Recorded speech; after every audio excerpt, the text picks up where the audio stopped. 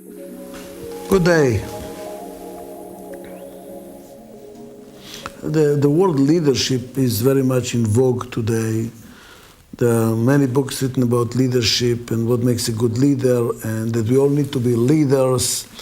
And some people are born leaders, or how to develop leaders. It's a subject that preoccupies us a lot. But I would like to give a word of warning. This is another fad in my judgment. We have saw the word management change over the years. I'm suggesting to you it is the same lady in a different clothes. We have not changed the paradigm of our thinking. We are still individualizing and personifying the process of management. And we believe that by changing the name and amplifying the concept, we are actually changing the phenomena. If we are not. Whether it's an administrator, a manager, executive, or a leader, the paradigm is still staying the same, and that's why it will not work. And what is not working? The expectation that a single individual can manage anything. It's difficult being a single parent. We need a complementary team in our marriage in order to raise our children healthy. Same thing is true for an organization. You need a complementary team. The outstanding leader, manager, executive, prime minister, spouse, parent, child does not exist. There is nothing perfect. If anything is perfect, don't hold your breath. It's only for a short term. Everything, because of change, has strengths and weaknesses. Everything has some faults somewhere. That is natural. That is normal. Nobody can be outstanding on every subject, in every situation, forever. Every human being has their strengths and their weaknesses. But the managerial job, the job of leading an organization, the job of making an organization to be effective and efficient in short and long run, to be healthy, is far too complicated for any single individual to do. So what do we need? We need a complementary team.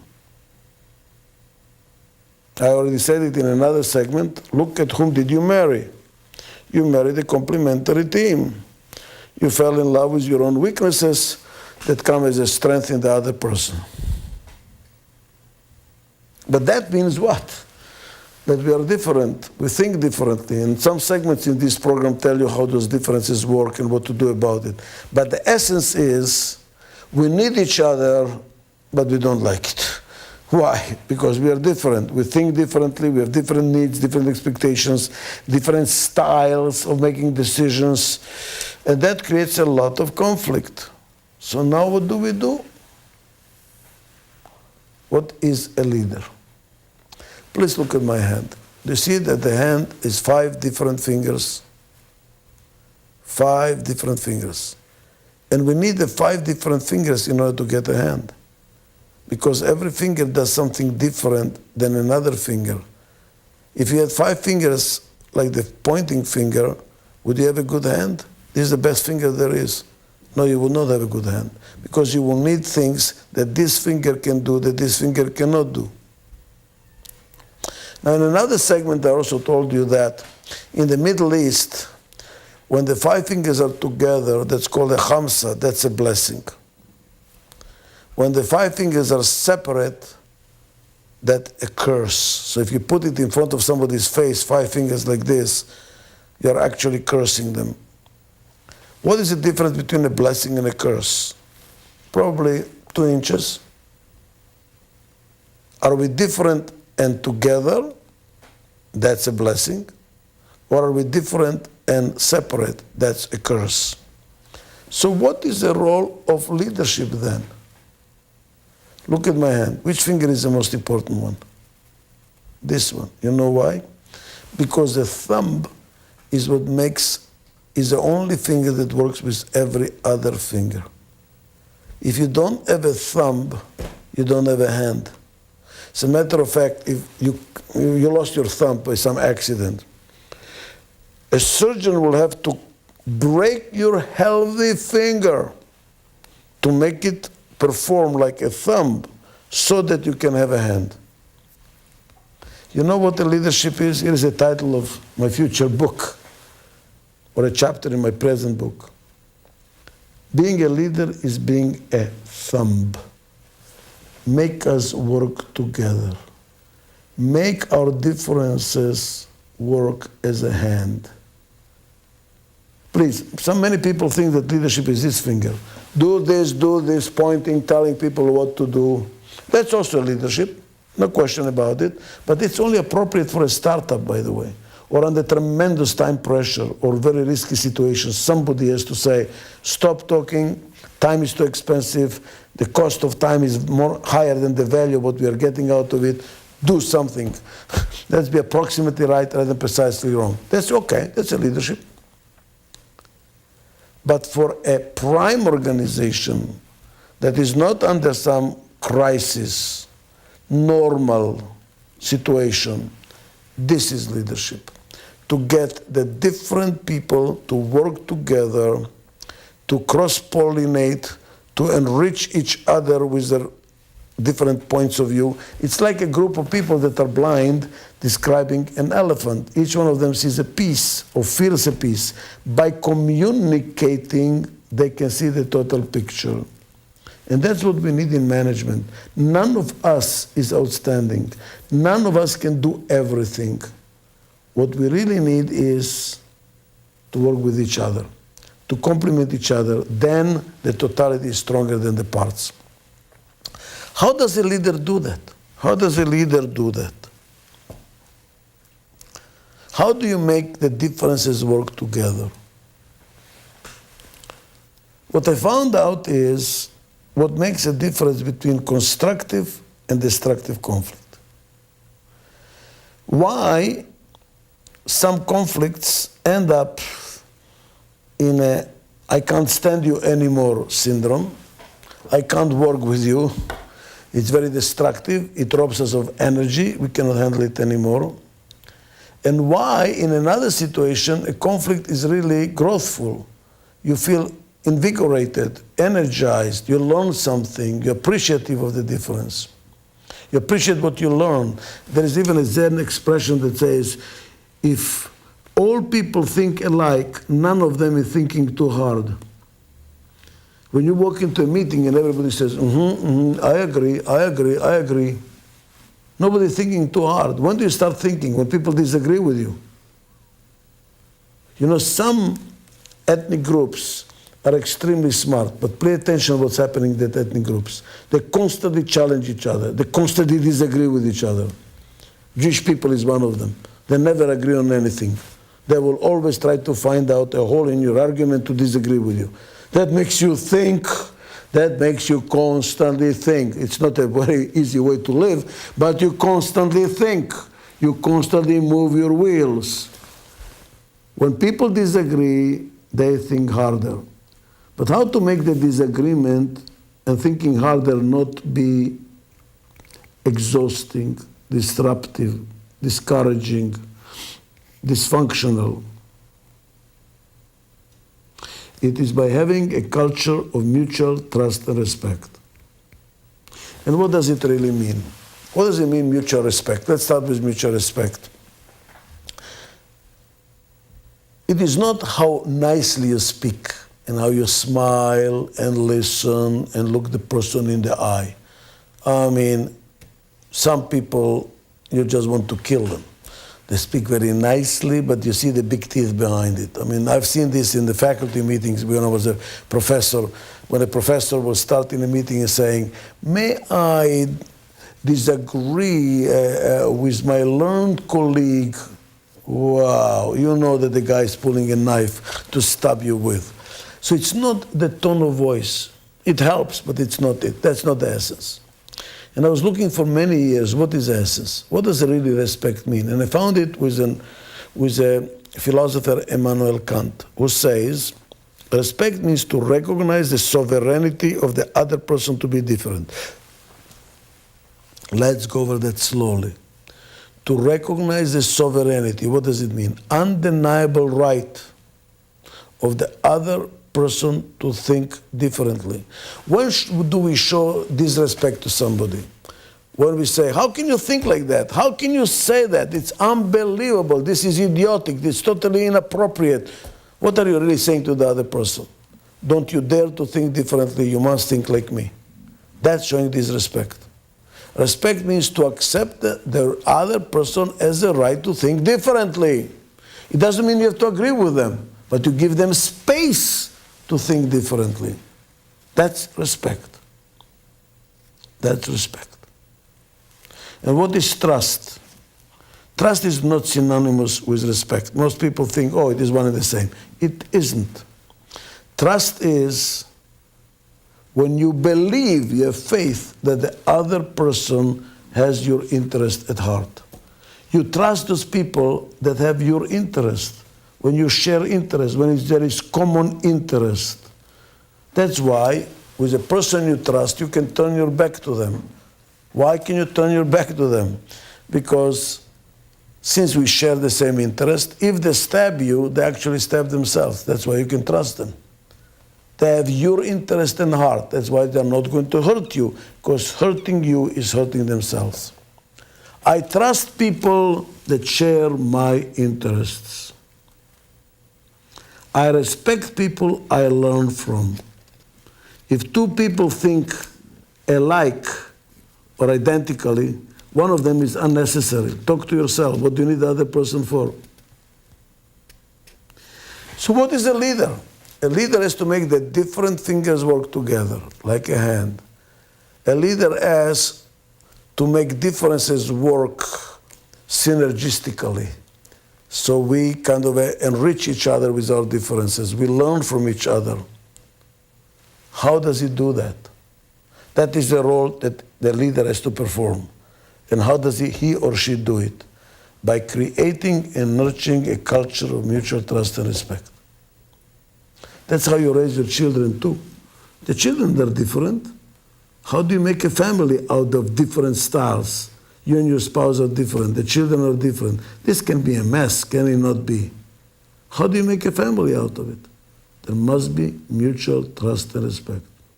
We must respect our differences, and we must share the common interest as a family. I'm here to talk to you about how to be a natural leader. Now, leadership does emerge in some situations. Just think about it. You go on a team building weekend or a weekend experience weekend. No one has said you're the leader, or anyone else for that matter. How does a leader emerge in those situations, and how do you find what's natural about leadership? Well, part of it is really about being yourself, what the gurus call authenticity. It's worth actually taking note of that for a moment. I'm going to read a couple of quotes to you about authenticity. This one's from Sidney Pollock. He says, you go to leadership school, try to pitch your voice the way others do it, and have your office decorated the same way the boss's is, and it's not real leadership.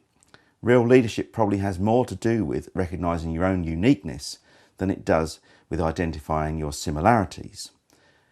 Perhaps a bit quicker than that, Lou Reed said, I do me better than anyone else. In other words, leadership's not a karaoke affair.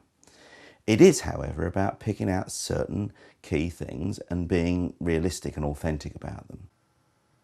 One of those things is knowing your own strengths and weaknesses. Good leaders spend some time working out what they're good at and what they're not so good at, and not trying to fake it. Secondly, they're authentic, but they also change. They're authentic chameleons. The London Business School used that term to point out that you can't be the same to all people all the time. But within your range of skills, you can show different parts of yourself to other people. Finally, leaders conform enough to get things done, but are by nature mavericks. They will actually connect with people to get them engaged with a task, and then pull them a little bit to actually get them to move to one step higher in their performance. When there's signs of strain, they will connect again. It's what the psychologists call matching, mismatching, and then matching again. So, in conclusion, leadership really is about being authentic. It's about knowing your own strengths and weaknesses and not trying to fake things. Better to get someone else who can do the things that you need to do if it's outside of your range. It's about connecting and engaging people, then pulling them to a higher performance level, and then connecting again and keeping that cycle going. I was congratulating a friend a few days ago for being a leader, and she gave me a look that said, "Who, me?" And then it dawned on me that many people who do a great job of leading people don't look at what they do as leadership, but things that come naturally to them. True leaders understand persuasion in everyday life.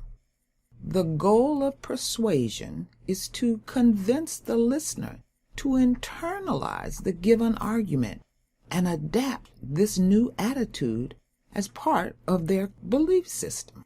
What natural leaders tend to do better than the rest of us in getting others to first listen and then act is based on them using techniques that are highly persuasive. The following are 3 of the most effective techniques natural leaders tend to use without even realizing it. They tap into an existing need. Being able to present a situation in a way that the person listening places their desire for self-esteem right up there with food and shelter is not an easy task. But natural leaders are able to tap into it. The natural leader goes beyond the usual by creating a mental image, requires the special skill of getting into the person's thinking process, whether the natural leader knows it or not, and begin the process of amplifying a small nugget of desire into something that is so clear it takes shape and becomes a real thing to the listener.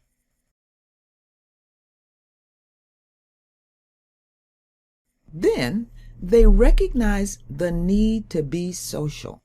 We humans often forget that we are pack animals, meaning we desire to be popular or liked by others in a social network. The natural leader taps into those feelings. They know how to make the smallest mouse feel like a lion or want to be.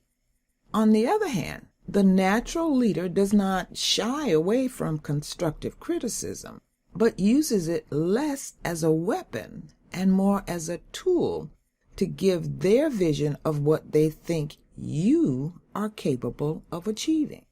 People around them naturally respond to this because it's a very primal need. Once you know you're not going to starve, then the next step for most people is social standing. That's why people want to follow them or feel part of any group they're in. Being part of the pack is the highest reward that anyone can receive, and it's something we all strive for.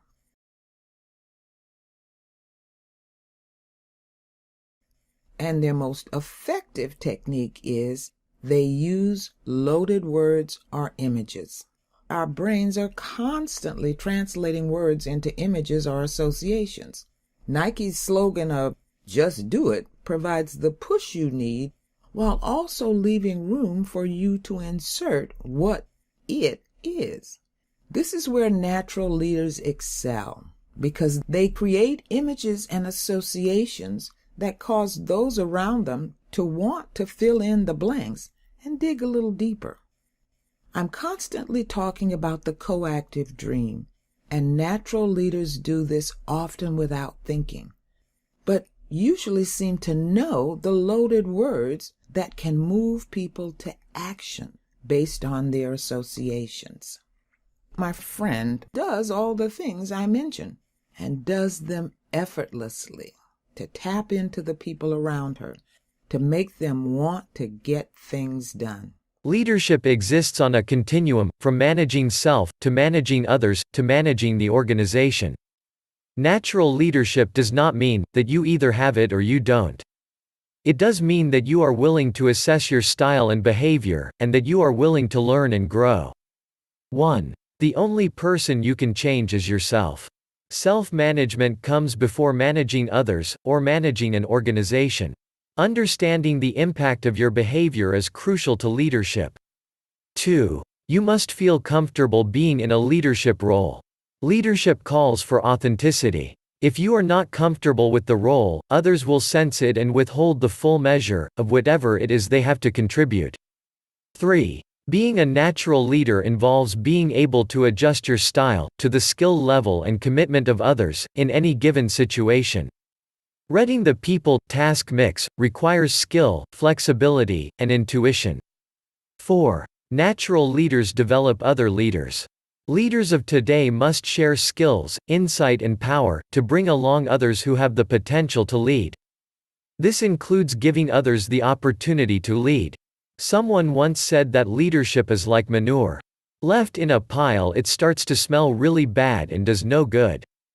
Spread around evenly, it promotes growth and doesn't smell bad at all. 5. As a leader, you must make sure information flows freely in all directions. The culture must be such that withholding information to strengthen one's own power, or for any reason, is absolutely not tolerated. 6. Leaders have to be accessible. You have to create a culture in which people feel they can tell you the bad news, as well as the good news. You cannot isolate yourself or let others isolate you. 7. Leadership in modern organizations means sometimes fading into the background, when it is natural to do so. You do not have to plan every tactic or lead every charge. Hire good people who can articulate your vision, as well as you can, maybe even better, and then let them do it. 8. Leaders need to provide support. Become a sponsor for someone else's idea or project. Make sure you provide the resources and structure others need to succeed. 9. Leaders must create a culture that encourages risk and tolerates mistakes. In these times, playing it safe in business is the riskiest strategy. 10. Leadership skills can be developed. Natural does not mean born with. Leadership skills can be learned, and this learning circles back to self-management. When it comes to diversity, it's not just about diversity being just ethnicity or gender or anything like that, but it's also about diversity of thought, diversity of action. There's this diversity of really being who you are. Why you feel, diversity is important in your life. The more diverse things that we have, the more power we have, really, so we can work together and have so much more than we would have just by ourselves. We need your energy, and we need your intellect, and we just need your diversity of thought. Who's the natural leader? I Am I a natural born leader? Here's a lingering question that seems to haunt most of my clients. Let me tell you a story. A couple weeks ago, I was at a conference, and there was this beautiful young lady who came up to me who is doing extraordinarily well in her career, and she leads a large team. And what was fascinating to me is that she said to me, Kevin, I'm not a natural born leader. And I just had to take exception with her as I sort of grabbed her shoulders and I said to her, yes, sirree, you absolutely are a natural born leader. What you haven't recognized is we're all naturally born leaders.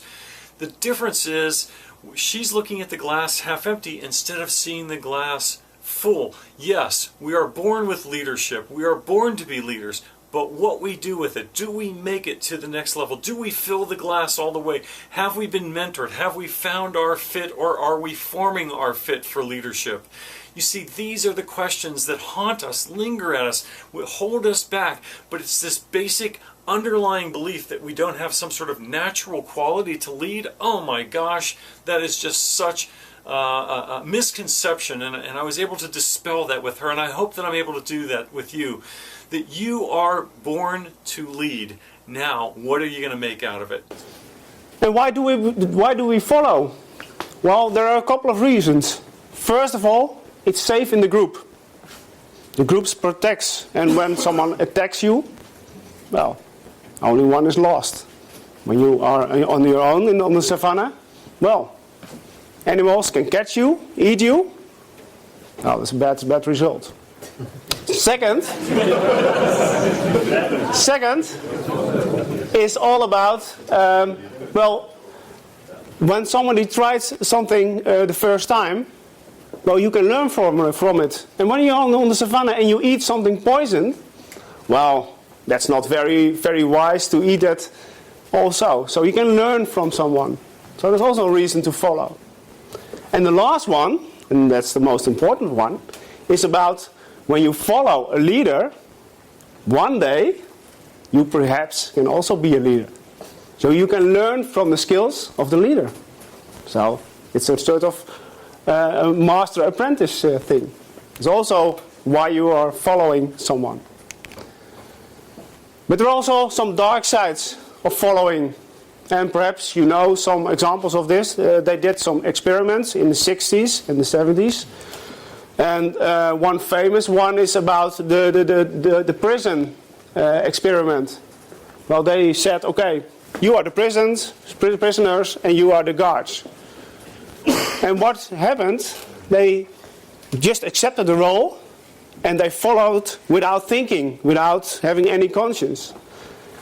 Result was they punished the prisoners, and in the end, well, they went just like these lemmings in the ravine. So there's also another experiment, and it was all about someone who said, you are the teacher and you are the student.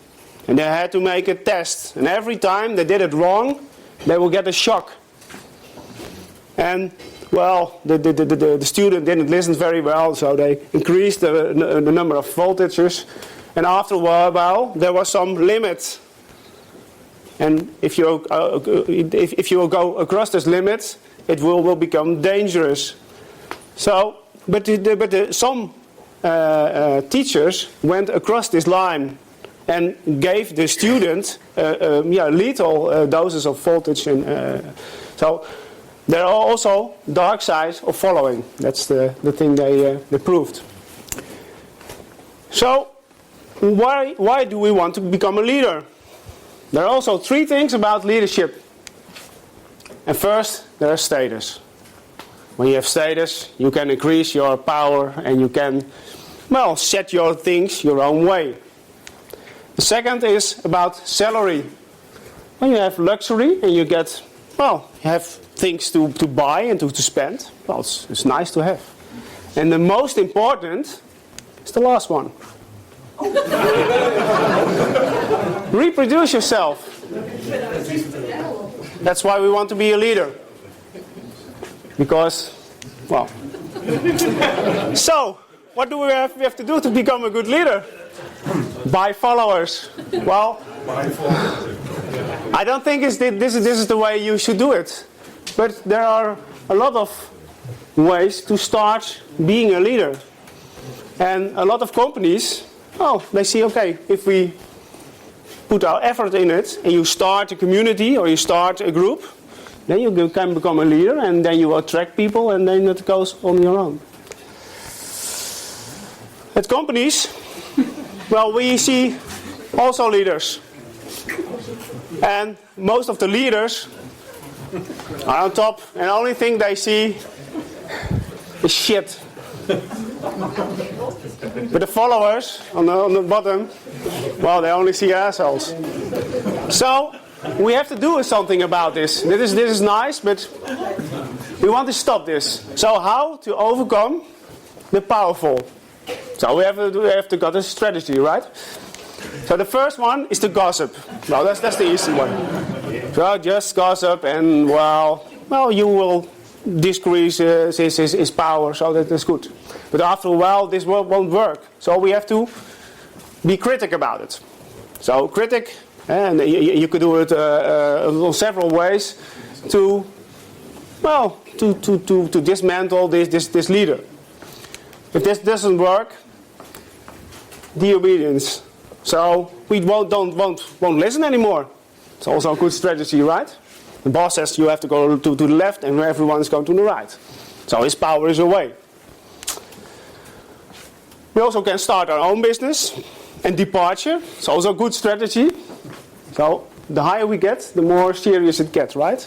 And the last one, and that's the most effective, is just kill him. Very good strategy.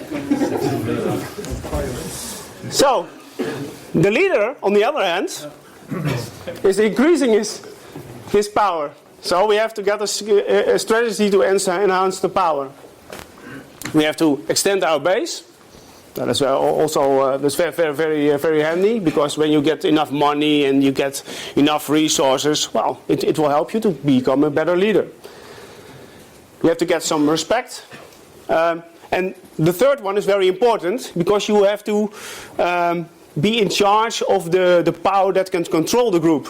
That was also very good. So that's a very important one, because if you have the punishment, and let's say I'm paying your salary, I can punish you. Not paying, it's also a very good thing. Other thing is to eliminate your opponent or embrace him. Just cuddle him to the death, and then he's also powerless. Defending the common enemy is also a very handy one, because when you have a common enemy, well, people will work together, and you will get, well, they see what you do, and you get the result.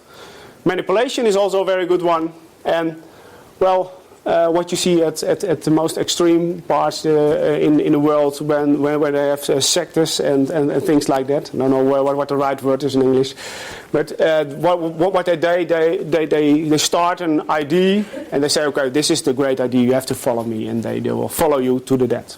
So that's the way to enhance your power.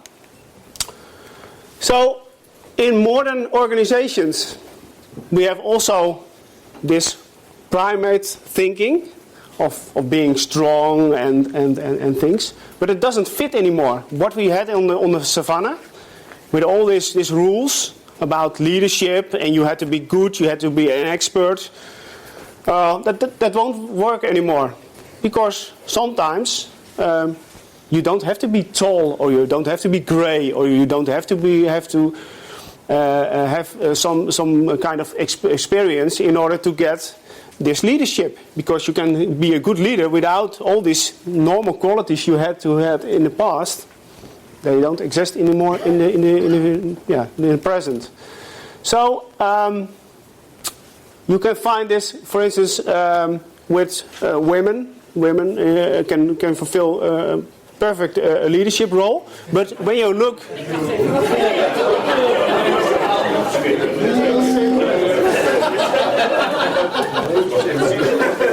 When you look at the past, can you say that again? I expect a lot of you, Jacqueline. When you look at the past, this on the savannah, it wasn't natural to choose a woman, because she wasn't strong, she didn't have any skills. So.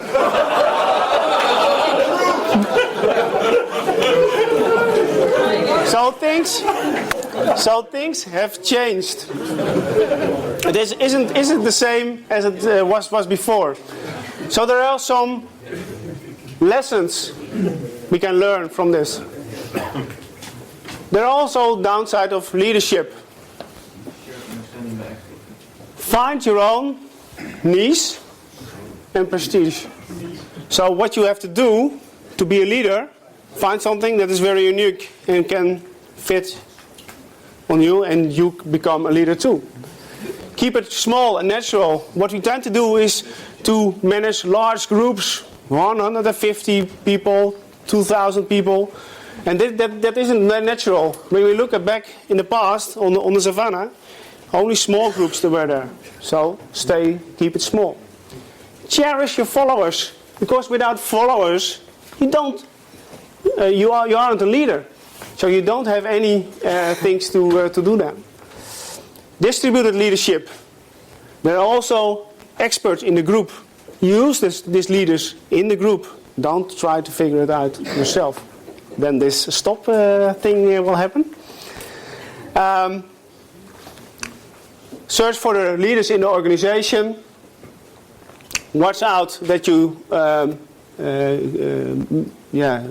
trust too much the people there are too alike as yourself. So what happens in family companies? A son will get this leadership role, but he isn't a leader at all. Well, that's what this is meant. And avoid the dark side. Well, we talked about that. And don't judge the leader for his looks, because that we did in the past, and now This is different. So the looks, well, we tend to do that because when you go to a car dealer, you put on a suit, have grey hair, and you will be treated very nice. When you get in your old clothes, and well, they treat you different. It's still in our brains, this primate thinking. So that's why this is very important. So what is important? Good leaders need good followers. During this time, the quality of leaders is often juxtaposed with the characteristics of extroverts: self-confidence, sociable, like attention, hobbies to talk.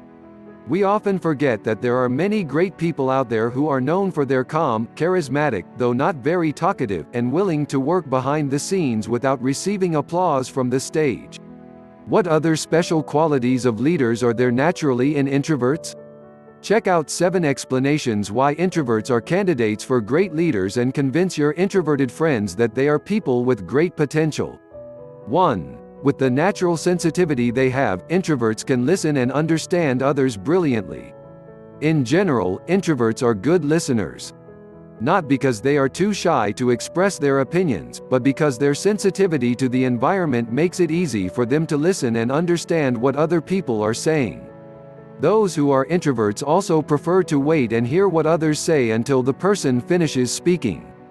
They never felt they had to rush to add their opinions. By listening, they become more aware of what is needed by others, including superiors and subordinates. And as we know, a wise leader must be sensitive to what is needed by the people or their staff. 2. The habit of thinking before acting makes them not careless in facing challenges. Unlike easygoing and spontaneous extroverts, especially if they are in front of other people, an introvert will not want to rush into a cliff before knowing how deep the hole is. He will use the resources he has, whether they are best friends or mentors, to strategize carefully and dig deep information. As a result, when they have plunged into the hole, they already have information and strategies that can be provisioned they stay in that hole for days. This does not mean that extroverted spontaneous work is bad. However, aren't complicated problems duly resolved with deep strategy and thought? An introvert will be trained to investigate the problem carefully. Isn't that an advantage? 3. Their calm and deep personalities are ammunition to solve problems to the root. Like an artist, introverts tend to have deep personalities. For example, when he just met you, he will not be satisfied just chatting small talk with you. He will try to bring the conversation to a more personal topic because he does not want to only know you superficially. This tendency to address things more deeply is priceless when brought into the problem-solving method. The introvert leader will try to explore various sides of a problem that he is facing. They will not be satisfied with partial or incomplete information. They will try to increase understanding of a problem, and this can ultimately help them find the best solution to the problem. This deep and thoughtful thinking also gives an introverted leader the ability to feel that something is wrong in his performance. They can also anticipate or identify problems before they solve them perfectly. 4. Accustomed to working alone, introverts are definitely reliable. When many people are afraid to do anything alone, those who are introverted actually enjoy working alone. Solitude will give him the opportunity to calm down and be more focused. In addition, introverts are very fond of solitude because they like introspection, look at themselves to find flaws and improve themselves. Introverts have the power within themselves to give birth to ideas, new perspectives and solutions. A quiet time when you are alone is very important to generate new ideas for them. Their superior introverted ability is an unparalleled level of focus. When other people are easily distracted by funny videos on YouTube or Facebook, introverts can stay more focused on their work. 5. As ice, their heads will remain cold in the heat. Introverts have energy that brings calm, not explosiveness like extroverts. In heated conversations, introverts don't force themselves to want to be heard. They remain in their zone, calm and listening. Then what about his leadership if he just keeps quiet? Silence does not mean they do not understand anything. Instead, what is needed is its presence, which calms the atmosphere. The introvert leader will keep his cool head as much as possible. In the midst of the most circumstances they actually display calm, confident and convincing. 6. Because speech skills are not their trump card, introverts' writing skills are usually above average. Being an introvert doesn't make them people who have poor communication skills at all. Through writing, an introvert will be clearer and often express what is in his head. In the midst of a world that is increasingly infatuated with technology, his habit of writing may look old-fashioned. But believe me, with adequate writing skills, introverts can actually communicate clearly and directly to the point. Introverted leaders tend to like writing rather than talking. His comfort in writing often results in the elaboration of things more clearly. 7. They naturally already have the character of a leader, cannot be silent and are never easily satisfied. Introverts will not want to feel proud and are quickly satisfied with what they have gained. This desire and hunger to improvise on an ongoing basis can be a benefit for the business they run. Those who are introverted are most likely to be able to identify what needs to be improved. High awareness and focus such as this will be an important quality in its development into a leader. They will motivate and challenge their subordinates to try to match what he is doing by evaluating himself, his colleagues and his team to improve the quality of self at work. There is no guarantee that you will become a great leader without hard work, the ability to learn and the desire to be better than before. The question is, are you ready to start honing your natural talents? Deep inside everyone, there's a desire to make a difference, a desire to contribute to the world, and to literally do something that's extraordinary and contribute in a way that is fulfilling and inspiring and changes the world. That's my observation anyway. I ask people as I travel the world and ask people in seminars, how many of you have a desire to go make a difference? Everybody puts their hand up. Well, there's a natural born leader in all of us. And I'd like to discuss exactly how that is awakened, because sometimes people don't allow themselves to let that out. And I'd like to talk about how they can. For just a moment, I want you to go inside and look about in your life where you do something that nobody has to remind you or motivate you to do it. And whatever that is, that area of your life that you're inspired from within to do, that's the area of your highest value. And whatever your highest value is where your natural born leader is emerging from. That's where it's trying to come out. Because it really carefully, everybody lives by a set of priorities, a set of values in their life. Things that are most important to least important. And whatever's highest on their value, their highest, most important aspiration and inspiration is the area where leadership naturally emerges. Everybody has a leader in that area, whatever that is. It may be raising a family, it may be building a business, it may be a social cause, it may be a spiritual quest, it may be a physical fitness routine. But whatever it is that's most meaningful to you, most inspiring to you, most important to you, the highest value in your life, that is where you are naturally born to be a leader. Now, if you live your life by subordinating to outer influences and attempt to please everybody on the outside, more so than that inner calling on the inside, you'll automatically suppress the natural born leader. I said on The Secret, the movie The Secret, when the voice and the vision on the inside is greater and more profound than all opinions on the outside, you've begun to master your life. And what that really means is, when you live congruently with your intentions and aspirations, according to your highest values, your natural tendency to be your most authentic leader and most profound person comes out.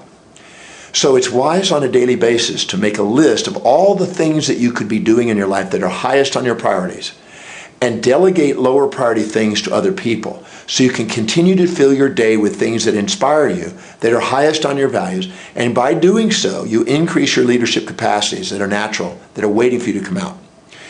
Some people say, well, there's nurture and nature involved in leadership, and that's true. Some people don't learn what their highest values are, and they suppress it, and therefore they think they don't have that leader in them, and others wake it up and discover it, and they move forward with it. But you can do it consciously. So prioritize your daily actions. Look at the things that are truly most inspiring and important to you, and figure out a way of delegating lower priority actions to somebody else. And if you're in a job, you may want to stop and reflect and ask, how is whatever I'm doing going to help me fulfill my highest values? If you can see that it's on the way, not in the way, you become inspired and you tend to act. But if you can't delegate something, link it to what is important to you, so at least you're inspired by it, so it increases the probability of building the leadership tendencies inside you. But by automatically doing higher priority things, the ABCs and not the XYZs, the lower priority things, you build your self-worth, you build your confidence, you get more innovative, you get more creative, and you have more of a powerful influence and ripple effect on the world.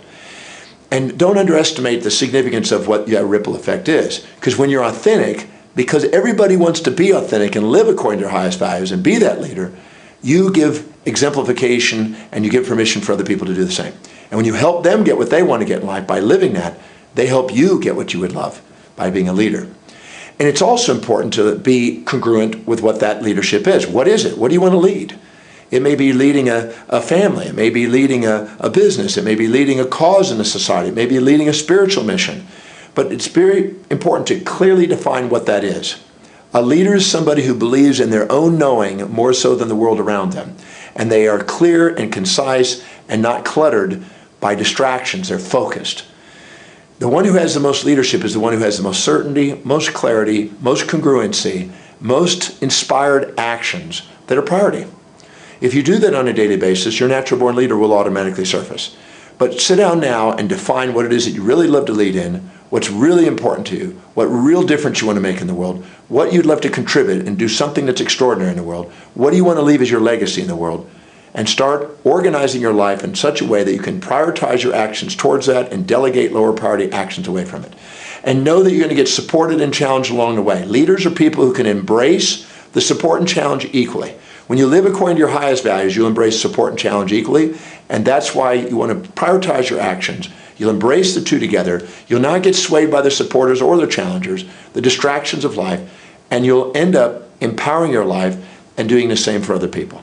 So allow the natural born leader to be there by living according to your highest values so you can be the most authentic you and make the biggest exemplification of what's possible for other people. And give yourself permission to make a massive difference in the world. And frankly, let's just cut to the chase. When we're talking about leadership, we're really talking about emotional intelligence. Study after study after study has come out that has proved that people who lead better are people who master competencies that we would say quantify emotional intelligence. The most important of those is self-awareness. Leadership is developed through reflection, experience, and feedback. And so a person has to have the capacity to think about themselves and be willing to change. A person has to have the capacity to get feedback from other people, in particular, people that they would call or deem subordinates in the organizational structure. And then a person has to have the capacity to be able to try new behaviors. And so if none of those things are going on, the person isn't going to be a leader.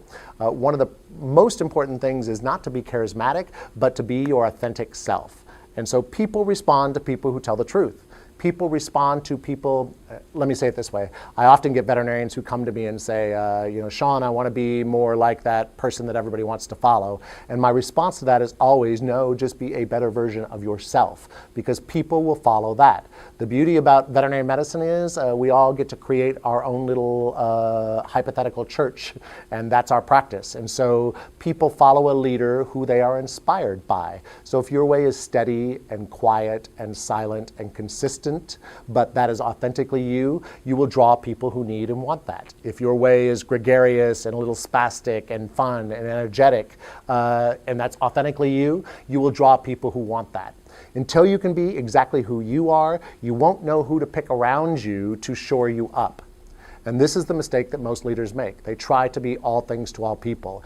It is a danger of veterinary medicine because doctors are trained to be the answer to everything, and their big surprise in business is they don't have the answers to everything, and their even bigger surprise with people is they have none of the answers. So experience, reflection, feedback, the ability or desire to be your authentic self, and then finally, the willingness to suffer through the consequences of not knowing yourself. So can you brave the idea of failing as a leader, because almost all of us do and have as we become better leaders. A leader is a much more spiritual position. A leader embodies the culture of the hospital. A leader walks the talk. A leader has 20 ideas to solve big problems. A leader is responsible for big relationships in the hospital and in the community. And when direction is lost, a leader must put the brakes on, gather the troops, and redirect the troops. This afternoon made me think about the artificial play area, which has been built and made quite quickly, and the natural play area, which is here, that has developed over time. So it made me think about leadership. So I talk sometimes about taking leadership off the page, and as we know, there's lots of books out there, there's lots of processes, tools, models that you can take and implement, but it's in the short term and it could come across fake, unnatural, not you. You could change overnight, literally, in your leadership style and the way you deliver leadership and the way you create that environment for others to thrive by learning and implementing and doing that sort of taking something off a page and then just dumping it. And my kids have been playing over in the park, but they didn't play very long. I was having to interject and play tag and pretend I was the monster, all that sort of thing. But then what's happened is I said, let's go for an explore. And if you can see all these bushes behind me here, they've all got like hollow insides and you can climb on them. And then my kids are currently in here playing, and I'm not having to do anything. I'm probably going to go in and have a little play in a second. But they are engrossed, and it's so amazing how natural environments, and if you've got kids yourself or brothers, sisters, nieces, nephews, watch how they interact when you're out in nature, when you're out on walks. And that reminds me about the natural leadership. So taking on board your journey, sharing your stories, and growing over time in your leadership. Yes, learn, listen to podcasts, listen to vlogs, read great books, take on great models, but over time you're going to create your own leadership style and create all those. I spoke in last week's one about having tools. In the military we talked about having tools in your toolbox. So over time of creating your natural leadership, you're going to come across authentic, you're going to be able to adapt and mold to the situation, and you'll see it as well. So almost my message today is, it's a journey, not a destination. It will take time for you to nurture your natural leadership. I believe people are natural born leaders. I believe that it's just that they have to tap into certain resources that are within themselves that will bring out that natural leadership quality. You know what I mean? Because there's special characteristics about everyone that someone wants to follow or mimic, or people may look up to because of these particular characteristics. And I mentioned the importance that self-awareness plays with regard to authentic leadership in developing our body of knowledge and giving us that background for making experience-based decisions. The ancient Chinese strategist Sun Tzu said that if you know your enemy and you know yourself, you needn't fear the result of 100 battles. If you know yourself but you don't know your enemy, for every victory that you have, you'll suffer one defeat. And if you neither know your enemy or yourself, well, then you're in for a rough time. In a similar vein, this idea of self-awareness is also found in ancient Greece, where the Oracle of Delphi had emblazoned above the entrance the two words, know thyself. As leaders, we have to know ourselves if we are going to fully understand the effect that we have on ourselves, on others, and on our work. Once we truly know ourselves, we can then regulate ourselves and our actions and become much, much more effective. Self-awareness is the first component of emotional intelligence, but understand that it becomes the base for improving our leadership through understanding, self-regulating, and then improving our ability to interact with others. But what is self-awareness tangibly? It is the understanding of our values, our goals, our strengths and our weaknesses, our drives, our motivations, how we communicate, how we make decisions, who we are, where we come from. It's understanding all of those things and then how those things influence our processes, our decisions, our actions, our behaviors, and how those things also impact others. For example, if we lack self-awareness of our own values, we will make decisions that disregard what we truly care about. Think, for example, of the young 23-year-old who just wants to go make money and goes and takes a great job on Wall Street, and after about 2 years, 3 years, realizes that he is absolutely miserable because the work is unfulfilling, or it's boring, or he's just shoveling papers around on his desk, and he's not doing anything that feels meaningful with his life. But he didn't have a true grasp of what he valued prior to taking that job. We also need to know our strengths and our weaknesses. If we're going to develop effective teams that can then tackle serious problems, we need to know where our own gaps are so that we can then bring in people that are strong in those areas that can fill those gaps and help us become a more effective organization. Similarly, knowing our strengths and weaknesses will also help prevent us from looking like fools. If we go into a meeting and we know that we don't know something, or that it's an area of weakness for us, then we will not speak when we shouldn't. We will kind of stay a little bit more reserved. We will observe. We will take in information, and we won't stretch beyond where we ought to be stretching. And in those areas where we're weak, we can then seek out help. We can then improve those areas so that they're not weaknesses in the future. One of the most important tools I think that leaders have is our ability to communicate. And in order to communicate effectively, we need to understand how the other party receives information, as well as how do we like to receive information and how do we like to present information. Because if we are people that like to talk, and the person that is on the receiving end is somebody that likes to read, then there's going to be a mismatch. So we have to understand where we're coming from in terms of how we communicate to improve that communication and become so much more effective and powerful as leaders. So how do we know if we have self-awareness? That's a little bit trickier, but it's still not terribly difficult. I want you to think about a time that you failed and why it is that you failed. I'll wait. If you have as the cause of your failure some weakness or some characteristic trait, an area that you're not as strong at as other areas, then you are already developing a certain amount of self-awareness. If you're spending time thinking about how do you improve yourself, you already have a certain sense of self-awareness. We all have a certain degree of self-awareness. However, if I asked you why did you fail and you can't come up with a weakness, and instead you start pointing fingers at other people, well then we need to step back and we need to reassess some issues that might actually be underlying the cause of that failure.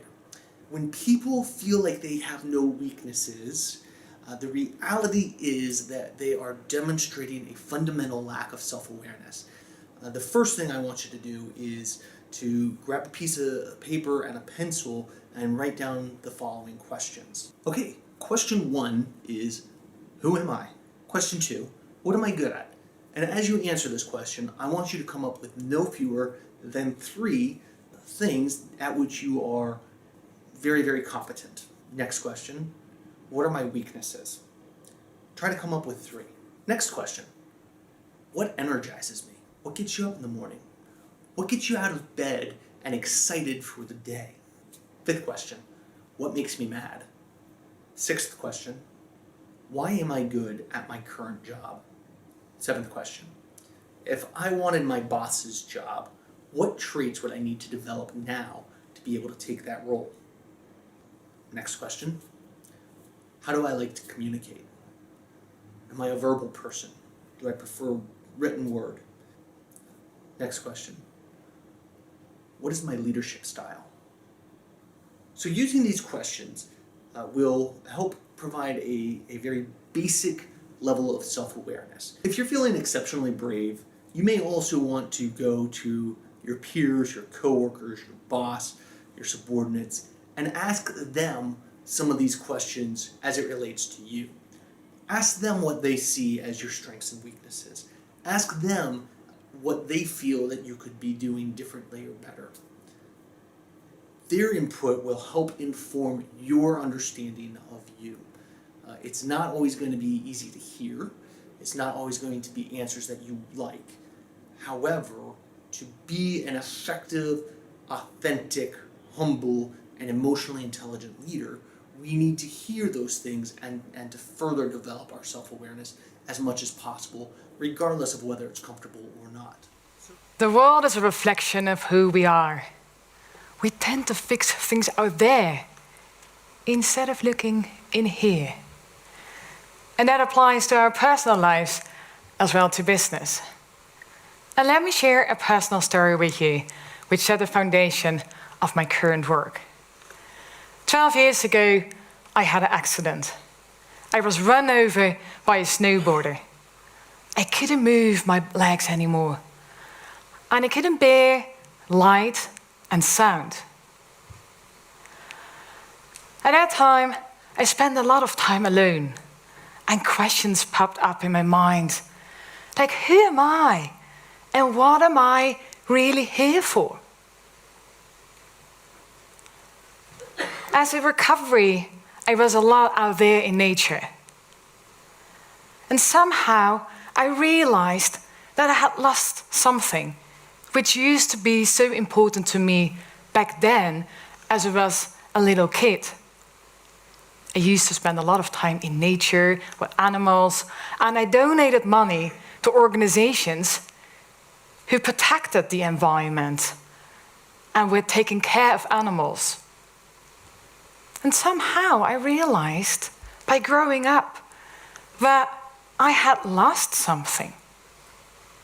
A care for something outside of me. And instead of that, I was running behind a carrot stick because I was concerned about going to the right university, having a right job, and then living in the right neighborhood.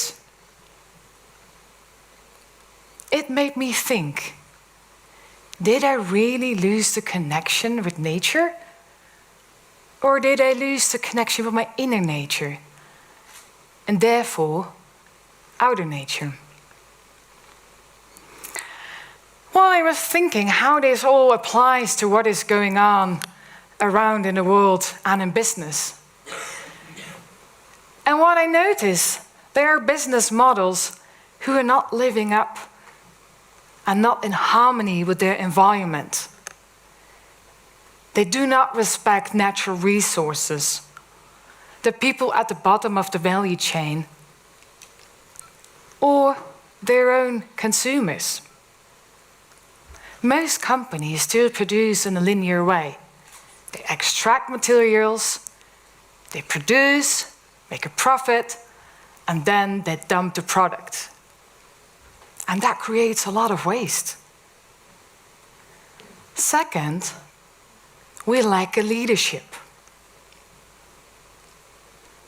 A lot of leaders face a world which is complex and uncertain, and business need to transform.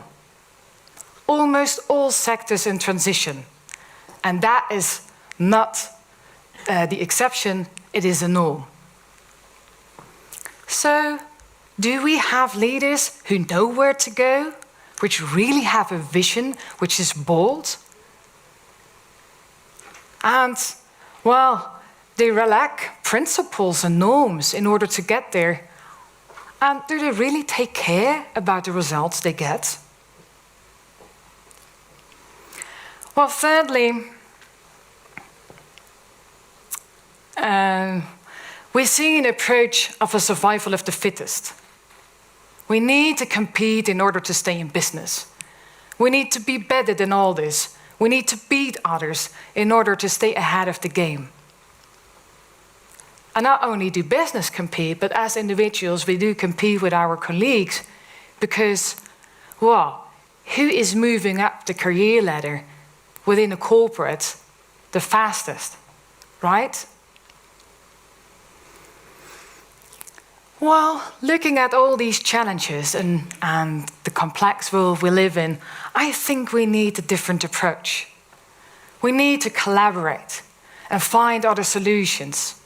And I think we need a non-predatory approach to change. A non-predatory approach of change, which is based on trust, respect, transparency, and inclusion. And let me share another story with you, how I came to this idea. As I was recovering from my accident, I spent a lot of time in nature. And once I saw a semi-wild herd of horses. First of all, I just wanted to watch them. But then something in me thought, I wanted to get closer to them. So I moved up to them, and somehow they noticed me, and they got closer to me. And it was really interesting, because there was a dance, me moving closer, they moving closer, up to the point that the herd stopped 4 meters from me, and that the leader of the herd stepped forward. I was a bit scared. Could they attack me? And would I be safe? I closed my eyes. And I really said, I surrender. I will not do any harm. As I opened my eyes, as a surprise, the horse stood in front of me and had put her head on my chest. We stood there for a while, and then all the herd members came one by one and greeted me as part of the herd. At that time, I thought, this is special. Let's explore more of this. Well, now I use horses within my practice. So what can we learn from herds? Well, it's interesting if we look at how horses have been survived over millions of years. They have been really successful in doing so. And if you think, they have done so without a strategy. They are prey in a herd animal, and they live in an environment where they don't protect the territory. They don't say, this is mine and this is yours. They live in harmony together. And they don't have a speech. They communicate with the body. So if something happens in the environment, they become alert and sense what's going on. So if there's a wolf, the stress level goes up. Well, if it's a wolf with youngsters, you see the stress level goes down and the herd keeps on grazing. Well, if it's a herd, or if it's a wolf who's hungry, you can see the herd getting more excited. They wait until one horse signals to run, and then the whole herd will run as one. Well, think about it. If something happens to organization, to your organization, do you run as one? Or are you all scattered out and try to fix things individually? Let's have a closer look at what herds can teach organizations. There are various characteristics, but let's look at 3. The leadership, roles, and hierarchy. If you look at leadership within a herd, it's interesting that it's not self-determined. No. The leadership is given to the horse who's the most servant, the most observant, and the most trustworthy. So it's not about the strength, about the big or the tallness, and about age. Well, then it's also interesting. They have 2 leaders, a mare and a stallion who are leading the herd. And together they take decisions. So let's look at it. If you look at the mare, she's leading from the front, and she's the one who brings the horses, the herd, to food and shelter. And not only is she producing youngsters, she is taking care of the culture of the herd, a culture of we. And where there is too much individualistic behavior, the horse will be corrected. And if the horse will not adjust its behavior, it will be kicked out. Because it is a threat for the survival of the herd. So just think, what kind of leaders do we appoint in business? And what are their characteristics? Well, then we have the stallion, and he's leading from behind. So he's the one who keeps the group together, and if there is any danger, who puts himself between the herd and the danger. And he's the one who keeps the pace of the group, of the herd. And he makes sure that he will do so in a way that even the young and the oldest move in a way that all stay vital and healthy. They move on 80% of their capacity because if something happens, they need to be flexible and they need to have the resources to respond to unforeseen things. So just think, how does an organization is performing? Your organization, is it performing on 80% of its capacity, on 100, or on 120? And then, how flexible are you to respond to things out there? Well, horses, as I said, have clear roles. So they don't have a horse who's taking all decisions in all instances. No, they have a situational leadership. So in one instance, a horse will take a decision, and in another, you will see the horses fill in. So, for example, if there's a new horse joining the herd, well, one mare will take care of the socialization. But at the same time, if a foal has a youngster and she needs to eat, you will see that naturally mares will come and babysit. So finally, horses have a hierarchy, and they are fine with it. Because, well, it makes them survive. They trust on the one who stays above them. And if a new horse enters the herd, well, then you got stress, and then you got trouble. Well, the same is true, actually, if we look in organizations where we see that accountability and responsibility are not aligned. Or where there is a strong informal network next to the formal network.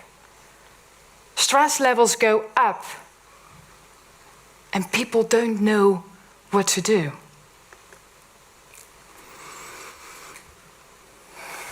So, what can horses teach us for leadership? Well, we can use horses to develop a natural leadership. And what is natural leadership?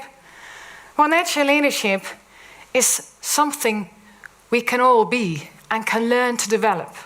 It's not bound to a position or a role. It's a state and a process.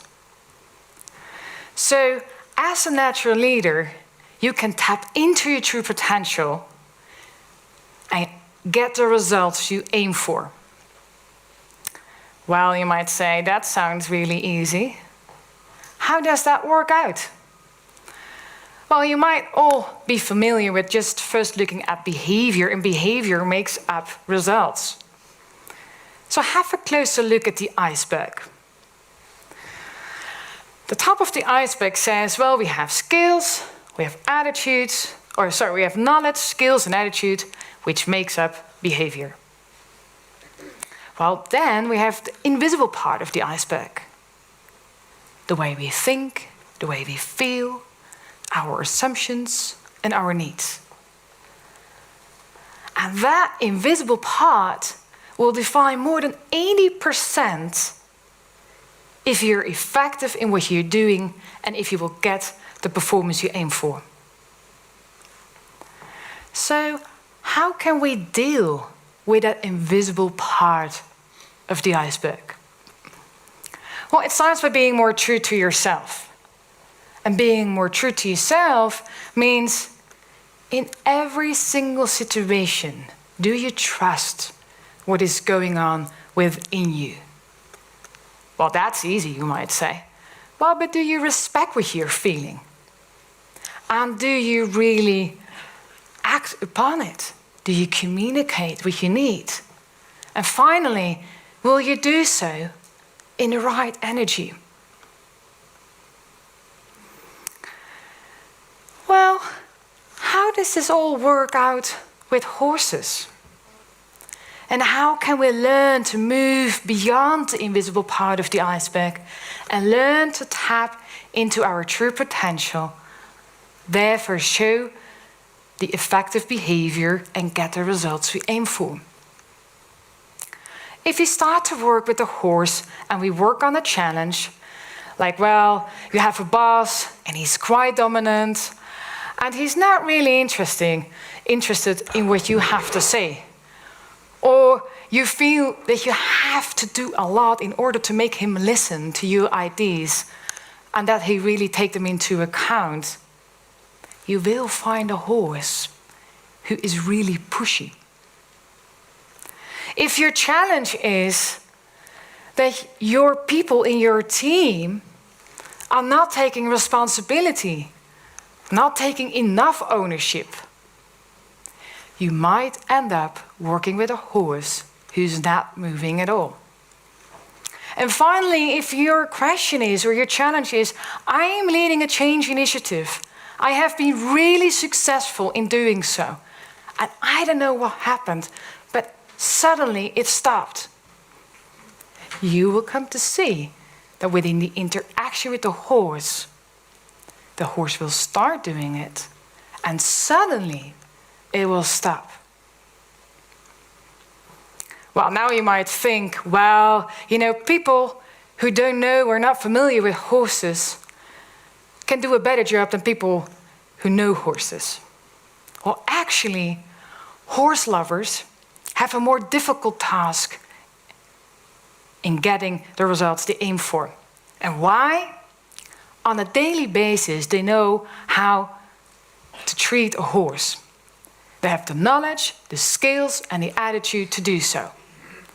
But the moment they start to work with a challenge, with a question, the interaction with a horse will be defined by the invisible part of the iceberg.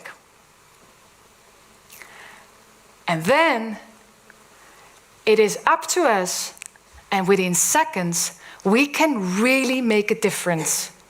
If we learn how to be true to ourselves, look inward, and within 3 steps, we can make a difference. Step 1 is understanding your limiting model. What is your pattern? So, what is the way of thinking and feeling which creates this result? Step 2 is breaking with the old, understanding who you really are, and creating new results. Well, so you practice new behavior, you get a different mindset, and then at a sudden, hey, guess what? You get different results. And in a 3rd step, you will anchor that new learned behavior. And you will come to see that then, somehow, it's not willpower anymore. You don't need to effort. It will go with ease, and you will get your results in flow. Well, thirdly, we can bring in the invisible part of the invisible horse into the company. Organizations who have been working with horses come to understand what the underlying pattern is, which make up if they have a clear direction or not, how they communicate and collaborate with each other. And they start to have a language in which they are able to give feedback and don't accept if anybody is not taking responsibility for their performance and is using all kinds of perfect reasons.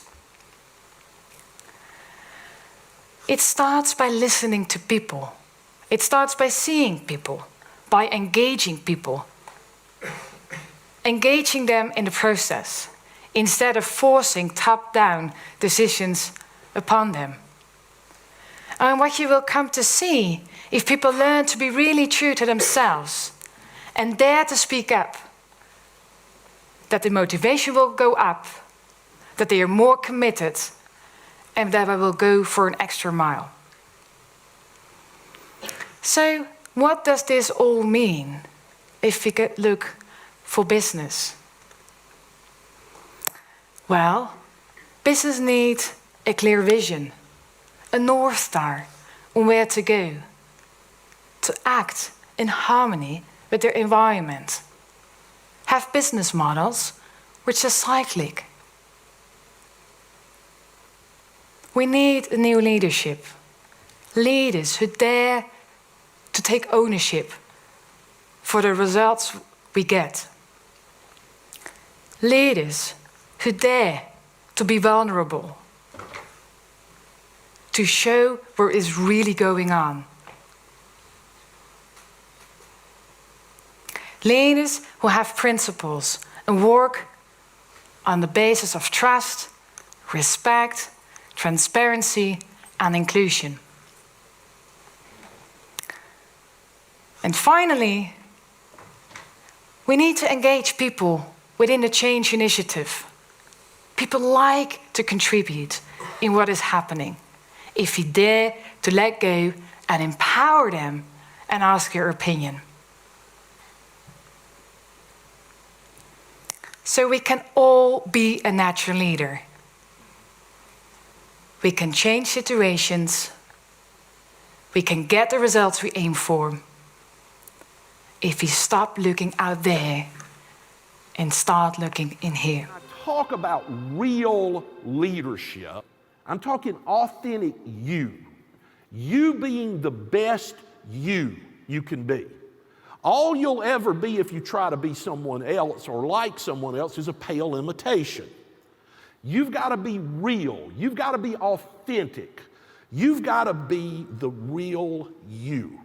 And I believe that leadership is the scarcest resource we have in the world today. It is the most precious resource. Leaders bring people together. Leaders make things happen. It is the opposite of being a boss, which is double SOB spelled backwards. Okay, leadership causes people to achieve more than they ever thought they could have. It's influence. It's moving people.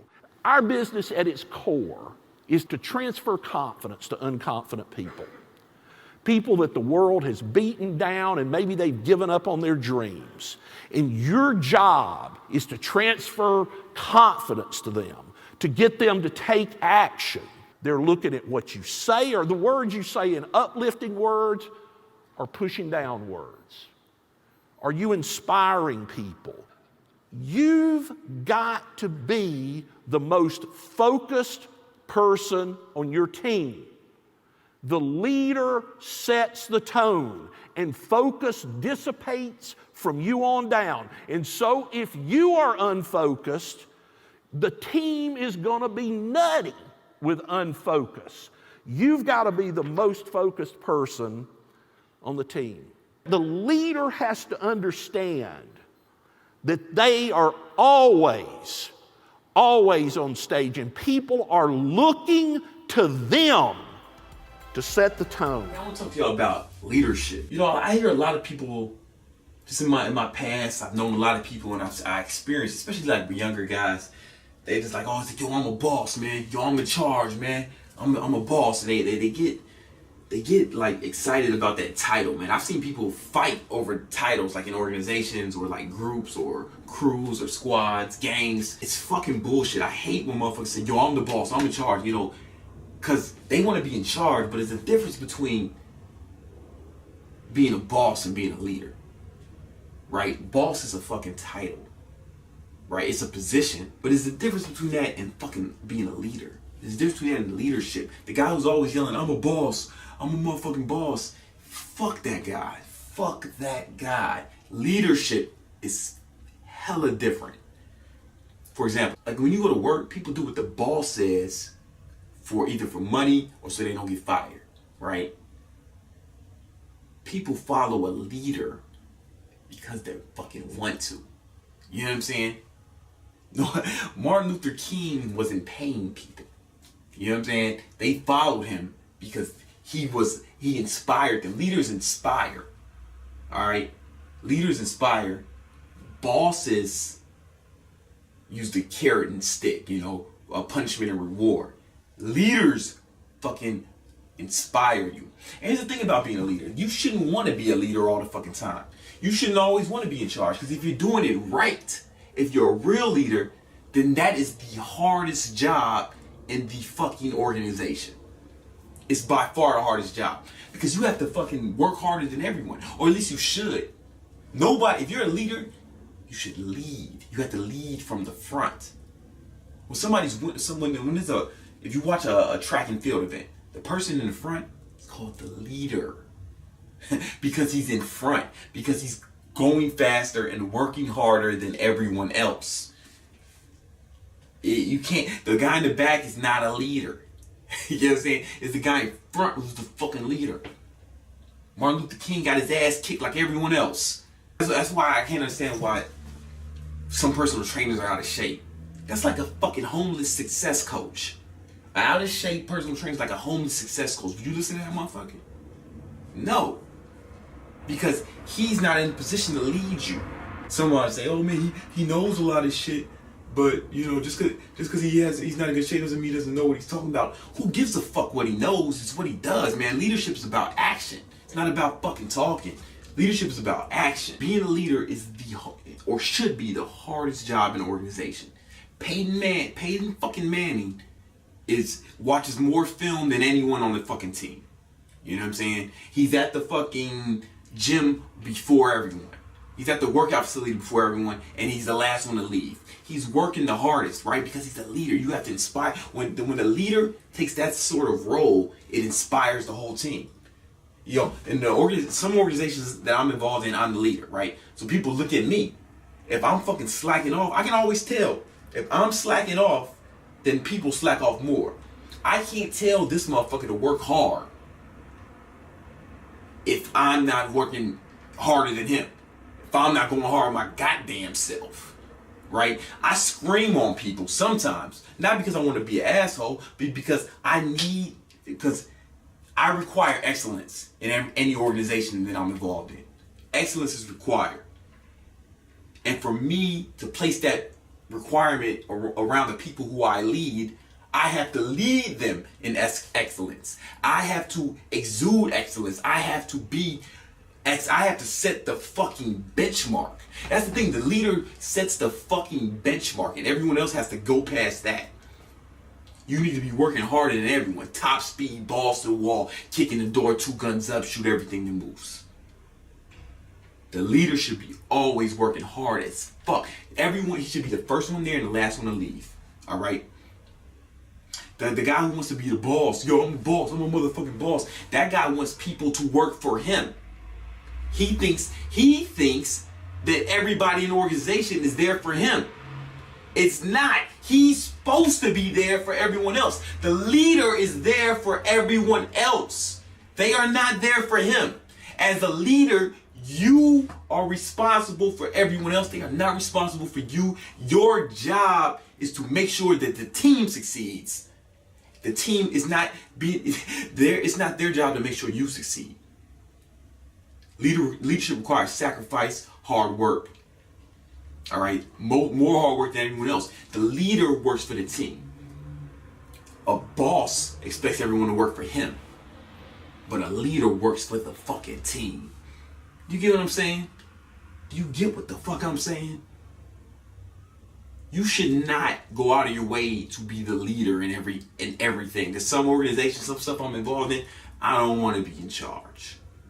Because I know what's required to be a leader. I know what it takes to set the benchmark, you know, to be a real leader, an effective leader. I know what how much energy that takes. And I don't always want to be that guy. Unless it's wildly important to me. If something is wildly important to me, some of the businesses I'm involved in, yeah, I need to lead because I know motherfuckers gonna have to keep up with me. I'm going top speed, 100%. I'm shooting my goals in the face, watching them bleed. Everyone, I'm setting the benchmark for excellence. And if you're not keeping up, you gotta fucking step aside so we can make room for someone who can keep up. And you can see it in other organizations, you can see it in businesses. When the leader is fucking weak, the whole team's weak. When the leader slacks off, everyone slacks off.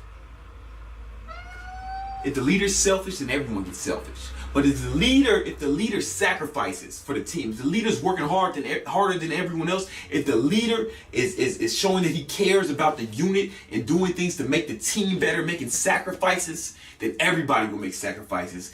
Everybody will approach their job with that same diligence. The guy who's yelling, I'm a boss, wants people to work for him. They want people to prop him up. He wants to take the credit for everything that happens to the team. The fucking leader wants to prop the team up. The fucking leader wants to push the team up, let them have all the credit. It's a big fucking difference, man. The difference is out fucking standing. You can't even, it's like, it's night and fucking day, man. There's a reason they say if you want to cut the snake off by the head, right? The head leads the snake. If you're the head of your organization, you lead the team. So if you're weak, the team will be weak behind you because they follow the snake. The body follows the head, man. The body follows the head. You are the head of your organization. You are the leader. You are the head of your team. The body follows the head. Like if you grab somebody, that's why in the military everyone cuts their hair short, because if someone grabs your head, they can pull you wherever they want to go. Like wherever your head goes, the body's going to go. Wherever the head of an organization goes, so goes the organization. That's why leadership is the hardest part of any organization, being the fucking leader. That's why when a basketball team loses too many fucking games, the coach gets fired. They don't fire all the fucking role players on the team. I mean, some of them may get fired, but they fire the coach because it's the leader who sets the standard. The leader should be taking all of the blame and he should be giving all of the credit. That's leadership, man. The guy who's yelling, I'm a boss, wants all the credit. And he wants to blame everyone else. You have to set the standard if you're a leader. If you're in charge, if you're the guy that people look to, it's all on you. If you're a leader, the success or the failure of the team rests in your hands. People follow a boss because it's carrot and stick. You know, either they want to get paid or they want to get punished, or they don't want to get punished. People follow a leader because they know that guy's going to help them succeed. People follow a leader because they know that guy's going to help them succeed. Martin Luther King didn't pay people to follow him. Gandhi didn't pay people to follow him. Right? But Martin Luther King was in the front lines. Gandhi, starved himself, he was on the front lines, man. Michael Jordan was always the first one to the fucking arena. Last one to leave. He was the hardest working person on the team. Phil Jackson said it all the time. Because he's the leader, man. That inspires the other soldiers. You lead from the front. You have to lead from the front. If you're not in front, someone else is in the lead. Like a race. like a track meet. The guy in front is in the lead, he's the leader. Leading from the front is the only way to lead. Leadership is fucking hard. It's difficult. You shouldn't want to be the leader all the time because it's fucking hard. And if you are the leader, you should be working harder than everyone on the team. Because your team will match your effort. How can you tell the difference between fake leaders and real ones? Well, it's an interesting question.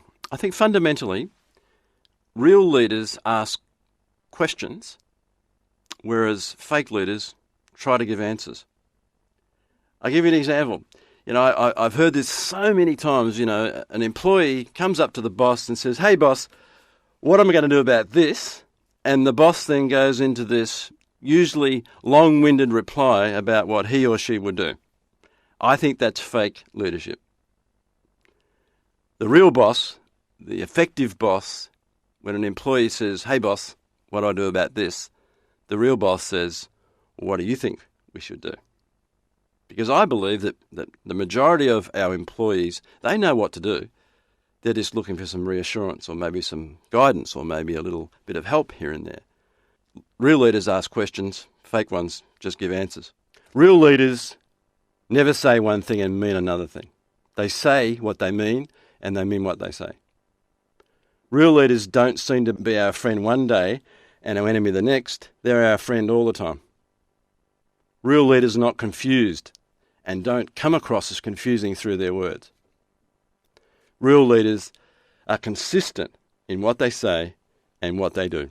So a good place to start, obviously, asking the question, what is leadership? It's such a simple question. It's one of the most searched questions on Google when it comes to leadership. It's searched sometimes hundreds of thousands of times a day, every day. It seems like such a simple question, yet it continues to beg the question, what is it? And a lot of times when we look at leadership, it's easier sometimes to start with what it isn't. I think it's important to understand that leadership definitely has nothing to do with your position or your seniority in a company. A lot of times people talk about an organization's leadership and they're referring to the most senior executives at the top. But remember, leadership doesn't always happen when you reach a certain pay grade. It happens all throughout the organization. And in fact, most leadership happens at the middle and below.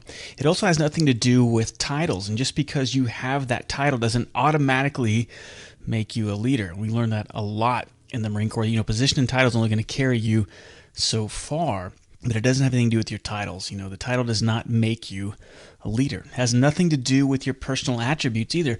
I talked about so many times in my early phases of leadership, I was so wrapped around the word or the thought of charisma, thinking it had to be my personal attributes. I had to be tall, a booming voice, a square jaw. It's not those. It's not this take charge, charismatic, larger-than-life figure that makes you a leader. Or like I said, it's all about learning how to be calm, confident, consistent, and courageous. That's going to help you develop your own natural charisma. It isn't management either. Leadership is not management. There's another lesson in here that talks about the difference between leadership and management, but just know that it isn't management. Sometimes we use it synonymously, but it's exactly different. They're not synonymous. If you manage things, you manage processes. You need to plan, measure, coordinate, hire, fire. Those are manager things. They're managing things. Leaders lead people, right? Sometimes it's fun to look at some of the best quotes on leadership and what people think about them. And there's some well-known leadership gurus. Warren Bennis, leadership is the capacity to translate vision into reality. Napoleon said, a leader is a dealer in hope. Peter Drucker says, a leadership is lifting a person's vision to high heights, the raising of a person's performance to a higher standard, the building of a personality beyond its normal limitations. And then, of course, John Maxwell, leadership is influence, nothing more, nothing less. So again, it still begs the question, what is leadership? It certainly encompasses far more than what most of us think. It certainly starts with leadership of yourself, leadership of others, leadership of leaders, business level leadership, enterprise level leadership, on and on and on. But if you had me in an elevator and I had 3 floors to give you my definition of leadership, it would simply be this. Leadership is the facilitation of a process of tapping into unlimited human potential and turning it into desired results. So in tapping into unlimited human potential and turning it into desired results, all through people. You see, we're all given and born with these God-given talents, right? But that isn't enough. Talent does not equal results. It doesn't. I'll say that again. Talent doesn't equal results. We put a huge emphasis on talent in this society. If talent equaled results, then all successful people would be talented. And they're not.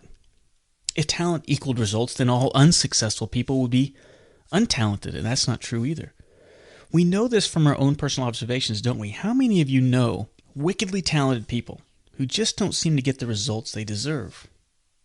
On the flip side, how many people do you know, successful people that you know, seem to lack some talent? Again, they're everywhere, aren't they? Look, talent will help. You have to be good at something, right? If you were put on this earth to do something, if you wanted to be a pilot, you have to be a good pilot. If you want to be a good professional athlete, you have to be good at the sport. Talent is a given, but that's never enough on its own. Something else is needed to drive sustainable results. And that catalyst is necessary to crystallize this unlimited human potential into results is leadership.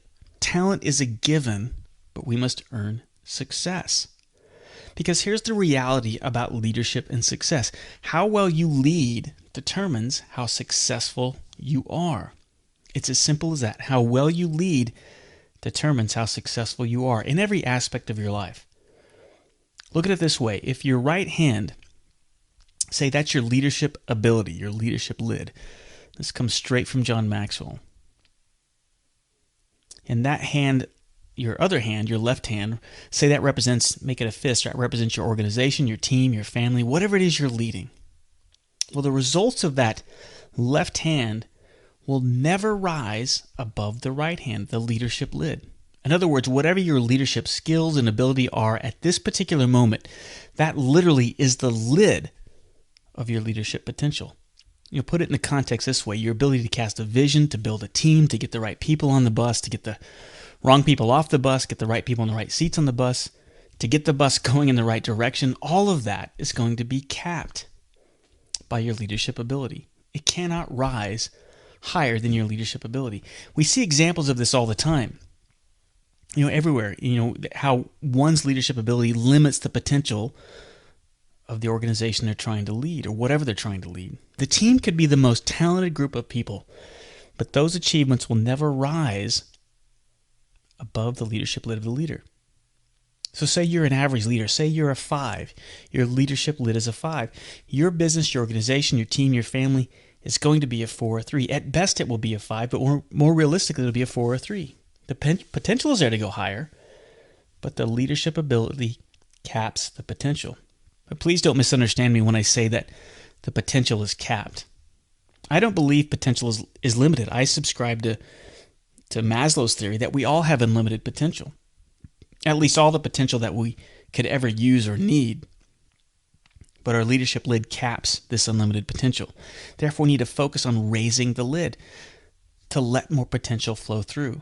It's kind of like 2 table lamps plugged into the same unlimited power source. They're both plugged into the same potential. They are plugged into more potential than they'll ever need. And one lamp is going to be brighter than the other one. It's not because there's, the potential is different. No, they're tapped into the same potential. The reason why one becomes brighter than the other is because one allows more potential to flow through. The brighter bulb, the 60-watt bulb, allows more of that unlimited potential to flow through than the 40-watt bulb, therefore producing brighter results. Your leadership lid works exactly the same way. So how do you raise your lid? That's the secret, right? That's what it is about leadership. It certainly begins with intentionality. Understanding that leadership is teachable, it's a learnable skill. And understanding that it's a lifelong process that develops day by day by day. Not in a single day, every day. And understanding that this is a process, like any other process, you've got to grow. And to grow, you've got to get in the growth zone. And guess what? The growth zone is not in the comfort zone. It's intentionality. It's a contract with yourself. It's an inside thing. The good news is you don't have to go anywhere to grow. And I find great comfort in this, really. It's that the perfect curriculum for your personal growth are the circumstances you find yourselves in right now. You don't need to wait for anyone or anything or go anywhere. You just have to opt in. You have to choose to capitalize in every situation, to extract the learning, to extract the growth, and understanding that every interaction, every situation you encounter is an opportunity for leadership and growth. And when you accept this awareness and willingness to grow, well, you are well on your way to raising your leadership lid and understanding what is leadership. Getting around people who think differently than you do. You want to become a better golfer? What do? Do you call your drinking buddies to play golf? No. You call your drinking buddies when you want to have fun playing golf. You want to become a better golfer? You surround yourself with better golfers. It's the same with leadership. You want to be a better leader? You get around better leaders. And it's a huge step being part of this mastermind. Everything we talk about in this course you've heard throughout your life. See, leadership is very easy to understand. What is leadership? It's easy to understand, but it's difficult to implement because of the courage and the authenticity that is required. So how do you go about developing it? Well, you've made a great first step, intentionality. It's all about developing a courageous, authentic presence. Stop trying to be something you're not. Stop wearing masks. Stop focusing on false charisma and a larger-than-life presence. Stop focusing on position and title. And instead, start dedicating your life, pursuing a path on what it takes to be calm, to be consistent, to be confident, to be courageous in every aspect of your life. Today, we're talking about leadership styles. I think there are really two main leadership styles that people operate under. One is sort of a power-based model, and the other is a servant model. And each of us has nuances and different ways that we express that based on our individual personalities, the characteristics that we have, and especially the motivations that we have. In a previous video, I talked about why you want to be a leader. What are your motivations about being in a leadership role? That really begins to become evident when we look at the style of leader that you are, whether it's more of a power-based leader or a servant-based leader. And for my opinion, and the kind of leader I want to be, and the kind of leader that I want to teach and have in my programs, it's more of a servant leader mindset and approach. I think for bands and music ensembles that are so collaborative in nature and involve so many peers being leaders for one another, the idea of having a servant's heart and a servant mindset in your leadership style, I think just works so much better and people respond to better versus sort of a power-based model. So as we go through the video, I want you to think about the kind of leader that you want to become, and then the kind of leader that you think people respond to best, especially those people in your circle. What are they going to respond to, and what are they turned off by? What demotivates them to work hard and to achieve, and then what motivates them to do those things? So let's take a look at each of these styles one at a time. A few thoughts that I have. First of all, power-based leaders generally are really just thinking about their own motivations. It's just a selfish, sort of self-oriented mindset where everything they do or they teach to others or work with others in it, you can kind of sense, you can tell that it's really their goals and their agenda that this is all about. Watching them achieve success and to work through their own sort of priorities, that really seems to be where they're coming from, sort of a self-centered approach. They also, really important to a power-based leader, is the idea that I'm in charge.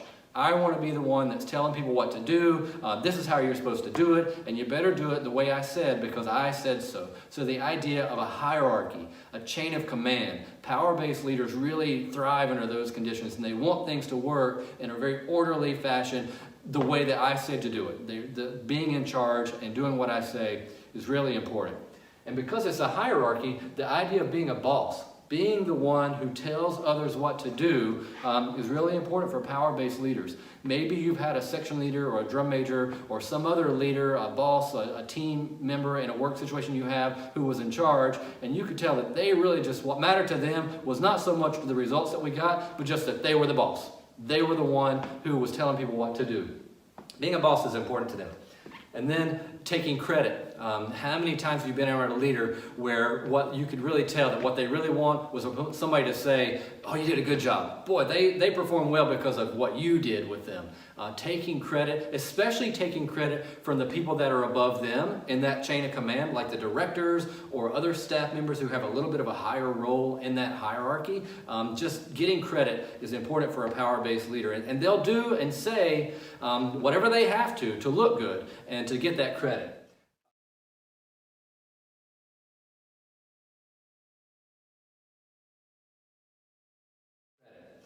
looking good to others. That really sort of self-centered idea that we talked about at the beginning, this is important too, and this is another way that it's expressed. They want to be the person that looks good. So you should do what I say and achieve something good so that I can look good along the way. And that will help me build my resume and my own ego and my own dreams as I focus just about being a leader for my own sort of goals. So this is a little bit of a polarized sort of list. We see a lot of really definitive terms, but I think you can see that a lot of leaders operate that way. On the other side, servant leaders are really the opposite of that. They're not really so focused about themselves. You know, they of course have hopes and dreams too, but what's important to them is that you achieve your dreams too, and that the group achieves its dreams and goals because we're working together. I think one of the great things about being in a band and a music ensemble is that band kids really, they want to help. They want things to be better. They want to see what they can do to make things improve. Every time I do staff interviews, I'm always so pleased and gratified that I hear student after student come in. I say, why do you want to be a leader? And without fail, the majority of them will say, because I want to help. I want to see how I can make the band better. I think that sort of servant's heart lends itself naturally to band leaders, but it's something that we have to cultivate and nurture in ourselves too. An outward focus on others, that sort of servant's heart, servant mindset, is a key characteristic of servant leaders.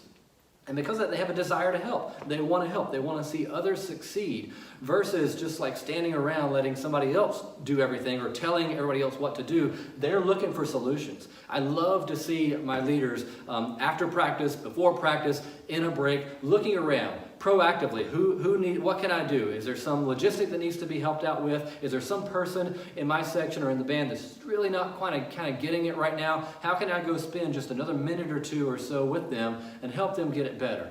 That desire to help is really important. One of my favorite quotes is by the former CEO of GE, General Electric. He's also an author, and he says, before you're a leader, success is really all about growing yourself, that sort of selfish pursuit. But when you become a leader, success is really all about growing others. The desire to help, the desire to see others grow and succeed. This is a key attribute of servant leaders versus that have more of a selfish pursuit. I also think about the idea of being a mentor, the complete opposite of being a boss. Being a mentor, helping other people learn and grow. That implies that we're giving a lot of feedback, a lot of positive encouragement as we work with others. The idea of we're gonna mentor people to do their best work. Another quote that I really like by another author whose books I really enjoy is, the author's name is Kent Keith, and he says, people do their best work when they're taught and mentored and coached, benefiting from both positive and negative feedback as they make their daily decisions about the work that they do. And I love the idea of being a leader who's also a coach and a mentor. How can you coach and mentor others to improve? How can you see the technical things that they need to do and improve, and then coach them to be better with that positive feedback, that encouragement? Mentors are servants at heart, I think, and that's a great way to look at it. And as we do that, we find that our role in leadership is much more about influence. How can I get people to work harder? How can I get people to try a little bit more, to sharpen their skills a little bit better in the areas that we're working on? So I'm going to use my influence, not just my authority. I have a title, and so people sort of have to do what I say because of that title, but they'll only do so much. Authority, I think, has a ceiling on it that begins to run out, especially with high school students, and especially when you're working with just your peers and your colleagues. That's a really complicated dynamic. So trying to think about how you can use your influence, your personal example, others seeing how hard you're working on a daily basis. That's another way that we show our influence, that we're really working for the better of everything, not just to sort of advance our own agenda as we go through things. And then lastly, it's just about eliciting the best from others. It sort of, in my mind, all comes down to, as a leader, how can I get the best from others? I think we all have enormous capacity for good and enormous potential as we go through the things that we do. But oftentimes it's untapped. How can we get the best out of others? I think inspiring them through our influence and through our own personal example is a big part of that. Being able to be a hard worker yourself so that other people are looking up to that. Up to you and trying to copy what you're doing, being a good listener to others when they need someone to talk to, or they just need to express a problem that they're having. This elicits the best from others when they feel like they're heard. Encouragement as we go through things. Encouragement is a really big part of eliciting the best from others. I think people get tired, they get frustrated. And so when the leader is able to always be a person who's positive and encouraging to others as they do it one more time, that's a really, really huge factor in getting people to do their best. One more quote that I'll share with you. This is by another author, James Hunter. He says, "Effective leaders encourage those around them to be the best they can be. Effective leaders push, cajole, pull, and encourage others to raise their level of play. They encourage others by their willingness to share their knowledge and experiences and are a constant positive influence to the people around them." That's full of great information. I love the idea that leaders, even servant leaders, they push, they cajole, they really expect high expectations for people to perform and to do well and to improve. But the way they do it, through encouragement, through being positive, through being open and honest about their feedback, but at the same time being a coach or a mentor, I mean, these things really, I think, make us all respond better. I know they do for me. When I'm around a leader who is working with me in that way, then I tend to do more. I tend to give more, and I think the results show as well. One of the things that I think we want to think about too when we look at power-based and servant leaders is to not be confused about what a servant leader really is. Sometimes people get kind of confused or mixed up on the term servant in their leadership style. Servant does not mean be a slave to someone. That just means servant leaders do all the things that other leaders do too. It's just the approach that they take. They don't. A servant leader is not going to get run over and told what to do. That's not going to work. You have to have courage to be a servant leader. You have to have the courage to be really honest with people about their performance. The courage to make a hard decision. Servant leaders do that, but their motivation is about helping others achieve and helping us as a group achieve. Servant leaders are great models. They work to be great models for the ideals that we're trying to accomplish and achieve and be guided by in our work here with our group. So it's encouragement, it's feedback, it's being a great model, and it's really trying to develop a mindset and a heart that helps others succeed versus it being mostly about what you're doing yourself in your own journey. So I encourage you to keep building those skills, to keep thinking about the kind of leader that you want to be, and try to adopt as many of these servant leader qualities as you can. So what we have here is understanding the difference between a natural leader and an unnatural leader, otherwise known as a true or real leader versus a denatured or artificial leader. Now, to understand this, we have to start at the center of this graph, which is where you stand, because where you stand is dependent on only you. See, and your qualities that make up you being a leader. Now, all people are innately have the ability to be leaders. But invoking that and understanding what that is and utilizing it, bringing out into the real world is what will move you up, that's the up arrow, toward natural leader.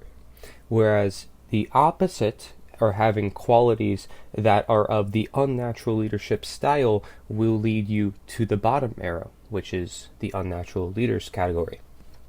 So the first standing depends, right? Because a lot of people talk about nature versus nurture in the essence that maybe you're born as a leader or not. This is not what the graph is trying to depict. The graph is trying to depict the qualities that are different objectively for what they stand, natural leaders versus unnatural leaders. Okay, so you may stand somewhere already on the spectrum as just like a coordinate plane, somewhere maybe closer to unnatural leader, somewhere closer to natural leader.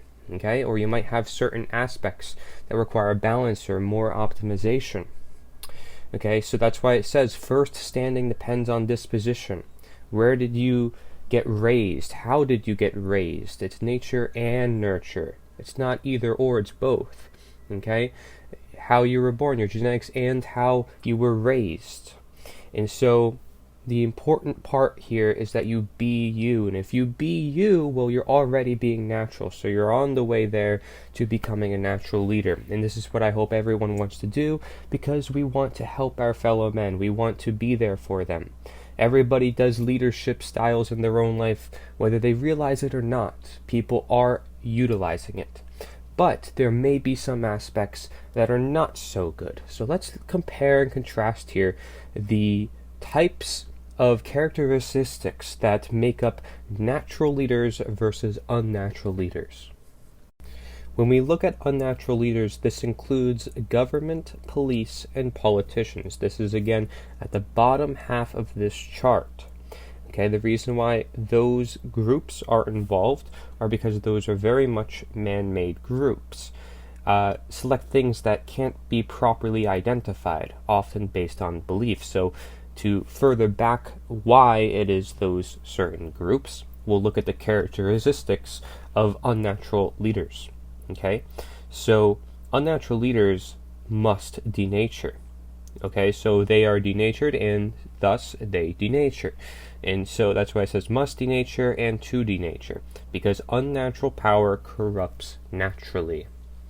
And so what we see here with unnatural leaders is they utilize titles, restrictive limits, animalistic extreme herds, okay, because now we're basing a lot on survival and low chakra type of characteristics. Then we have fear control. Fear may be based on many different things, whether it is keeping people in the low state so they can constantly be controlled, which is what most of all fear is used for, and fear of violence being done onto them if they do not comply, for example, with what this unnatural leader is telling somebody to do. So you can tell it's very authoritarian.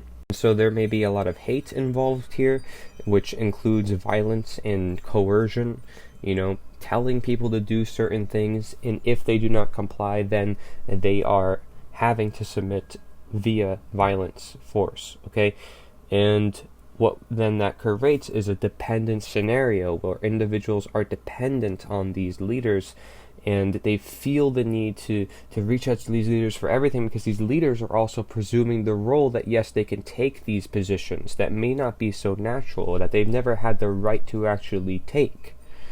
Okay, so there's a lot of elitism and a lot of immorality, because they're disregarding morality if they're telling people what to do with their own will, and saying you follow orders whether you like it or not, whether you agree with it or not.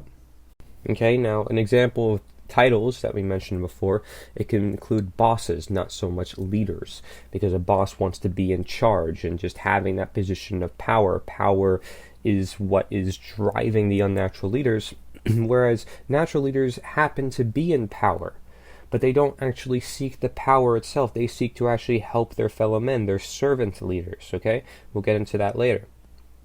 But unnatural leaders, they create occultism.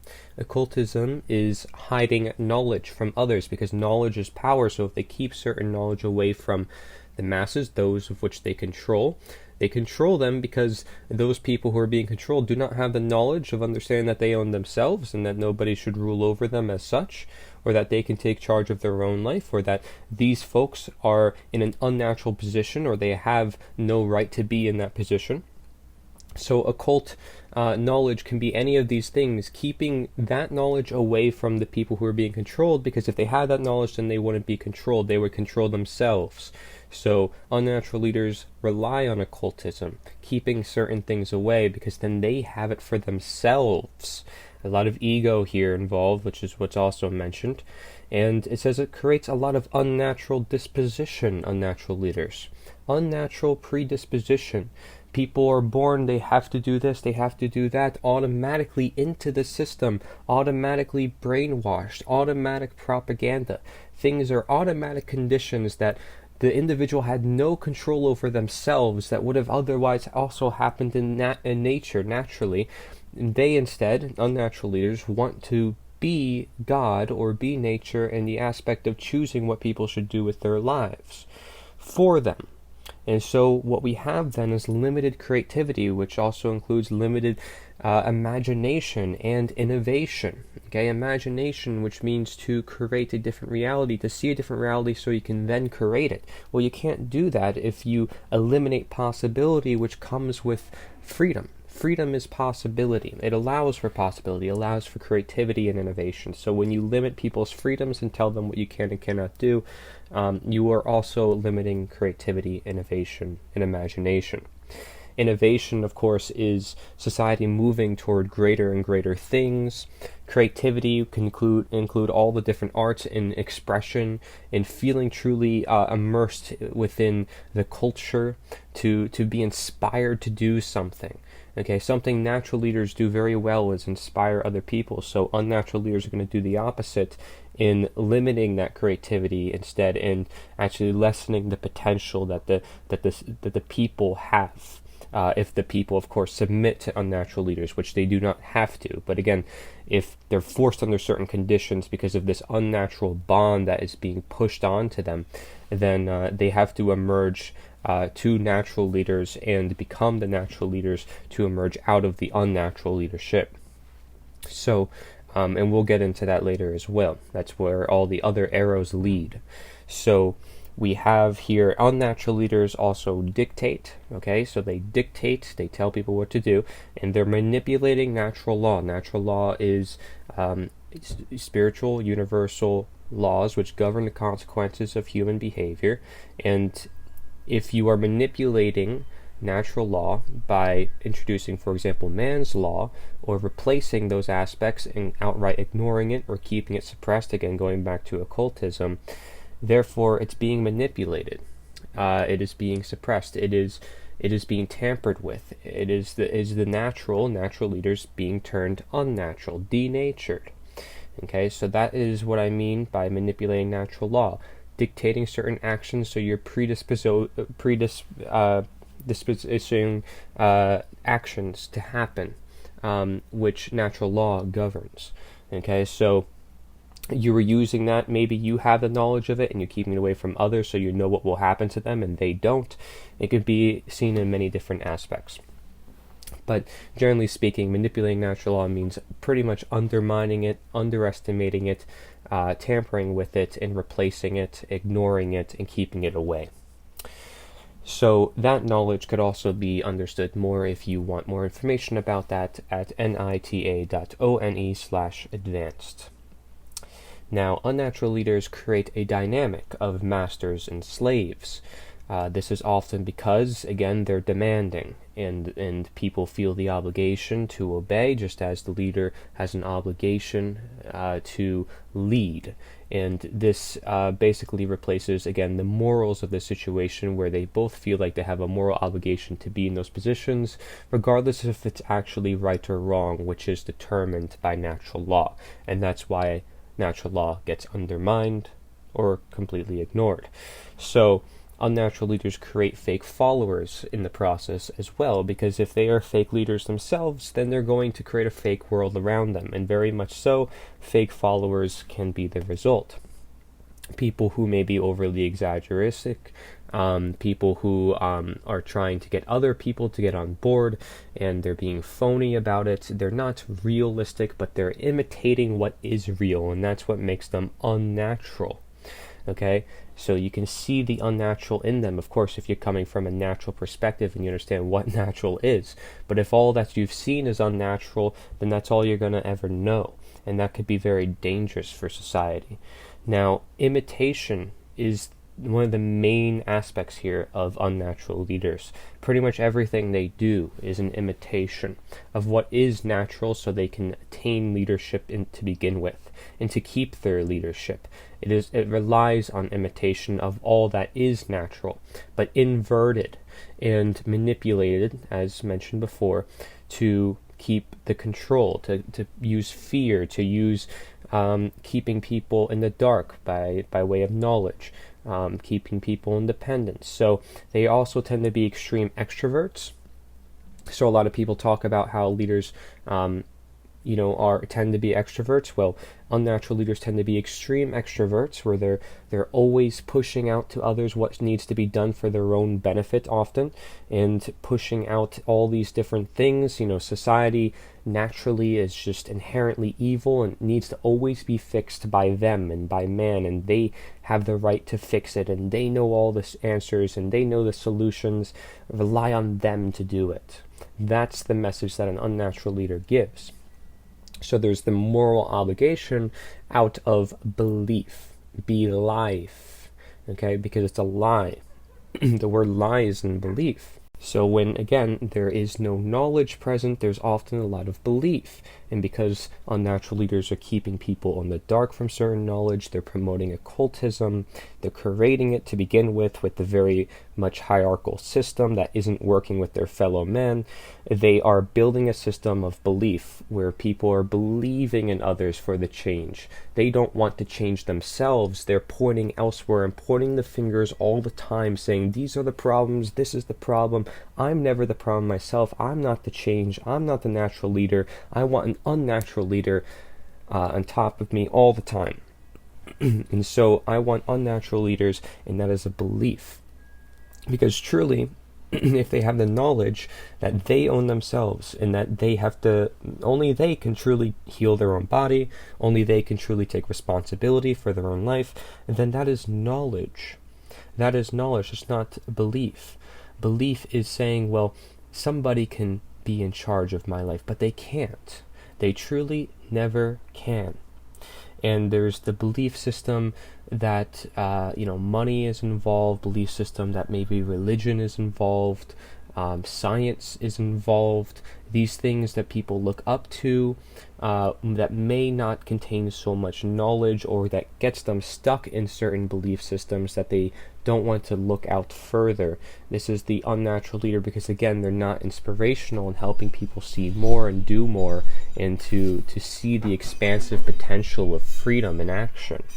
So what we see with unnatural leaders is also they lose support over time. So this is how you can tell that someone had more unnatural leadership qualities. They have less of a legacy. Now, of course, I'm not including history books, which can be very well much written by unnatural leaders or unnatural leadership positions.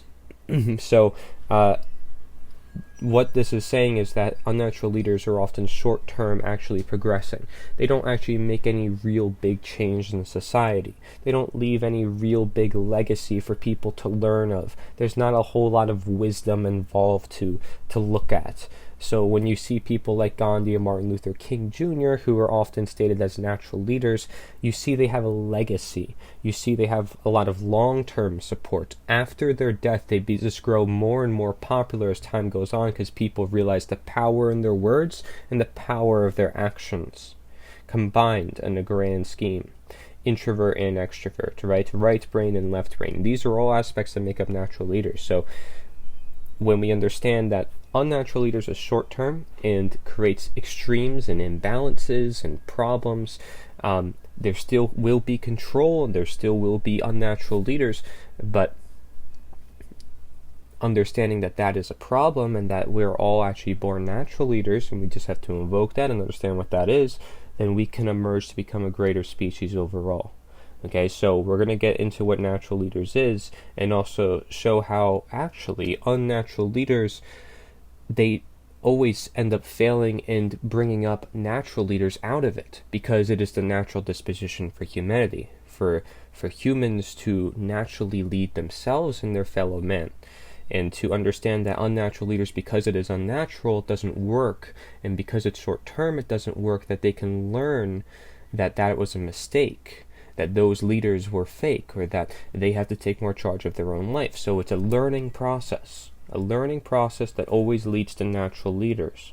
So let's understand that unnatural leaders is extreme left brain. They want to dominate.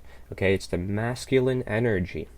It has nothing to do too much with men being in charge, although they tend to take on those masculine traits, okay? It's a left brain extreme. Everybody in today's society may have that left brain extreme, if not right brain extreme. We don't want to be on any extremes. We want to have left brain and right brain, okay? At a balance of understanding that, yes, there's a deterministic natural law in nature, and there's the randomness free will that we have to decide what we want to do among natural law which governs our behavior.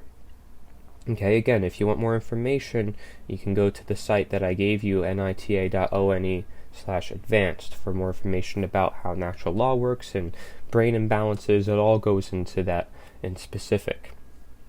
Now, to understand where these arrows lead back to natural leaders, unnatural leaders forces these new leaders, right?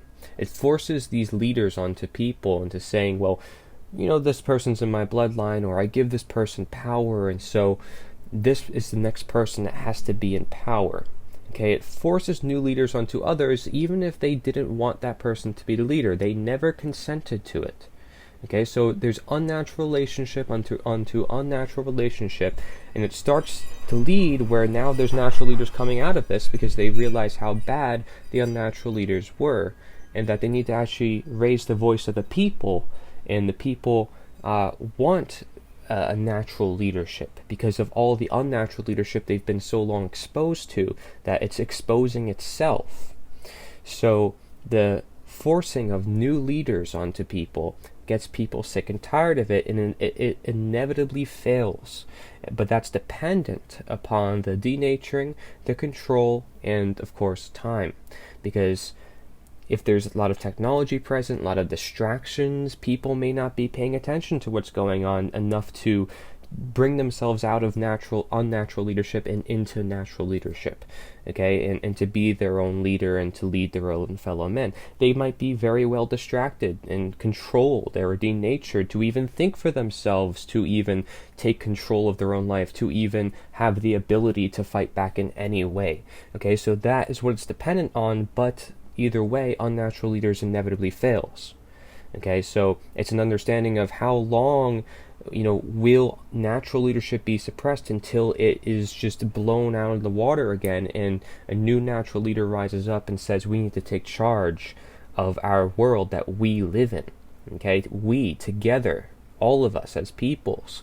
And so that's this inevitable fail of unnatural leadership is what grows more natural leaders. Because again, people are realizing the truth. All with time comes the truth, okay? Truth always rises above, no matter what, as more time is being given. So natural leaders includes all people, because all people are naturally leaders of themselves and their fellow men. They have many different leadership roles they may not realize. But so as organizations and groups and families, these are voluntary interactions, and these are people who are together, born, raised, and who love each other. Okay? Big difference between unnatural leaders where there's a lot of fear, where there may be hate, okay? So you can see why I say that, there's a natural disposition toward natural leaders, because it includes everybody already. And it's not under these banners we call government or police or politicians, which aren't actually identifiable things in nature, that don't exist, frankly, in nature. These are titles, and these are costumes and badges that we put on human beings who are actually human beings at heart, but we corrupt them and put them into unnatural positions and unnatural titles and unnatural, of course, restrictive limits and all the things I mentioned before, right? So now if we want to look at the characteristics that make up natural leaders or true or real leaders, it is ones that instead of denaturing, they empower. And so they bring the power by bringing recognition of nature. So bringing nature back to people, what I call naturalization. Instead of denaturing or denaturalization, it's naturalization. So empowering people with the nature that they currently have since birth, a God-given nature, and saying, this is what you have, this is what you can use it, otherwise you'll lose it. So you must empower and to empower. That is the credo of natural leadership. Okay, now again, unnatural leaders, their credo is must denature and to denature. So complete opposites. Natural leaders are inspirational, as I said before. They essentially curate history. We all create history by the day. We don't have to be dependent on history books to do that for us.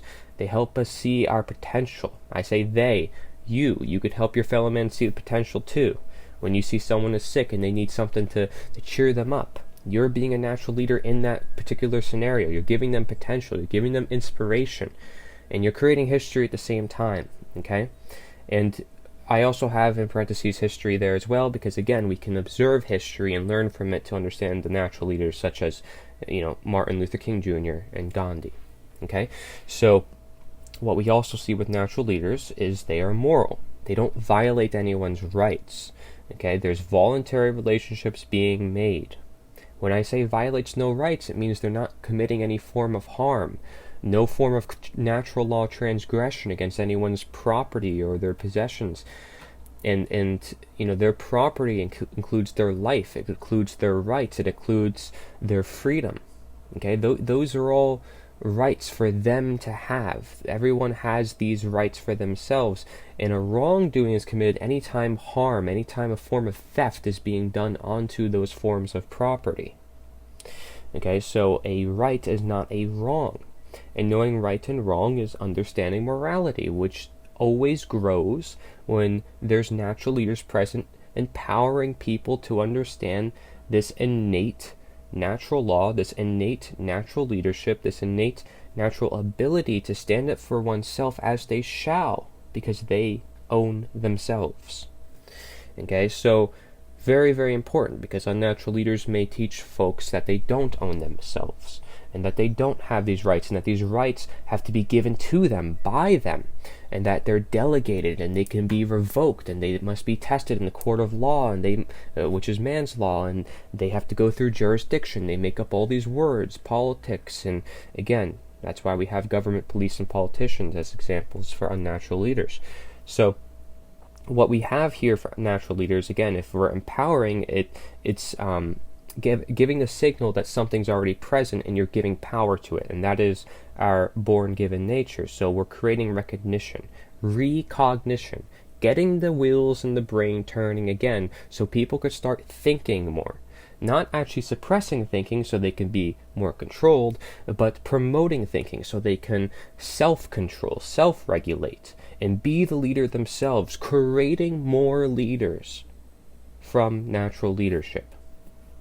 And this is something I call multiplicative natural law expression, which is courage, which is responsibility, which is conversation, okay, and an overall manifestation of positive expression, which is love, knowledge, freedom, order, okay, and sovereignty, which comes with the responsibility.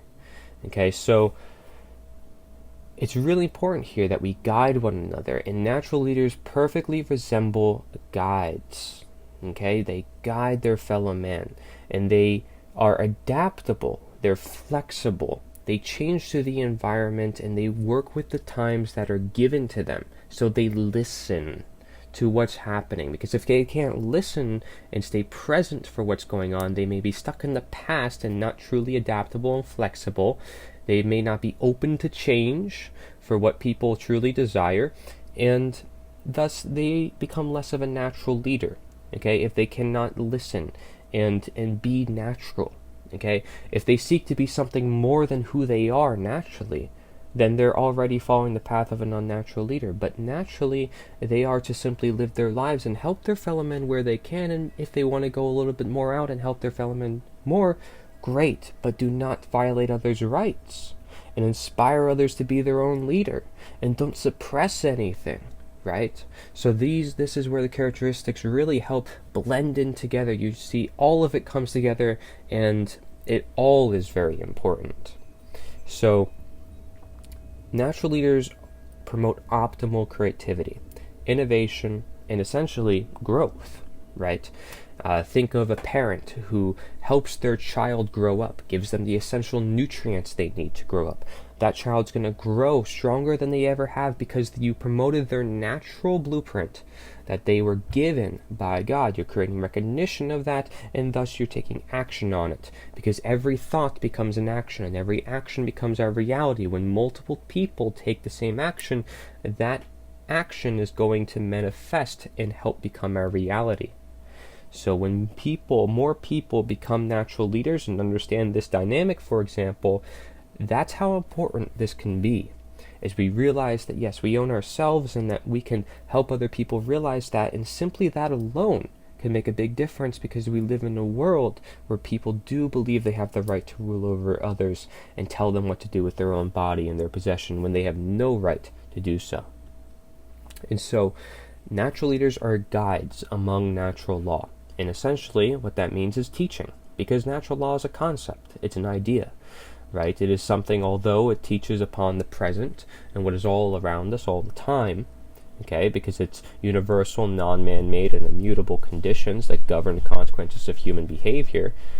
To know that if I jump off a cliff it's going to hurt me is a teaching. You teach your child what right and wrong action is. Why? Because you don't want them to get hurt. And you want them to be respected, and you want them to be leaders in the future world where people look up to them and respect them for who they are and say, you know, what you did for me was so nice. What you did was courageous. It was great. You know, and courage is the main aspect of multiplicative expression, as I mentioned before. So what natural leaders essentially are doing is promoting the natural, which includes the right, because you have the right to self-defense and self-leading. Okay, self-leading. Okay, self-government essentially is what it is. And self-defense, because you have every right to protect yourself against the aggressors, those who seek to actively do harm onto you, to actively seek to do immorality on you. So you have the right as a natural leader, born as you are, to defend yourself against unnatural leaders, okay, which again should not be unnatural leaders. And so you can help that person possibly, you know, through dialogue or through defending yourself, and hopefully they will learn, as inevitably they will. You know, if people defend themselves, if they promote the truth, which is all present all around us, which is, of course, what is natural.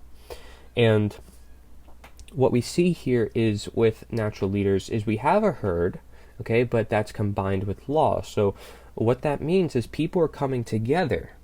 People are coming together around common causes, but we're combining that with natural law. When I say law, I mean natural law, not man's law. I mean law, the law. Okay, it could only be this. It's universal. It never can be changed. Okay, it is not dependent on any person or any time, and not different everywhere else in the world. So this is where the human neocortex brain comes into play.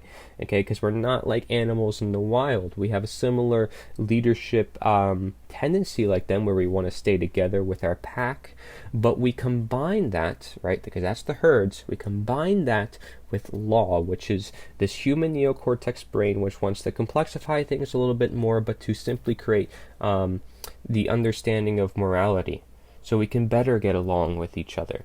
And that's peak survival, because it's the smarts of human nature to defend the truth, to know what the truth is, because we have a brain that is able to attain knowledge and share it with others more than any other animal in nature that we know of. The neocortex is a human brain. It has the left and the right brain as two hemispheres as part of it, and that's why we create things such as science and religion. Science is more left brain, religion is more right brain. These things are human-created ideologies, and if we understand, you know, the human aspect and the animalistic aspect, we have herds plus law, and that's how we can understand natural leadership. Okay, so that's what I mean here by peak survival, is we stay with each other, we help each other survive, and at the same time we understand what right and wrong is, so we survive even longer. That is peak survival.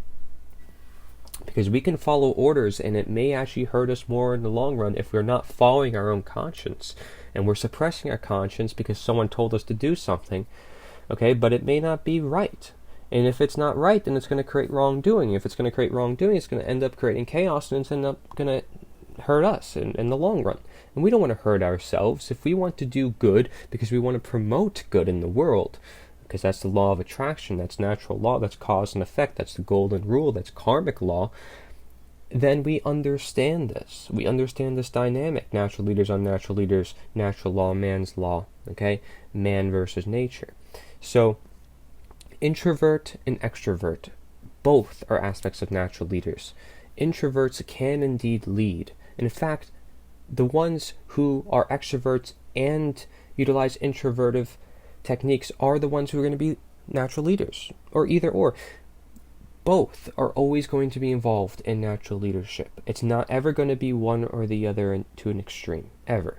Okay? Because natural leaders have to listen. Again, they have to be adaptable and flexible. Otherwise, they're not natural leaders.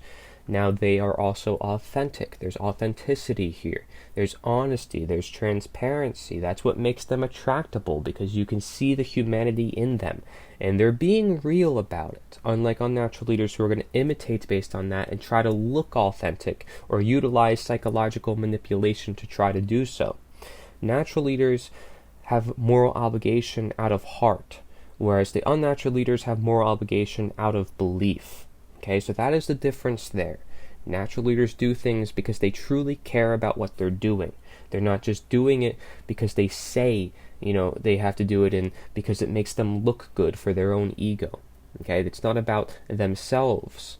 They're doing this for many reasons that includes truly being a servant leader, helping others. And of course that is for a greater gain, which does not violate any natural law whatsoever.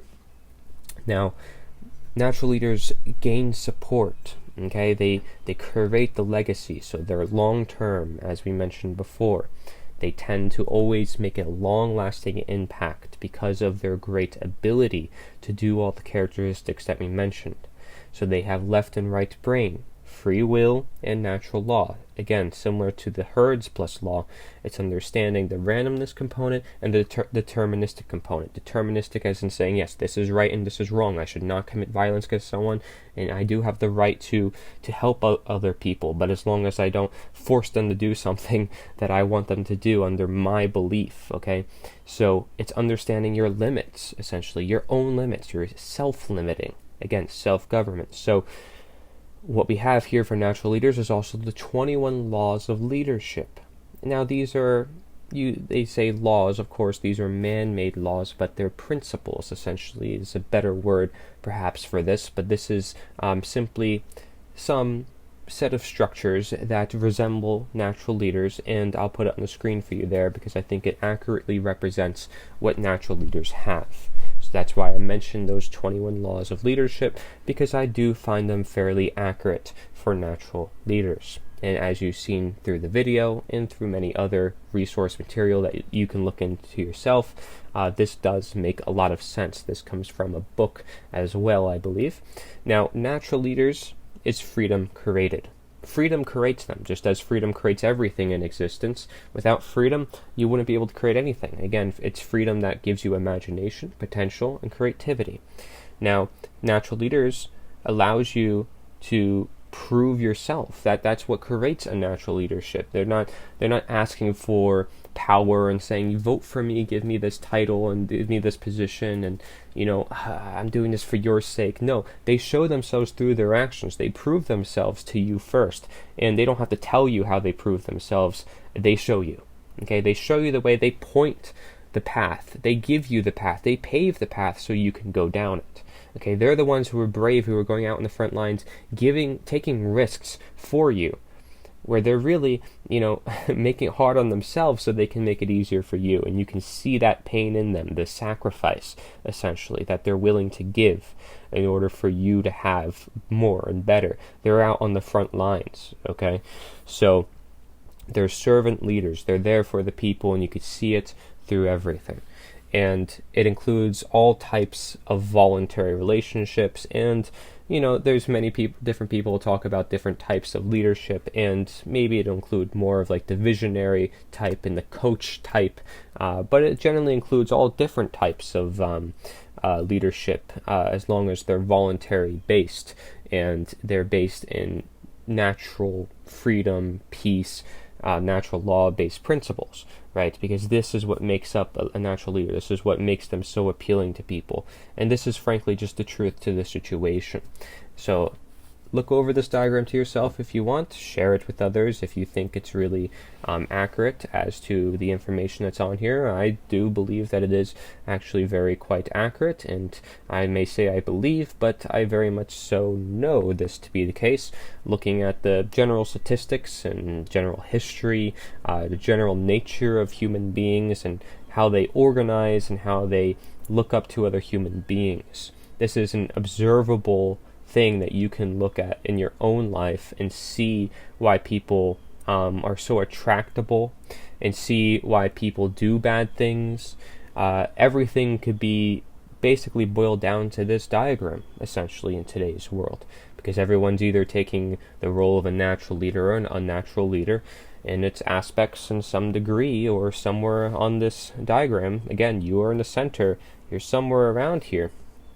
And it's to understand, where's your attraction? Are you leading toward becoming a better person, or are you leading toward just wanting more power, more ego, more money, and you're not really looking to make a legacy in this life and looking to make a big difference? If you see there's change that has to be done, who's going to do it? If you see that there is actively wrong being done and no one's talking about it, who else is going to do it then? It is your moral obligation to go out and do it. You have to be the change, as Gandhi would say himself. And so that's why I have a movement that is on nita.one, that stands for Nature is the Answer, .one, and because we are one unified people, all of us as human beings, and we all live under nature, and we have to respect that, the natural blueprint that was here, just like our body. Because if we want to respect our body, we have to learn from the blueprint of our body. We have to do the same thing with the world, and that is what natural law can help us understand. But even if you don't want to look into every aspect of natural law, you can understand that, we have to respect what is here, that, everybody here has their rights that are to be protected by themselves, and we can help protect other people's rights, but as long as we don't violate them, then we're good. And everything should be voluntary, because at any time we make it voluntary, then we're creating problems where there's now violence involved, and now we're creating unnatural leadership. So know the specific objective morality in nature as to what's right and what's wrong, to be pushed onto other human beings. Nothing should be pushed onto other human beings. I'm simply sharing a perspective here, a perspective that can open your mind to all the more different perspectives in this universe. Okay, so what we have here with Nature is the Answer is a natural leader movement to get people thinking more, to get these conversations going, to get people to question the status quo, because that's how you create innovation. Natural leaders like to question things, okay? And so you see that Nature is the Answer. This is a guide, right? And natural law governs, because it governs behavior. So Nature is the Answer. If I'm creating a movement based on these ideas, it's going to be more of a guiding principle. It's going to look for natural leaders such as yourself to represent these ideas and to move on into the world and share them with others if you see the impact in it. So you be the change. You make diagrams. You go out there. You customize different logos and different, whatever you want to do to express yourself. Do not suppress it, because you are a natural leader at heart, and you are born with freedom. It's not that you have to acquire freedom. It's that your freedoms were being suppressed or being attacked, but you already have them by nature. So simply recognize that it's there, inspire others to know that it's there, and if people have the knowledge, then their actions will be aligned to it, because they recognize that it's there. See? And that's why we're all natural leaders, and that there are unnatural leaders which are simply imitations of what is natural and that don't actually exist in nature. So thank you for listening. This is Corey Edmund Angelot. Nature is the Answer. Don't forget that, nita.one, if you want to join the natural leader movement. We look for people, all people, who can help their fellow men and seek to do so and create a truly peaceful, free world for the world. But understanding what those freedoms are, where they come from, and that we have to start with ourselves and our actions, and that we make up the world. We can't point at others, and that we are natural leaders, and that we can inspire other natural leaders, and this is what makes up a natural leader, and this is what's not. If we determine that, then we could help on our guiding journey. So hopefully this helped you a little bit more. And one quick thing to mention is that there is no such thing as a natural leader who rules over millions of people. Again, the very idea of ruling over millions of people and wanting to, and seeking power, okay, this is not natural within itself. Therefore, it should not be natural to remain. And order following is never a good thing if you're suppressing your conscience. Okay, and that's why, although we're all natural leaders, that's why we're all natural leaders. not select few people. So don't get this wrong and don't use this as a means to control. Lead yourself and your fellow men, and don't underestimate anyone and presume a higher claim over their life and property, okay? Because you own your life and property. No one can claim your life and property than you. You own it, okay? So take charge of your own property and inspire others to do the same, and that is what a leader can do. Not adding anything new, simply defending what is here for us all the time, and knowing how to use it. Become the natural leader. You are natural. Be natural. Thank you for listening. Corey, Edmund, Angela, Nature's the Answer. I often introduce them to the concept of natural leadership, which is a term I got from a paper by the Harvard Business Review. Most of the world's really inspirational leaders, you will find, of course, they have natural leadership, and I often kind of counterpoint that with structural leadership, i.e. I'm given a position in some sort of organisation and I have authority that comes with that. And there's a massive of things you can say about natural leadership, and one of the things that's absolutely fascinating is that Jesus both models and very specifically teaches on all sorts of things that fall into this realm or into that category of natural leadership. Because Jesus is aware that often structural leadership becomes an excuse not to develop that natural side, that genuine side of moral integrity. And that's one of the flip sides of the fact we find moral integrity so attractive that we all self-deceive ourselves in terms of our own morality. And of course we all virtue signal the whole time. And so I think it was a researcher at the University of South Carolina who, after reviewing 500 pieces of work on social psychology with a moral dimension, said we should rename social psychology as the study of moral hypocrisy. It's interesting, isn't it? Because actually hypocrisy is a word that Jesus has given the English language. I mean, it's a Greek word, and it was around as a Greek word before Jesus. But the big difference is that, of course, it means play actor, but it doesn't come to us in English as meaning play actor. It means someone who says one thing but actually lives in a different way.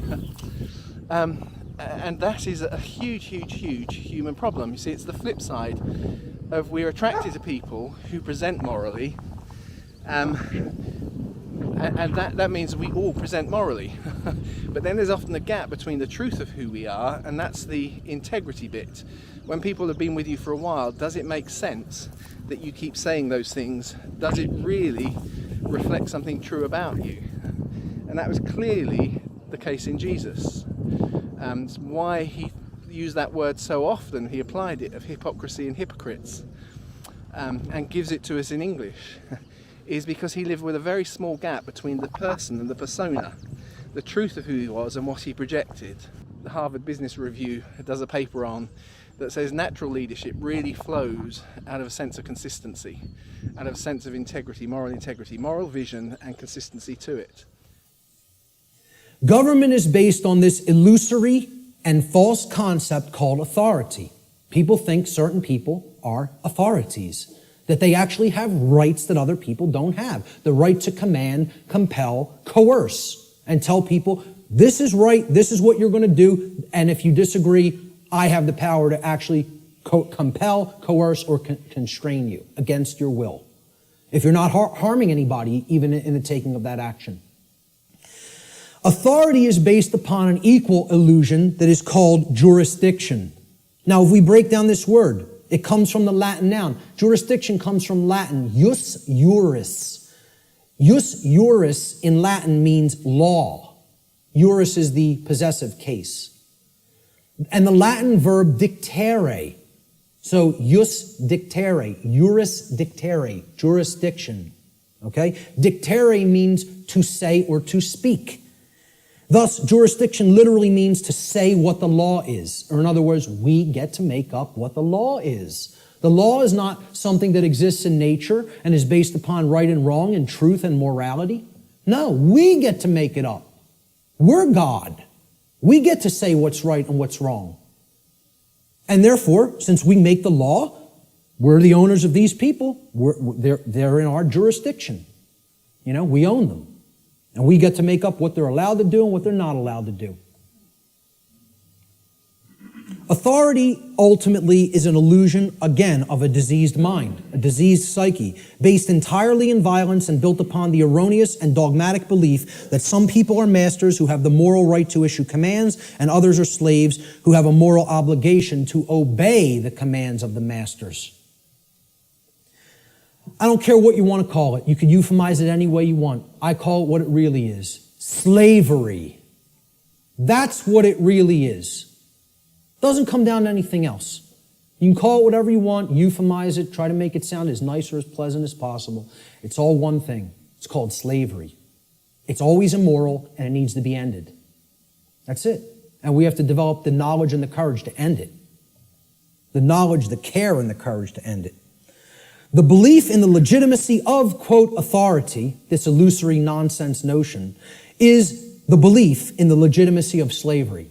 Anybody who believes in that authority is legitimate and government is legitimate, whether they want to admit it or not, or know it or not, or understand it or not, I don't care what they believe. They are advocating the legitimacy of slavery. That's not my belief. I don't care who calls that my belief. I'm just looking right into the camera and saying this. Because I know the people in this room know that that's not my belief. I'm telling anybody who's listening to this, that's not my belief. That's eternal truth. Eternal truth. Okay? You believe in these concepts, you are a supporter of slavery. The end. That's how it really is. Not because I said so, because that's how it really is. Okay? And that's called mind control. For somebody to believe that slavery is legitimate, you gotta be under deep mind control. You gotta be either that or a sick, psychopathic, absolute piece of garbage. Okay? One of those things or another is true if you believe in those concepts. And again, I'm not afraid to tell it to somebody right to their face like that. I don't care. I'm not here to serve truth, make friends, or be liked. I'm here to tell people what the truth. I'm not here to serve human beings, make friends, or be liked. I am here to serve the truth. Whether it will be accepted is not up to me. I'm doing what I'm charged to do by creation. Okay? Whether it's accepted is somebody else's karma, not mine. Ultimately, authority is the idea that man can become God and through, quote, jurisdiction, dictate the law. What the dark occultists of this world, who are behind ostensible governments in the world, you know, they set up all of these institutions as temples, right? What this sick psychopathic priest class ultimately believes is they're going to become God. We're going to turn natural law on top of its head and we're going to rule in hell. That's it. We're going to rule in hell. It's a religion. This is a religion. Okay, government's a religion. The concept of authority is a religion. Most people don't see it that way. And I mean religion in the term of false religion. Okay? It comes from the Latin relegare.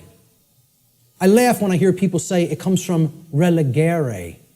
Or relegare, R-E-L-E-G-A-R-E, or relegare, okay? Which means to read over again. To go back over something that you've already read and read it again. It's the most ridiculous, nonsensical derivation I've ever heard for the word religion. To reread. I mean, please, let's put this to bed, folks. Religion does not mean to reread. It doesn't come from relegare or relegare. I can't remember which infinitive is used for that verb offhand, but it comes from religare, hence religion, R-E-L-I-G-A-R-E. All right? Relegare means to tie back, to hold back, or to thwart from forward progress by tying or binding. Tying up so that you can't move forward. That's what relegare is, and that is the etymological root of religion. Because a false religion is a system of control that is based in unchallenged dogmatic belief, which keeps the mind in a prison in order to hold back the progress of consciousness. And that's where the bulk of humanity is at, in a brain cage. They're in the mind cage, okay? There is a positive connotation of religion. It also means to reunite with. And what we need to reunite ourselves with is the truth and common sense and natural law and a knowledge that there's no such thing as legitimacy to slavery. That's what we need to reunite with, you know? And then we'd be living with true religion. We'd be practicing true religion instead of fake religion. We got to stop trying to make our religion truth. And we got to start making truth our religion. That's what needs to be done. So what's the one true divide that exists in humanity? People say, oh, this is separation talk. We're all one. No, we're not. There is one true divide that does exist in reality. And here's what it is. The one true divide that separates humanity into two distinct types of individuals. The criteria for this divide is whether or not an individual believes in, quote, authority, and therefore believes that there is legitimacy to slavery. The two groups of people are the people who know slavery is never legitimate and people who believe that it can be legitimate. That's what actually separates humanity. See, all the other things, divide and conquer. Race, religion, sexuality, income, religious belief systems. These are all divide and conquer techniques. There's one real difference, whether somebody believes in slavery or not. And of course, people have called this difference statists and anarchists, right? So here's a couple of memes that I picked up on Facebook. Statism is the brilliant idea that we give a small group of people the right to kidnap, imprison, harass, steal from, and kill people so that we can be protected from people who kidnap, harass, steal from, and kill people. Yeah, that makes a whole lot of sense if you ask me. I think it's going to work out brilliantly with that system in place. Okay?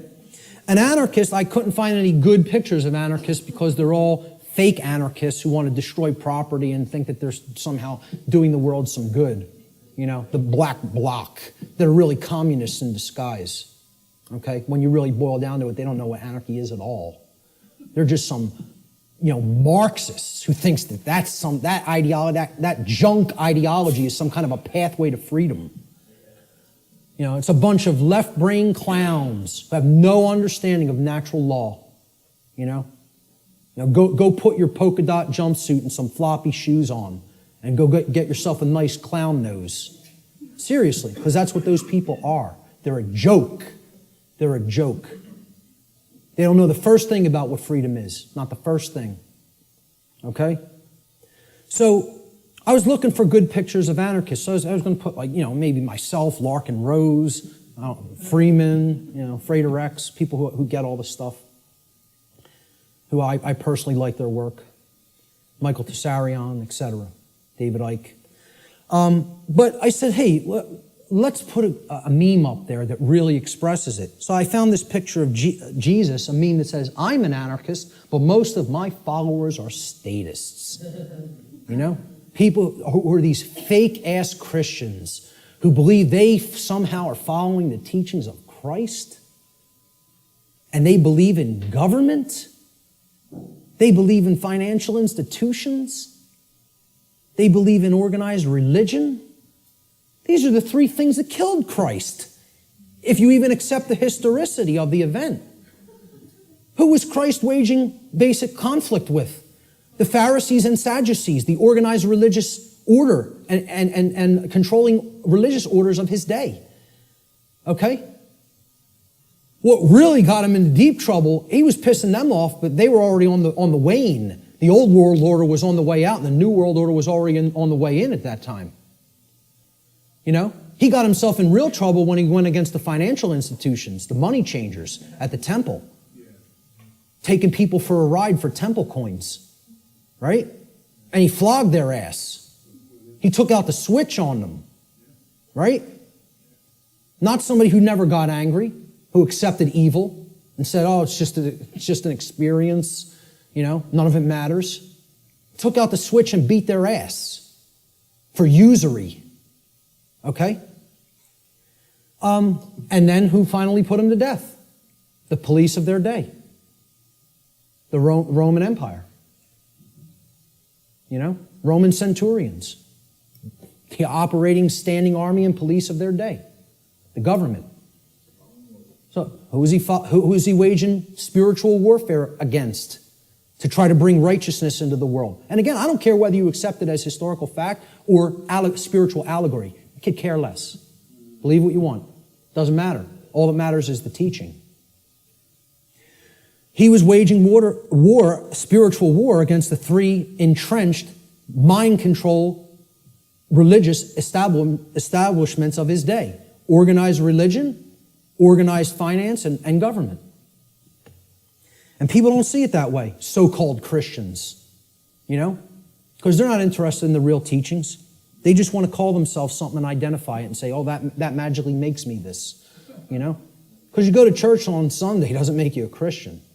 No more than going to a synagogue would make you align with the true teachings of the Torah. No more than, attending a mosque would align you with the true teachings of Islam or any other religion. To take the core essence of the teachings of morality from those systems, They're all people who claim these faiths in name only when they don't understand real freedom. So a statist is an individual who erroneously believes there's such a thing as authority that is vested in certain human beings, magically giving them the right to rule over other people. This authority means that certain people who we call government have the, quote, moral right to issue commands to those whom they rule, those under their jurisdiction, and that their subjects or slaves have a, quote, moral obligation to obey the arbitrary dictates or laws, quote unquote, that are set by their masters. Most simply put, a statist is nothing more than someone who believes in the legitimacy of slavery. Conversely, an anarchist, a true anarchist anyway, is one who knows that there could never be legitimacy to authority or government because those terms are simply euphemisms for violence and slavery and coercion, which are always immoral and in opposition to natural law. Let's look at what the word anarchy really means. Again, you got to break it down. From the Greek prefix an, which means without or the absence of. And the Greek noun archon, there written in Greek script, which means master or ruler. And again, I mean externally. One who externally rules another or claims to be the master of another. That's what the term archon means in its connotation. Anarchy, as we can see by putting these together, does not mean without rules. The word archon does not mean rules. Okay? Because there's always going to be rules in effect called natural law, the laws of morality. It means rulers, imposed rulers. That's what archon means in Greek.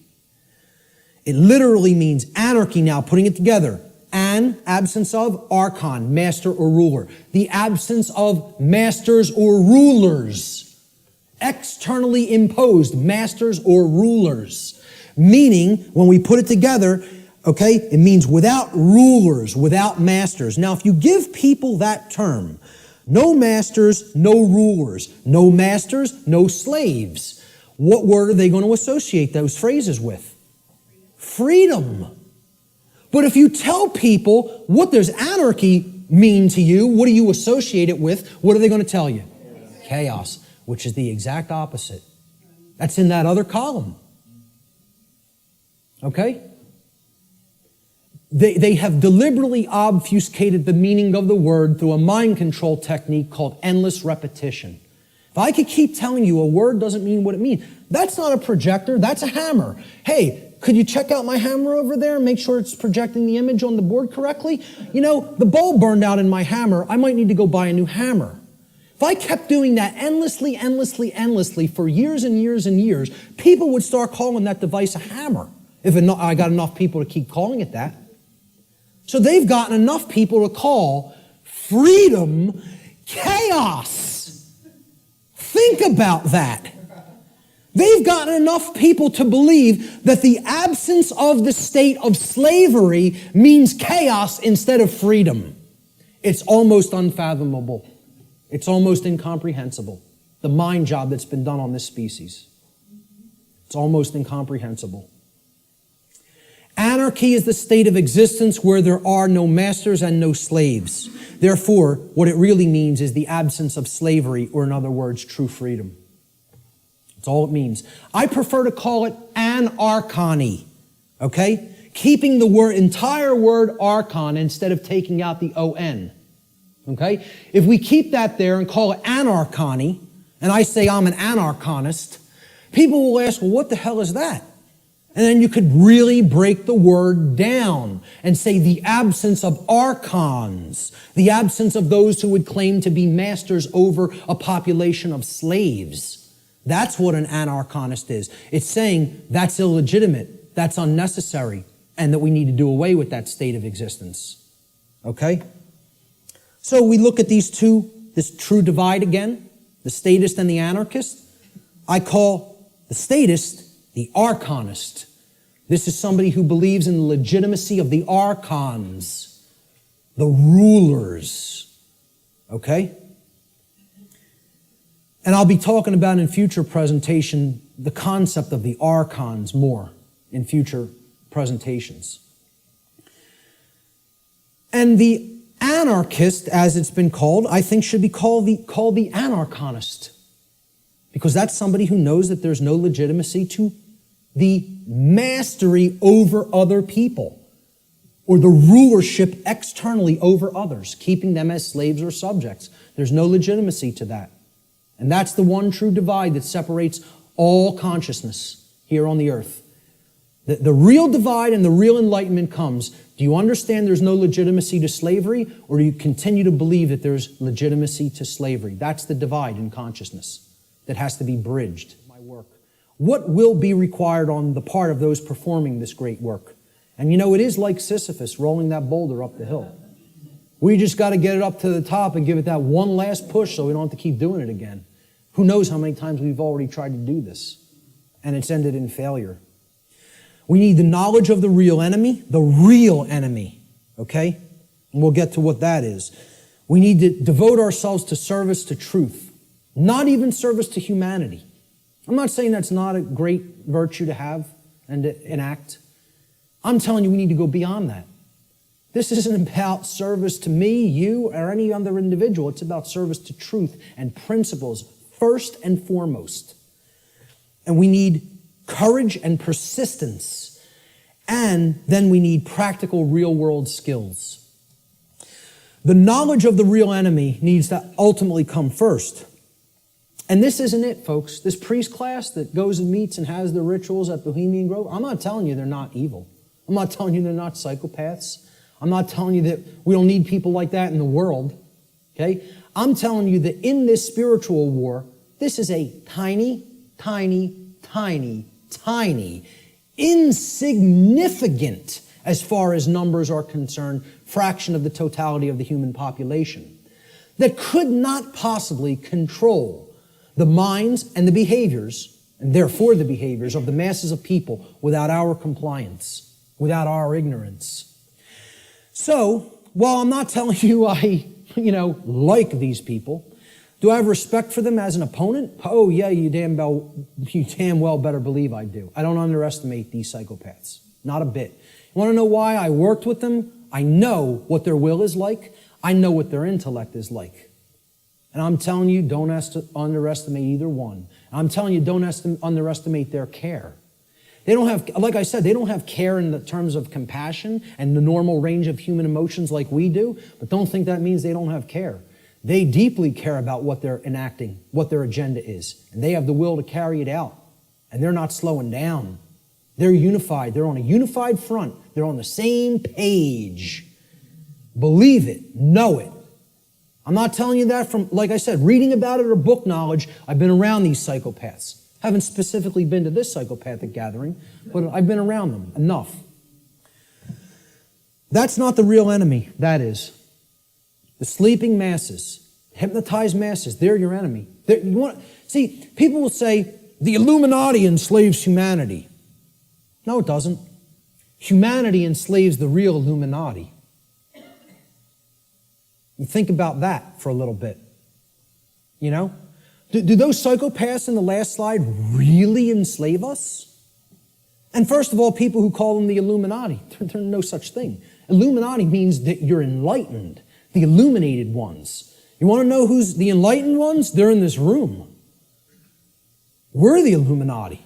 The people who know what I'm talking about here are the Illuminati. They're the illuminated ones. They're the ones with the light. They're the ones with the real knowledge. Okay?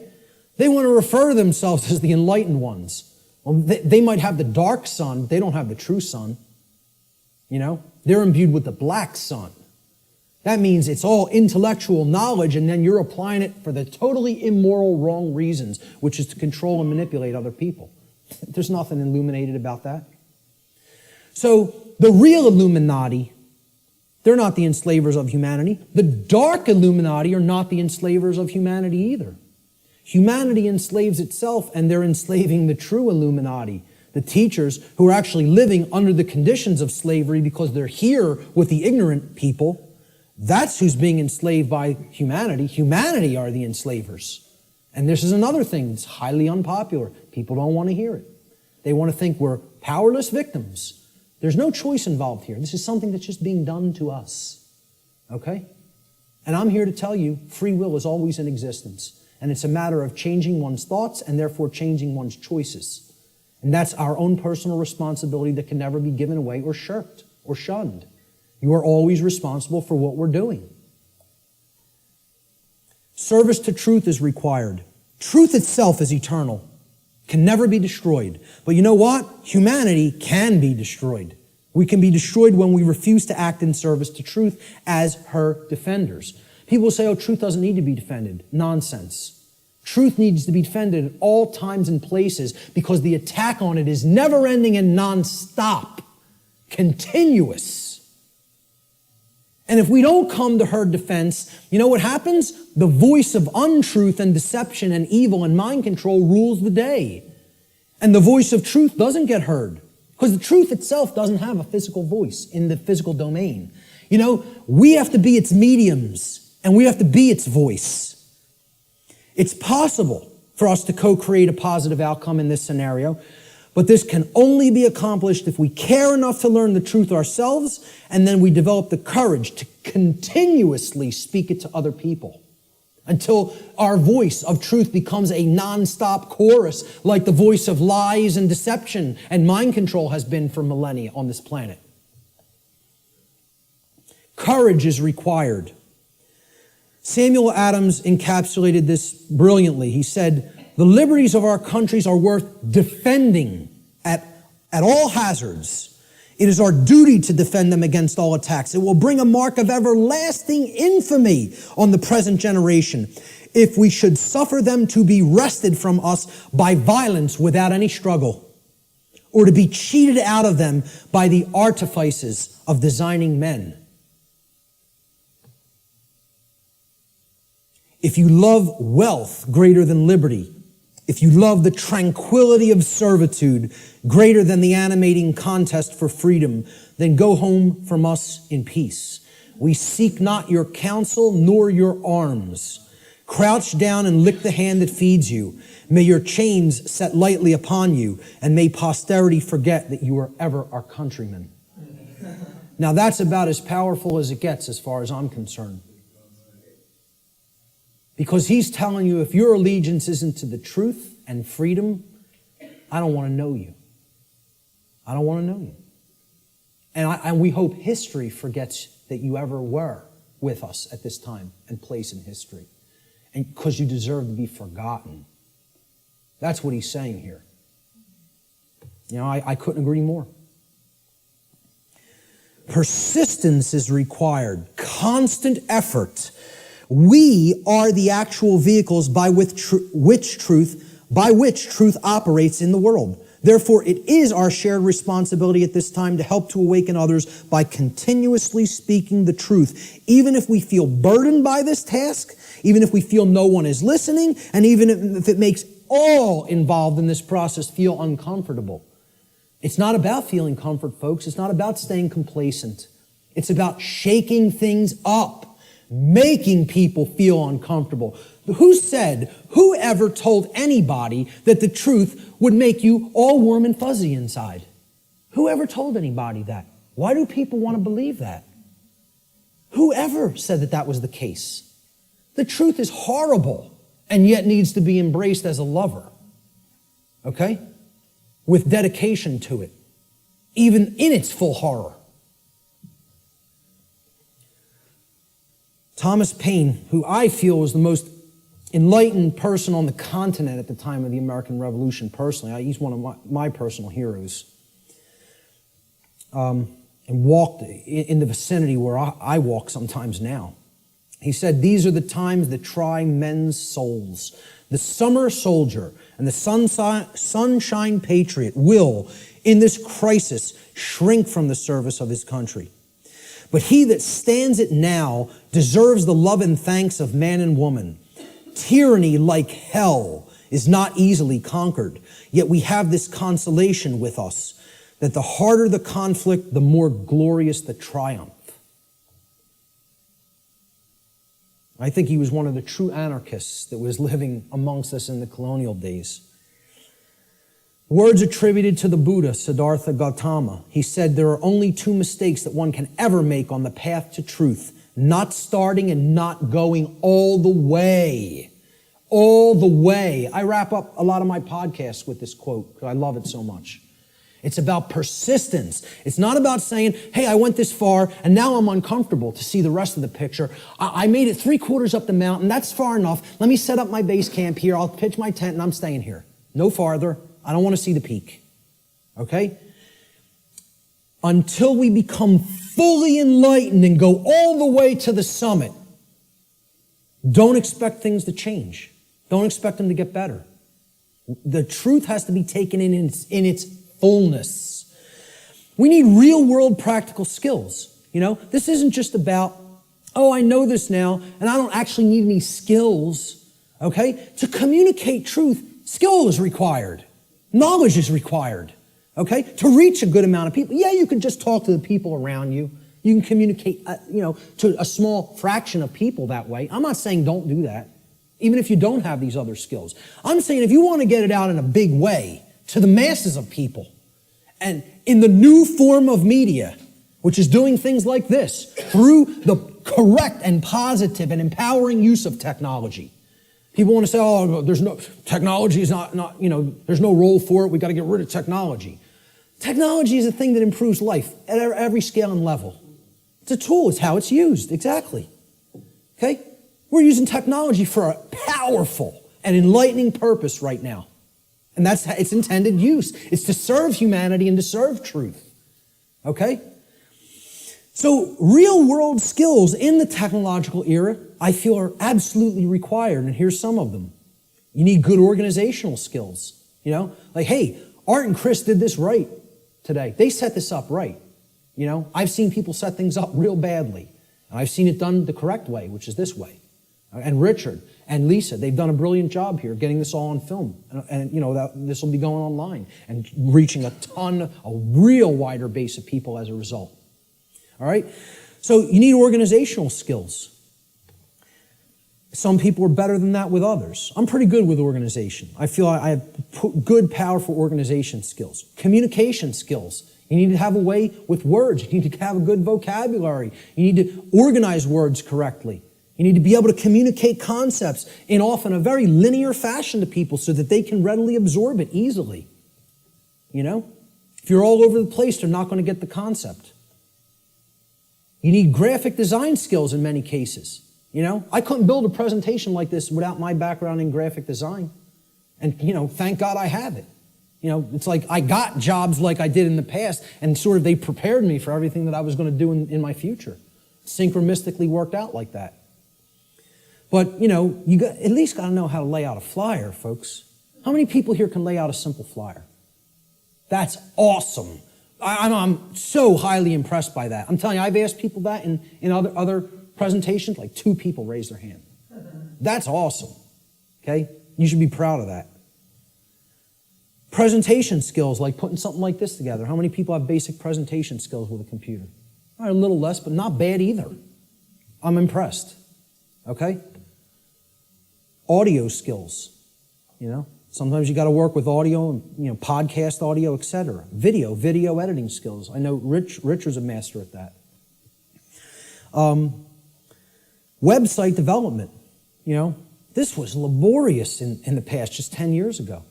You know, we have free open source content management systems now that make this almost a breeze. You know, it's a little bit of a learning curve, but once you get there, hey, you're off to the races. You can maintain multiple websites then, right? So how many people can build a simple website by a show of hands? That's also awesome.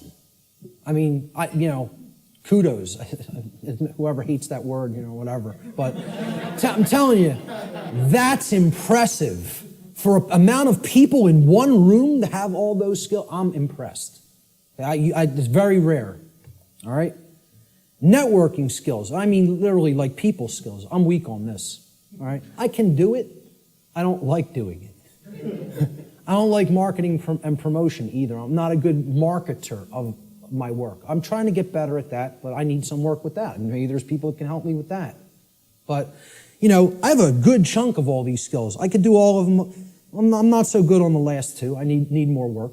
But, you know, if most of us don't have these skills, we're not going to be reaching the optimum number of people. We need to become the new media that is dedicated to truth and put that out there for other people's consumption and other people's edification.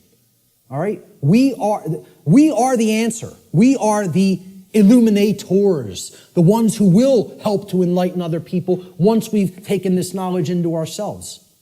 And then that's only the beginning, folks. You got to put it back out there. I tell people the story. I had all this knowledge for a long time, sitting on it, doing nothing with it, just taking more in. Oh, I want to make sure I got it all right. I want to make sure I got the whole picture. I go to a meeting in the state of Virginia. Virginia, virgin, the goddess, okay? Care. Very synchronistic. A woman comes up to me. She says, "You're one of the most knowledgeable people I've come across. What are you doing?" So what do you mean, what am I doing?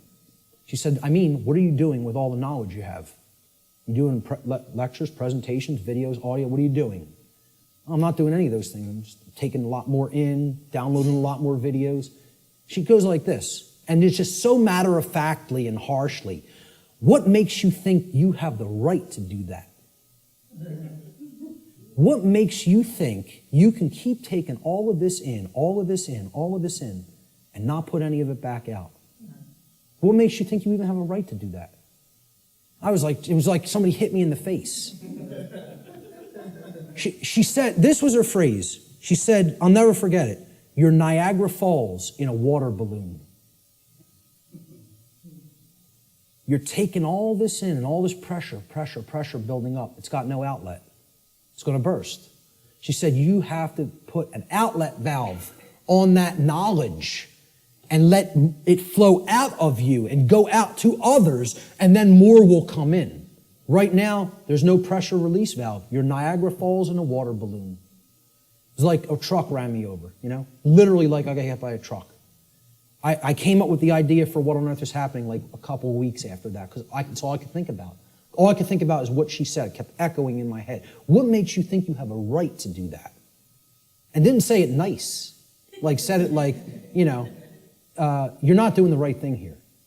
Get up off your ass and do something. That was the tone it was said in. And I totally appreciate it, you know.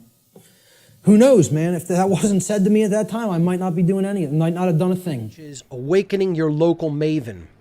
Okay, so this is a topic that I've bounced around in the past and kind of talked a little bit about and hinted at that I would be doing a full show on. Now, we will be taking calls on this topic and really any topic that anybody wants to call in and talk about a little bit later on. I don't know if I'll have a full 2 hours with this particular topic. Maybe it will. Maybe it'll go longer than that. I really don't know. I don't have that many slides for this, but the slides are very pertinent and really illustrate how important this topic is.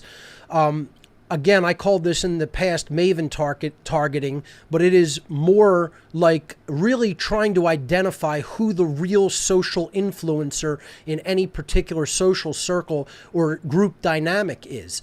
And it's very important for a lot of different reasons, which I'm going to talk about here today. Thank you to Brett Hatton for making the slides for the title cards for the shows. Been doing a great job as always. So thank you to Brett. So let's jump in with this topic and talk about what a maven actually is, because it's a word that some people have heard, but not that many people really know what it is truly. I hear a lot of misconceptions about the word maven as well. For example, a lot of people, before I even get into defining it, a lot of people think all mavens must be women. I've heard this misconception time and again, and that is not the case. A maven can be anyone. It does not have to be a woman. So this is just something that I think a lot of people, because of the way that it's been used in colloquial language, think of a maven. But the English word maven is actually derived from the Hebrew mavin, which means a person with understanding or a teacher.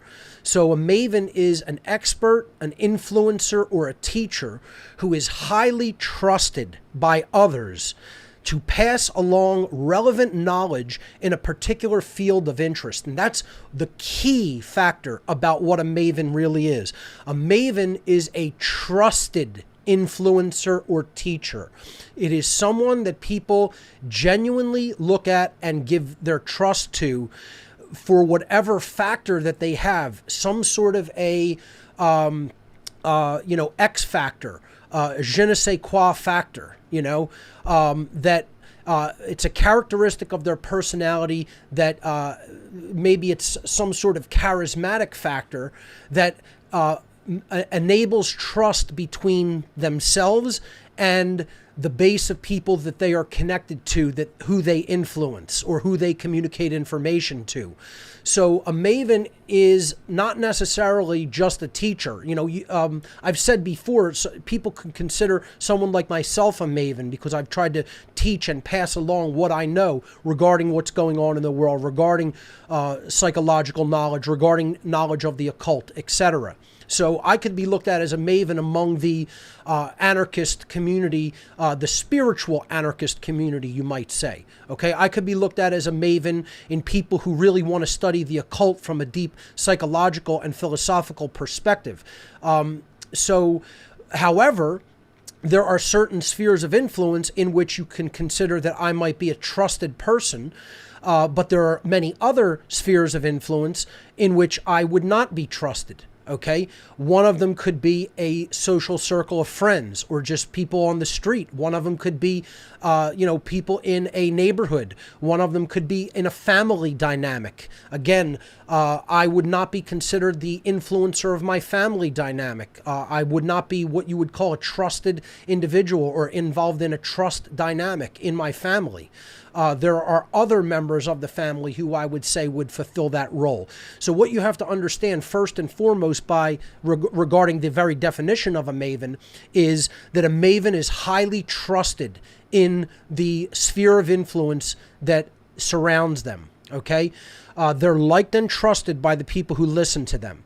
All right, so in his book, The Tipping Point, which is shown here on the left, which is a fantastic book that I think everybody should read and check out if you haven't already, that brings up a lot of great points about how, influential people and certain dynamics and circumstances can often have a wide-reaching and very dynamic impact, even set off by a small group of people. It's Malcolm Gladwell, the popular author Malcolm Gladwell, in his book The Tipping Point, described mavens as intense gatherers of information who are often the first to become aware of pertinent data and new trends in their fields.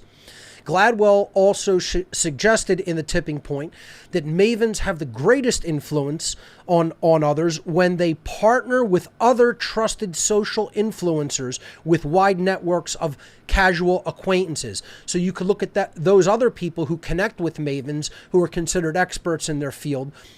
They are social influencers, particularly in social media fields in the modern sense. Some people even equate the modern form of what a maven actually is with a social media influencer.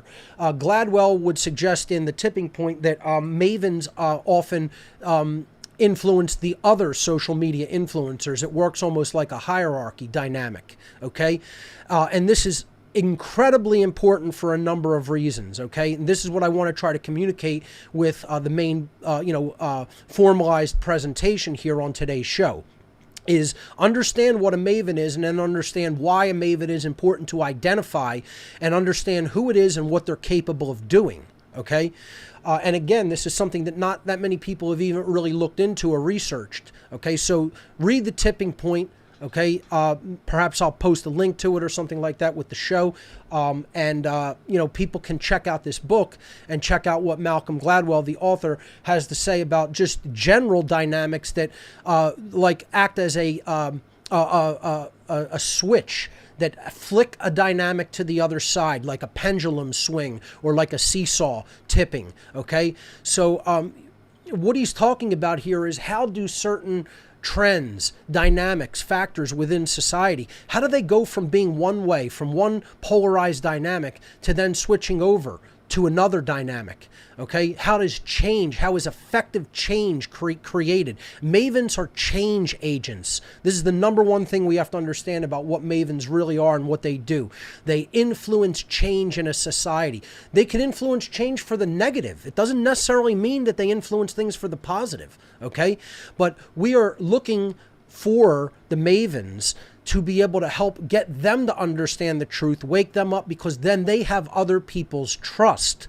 So these are the people who can flick the switch on a social dynamic in a very short amount of time because of how many people they are capable of reaching and how many people whose mindset they are capable of influencing. Okay, so we are trying to reach the influencers. This is what this dynamic of the importance of identifying and awakening the local maven.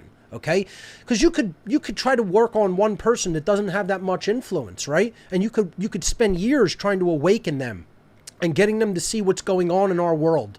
Okay, helping them to understand the mind control that's going on, helping them to understand all the factors of the control system, getting them to understand human slavery, getting them to understand social engineering, so forth and so on. Okay, but if that one person has no reach with others in society, you've done all of that labor and all of that work to reach one individual that may never do anything with that knowledge. Okay. The importance of reaching the maven in any given social dynamic or group is that they are then in turn going to take that knowledge and information and pass it along to others who trust them. And at some point, this will be a trust or / belief dynamic, okay? Admittedly, okay, I'm admitting this and explaining that this is not necessarily a bad thing. Okay, you may have to rely on trust and belief at first when it comes to these communicating this type of information. And then when the people who run with that ball after it is given to them, it will leave the area of trust and belief, and then they will take it into the realm of knowledge by doing their own research and their own homework and then understanding the dynamic for themselves. Okay, but we have to reach the maven with that knowledge, get them converted, so then they can then go out and do their magic of influence with other people. And it's not like, this is the same thing as like brainwashing people like the mass media and social engineers do, because the information that we want to communicate to the maven and then help them to communicate to other people through their trusted networks is the truth. So the truth is not going to do harm. So this isn't about like just, trying to brainwash people into a belief system. It's trying to communicate knowledge to them by identifying the main influencers of other people in a social dynamic.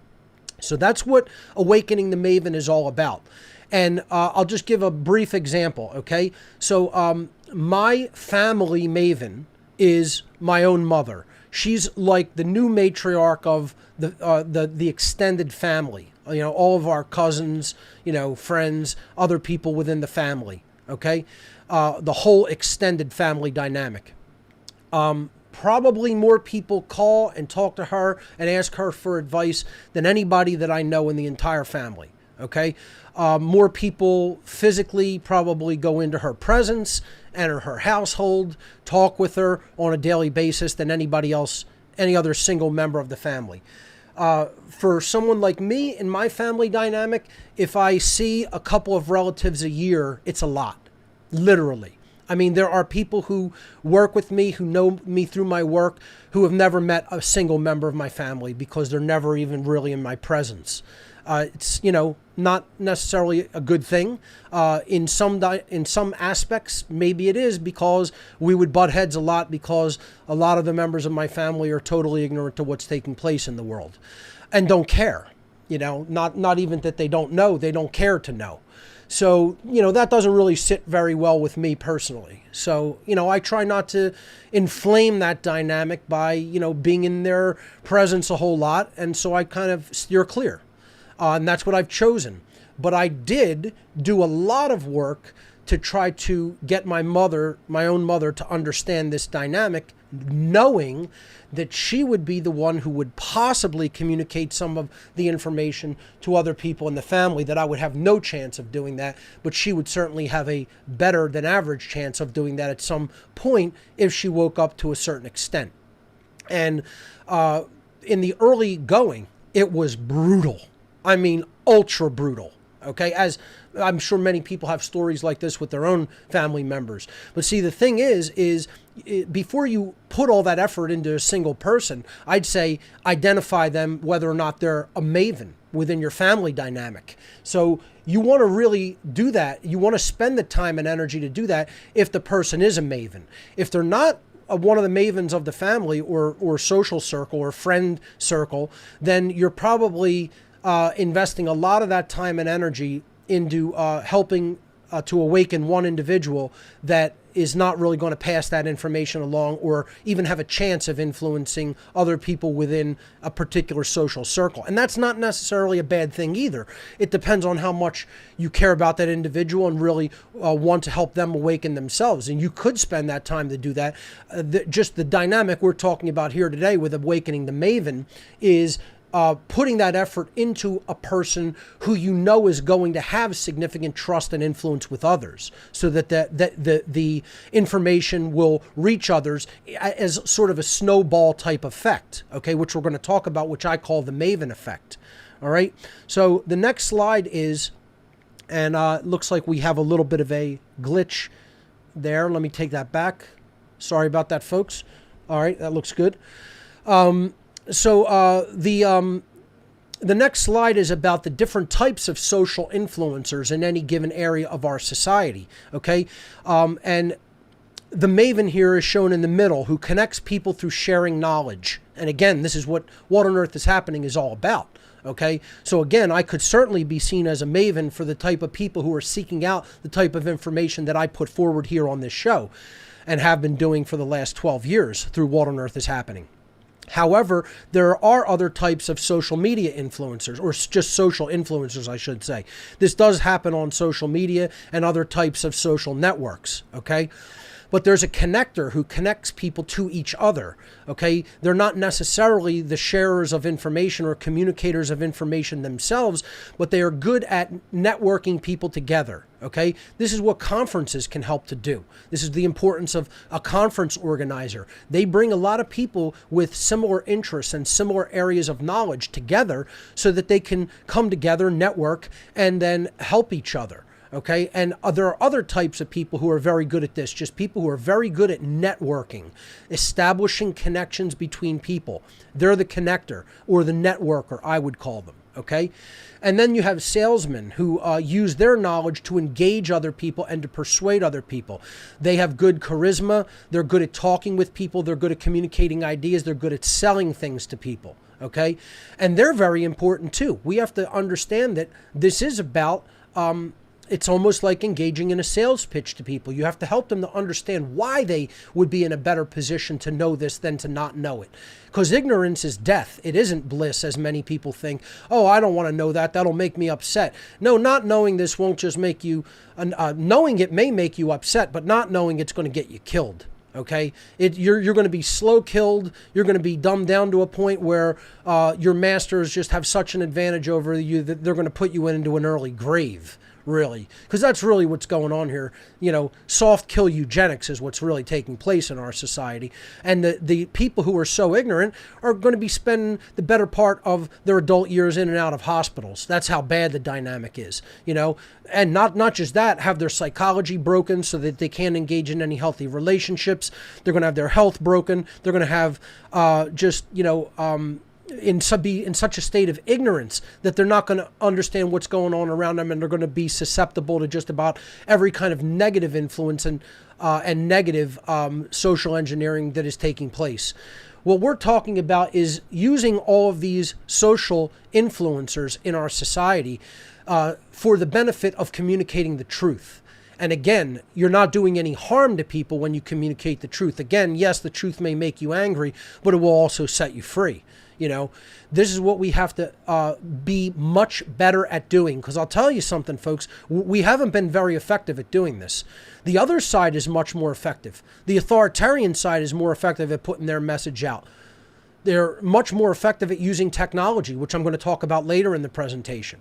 Okay, but they're certainly much more effective at identifying the mavens who will communicate this knowledge to other people. They have many more salespeople engaging in sales pitches to other people in society. That's why they have so many people believing in their nonsense. That's why they have so many people under their mind influence and brainwashing and social engineering. We have to get better at this dynamic of social influence, because the people who stand on the side of the truth are not really doing it. They're certainly not doing it to any great effectiveness. Okay, they're really playing a half-ass game when it comes to this. Okay, to put it as simply as I know how to put it, because a lot of people want to remain anonymous. A lot of people don't want to get involved on the playing field, on the battlefield. Okay, they want to kick back. And they want to just say, it's good if I know this, you know, because that'll help me and help my situation. But if somebody else doesn't want to listen and pay attention to this, that's their problem. No, that's your problem too. That's your problem as well, okay? And the reason it's your problem is because other people's ignorance is going to affect your freedom. Whether you like that dynamic or not, that's how it is. It is a numbers game, okay? Whether anybody likes that dynamic or not. A lot of people want to think, oh, see, you know, a lot of people want to take this concept of the tipping point or a paradigm shift or a quantum shift, right? And they want to make it not about numbers. They want to say, oh, it's only the small amount of people that have to know this for it to flip, for the script to flip, and for the dynamic to go the other way. No, it's not, folks. It's a small amount of dedicated, passionate, concerned people that will help to influence people in a wider way because they put so much time into this. See? But it's not about not reaching massive numbers of people. The whole world dynamic is only going to shift when enough people in all of society shift their behavior. This is about not just changing what people think, but changing the behavior of all individuals within society. And right now, we don't even have, if we have 2% of all of society even understanding this, let alone changing their behavior, I would say we're doing massively well. We don't even have that. I'd say we probably have under 1% still, okay? You know, we need to really step up our efforts in this regard. And a lot of this comes down to courage. A lot of it. I have people writing to me all the time, Mark, I want to get involved, but I'm still, you know, I don't want to necessarily put myself out there. You know, they're waiting for something. You know what they're waiting for? They're waiting for a backbone to grow up their spine. That's what they're waiting for. You know, and I don't know if you're going to do that. You know, you better go order some bone growth miracle cure, because a backbone ain't going to grow itself. You just got to get out there and start doing it. and you got to take your chances. You got to throw your cards down. You got to throw your dice down on the table and cast the die and say, it's going to be what it is. That's it. I'm not interested in what happens to me in the physical. I'm here to perform a mission in the metaphysical. You know, that's what this is all about. This is about what's going to happen with my soul, not just about what's going to happen with my body. I could care less what's going to happen with my body. This is about speaking the truth out there into the universe. You know, the universe is spoken into existence, as I've said countless times. You know, if we're not putting our voice out there, we're not contributing to the chorus of the truth, and then we're not going to be really, truly on the right side of history. Because for people to say that they intellectually understand this and they're not communicating it to others and they're not trying to reach the influencers of our society, they don't really know, and they certainly haven't converted it into action. You know, do they really know and do they really care? That becomes the question when people don't want to convert this into action by speaking. All right? So, you know, this slide, I think, helps people to understand the main types of influencers in our society. And you may be one of the three. Okay, and if you are one of those influencers, then do the work that you need to be doing. I consider myself that maven in the middle, okay? I am a maven when it comes to a certain type of community, a certain type of individual. Not in every dynamic that I find myself in life, however, okay? So, and that social circle is only going to be so big with stuff like what I do with What on Earth is Happening, folks, especially at this point in history where we have such an astounding array of ignorance, you know, amassed against us, you know, because so many people are still in that, you know, they're going to cover their eyes, ears, and mouth, you know, and they don't want any information coming into the contrary of their predisposed worldview. And they're certainly not going to communicate it to other people. They're shut down, you know. We need to reach the people who those people will trust. This is why a lot of people who have a lot of people in their social media sphere of influence, okay, are often targeted by the powers that should not be, you know, and if they start talking out against them, they'll try to do whatever they can to ruin their, you know, life dynamic. Okay. They'll bring financial burdens down upon them.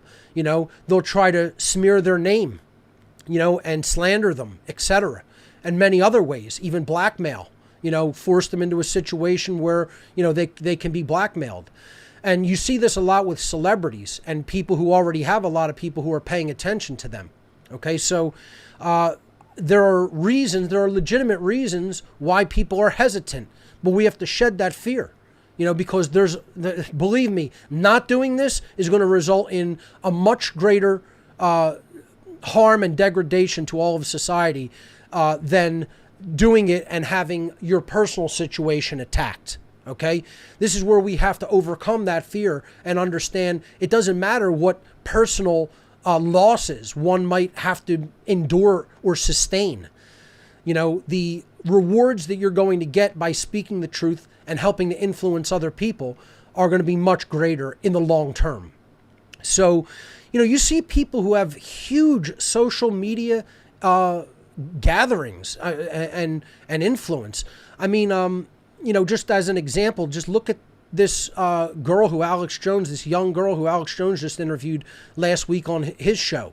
You know, I happened to be checking it out, and he brought on this girl, Soph. She has like 1 million people, 1 million YouTube subscribers. And she's talking about how, like, they're censoring her because, you know, she's considered extreme right, far right wing to them.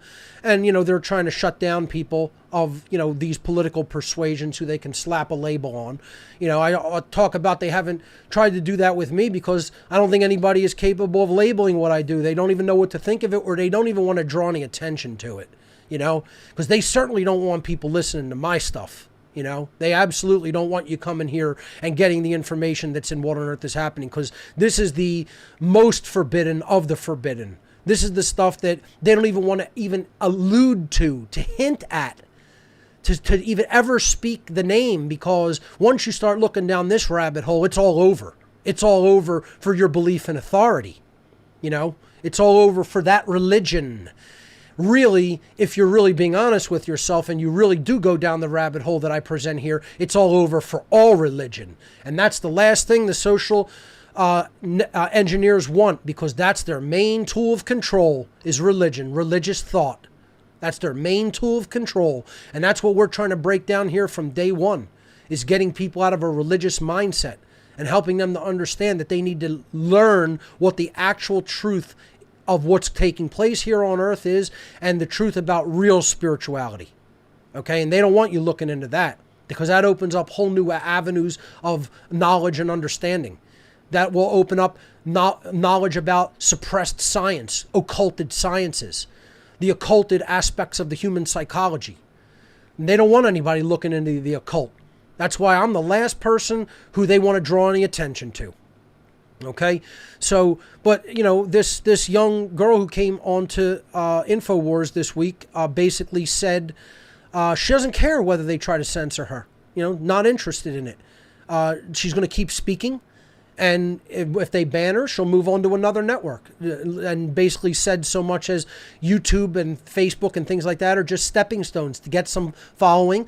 Say what you want, let them ban you, take your following to another platform. And that, you know, in all honesty, I commend her for saying that. That takes courage. I think more people should have courage like that. You know, not that I agree with everything this individual says. I don't agree with everything that just about anybody says. Okay? You know, I think in some ways we shouldn't agree with everything we say, okay? You know, you got to question your own, you know, thought processes sometimes. You know, not to a point where you're, you know, having so much doubt in yourself that you're not willing to put information out there. But, you know, you always have to be able to reevaluate what knowledge that you have come to know, okay? And possibly make adjustments. So what I find commendable with this teenage girl, Soph, is that she has the courage to just keep doing this. And most adults don't have courage like that. So, you know, congratulations to this individual, because I wish more people would have that kind of courage. You know, this is what's holding the world back.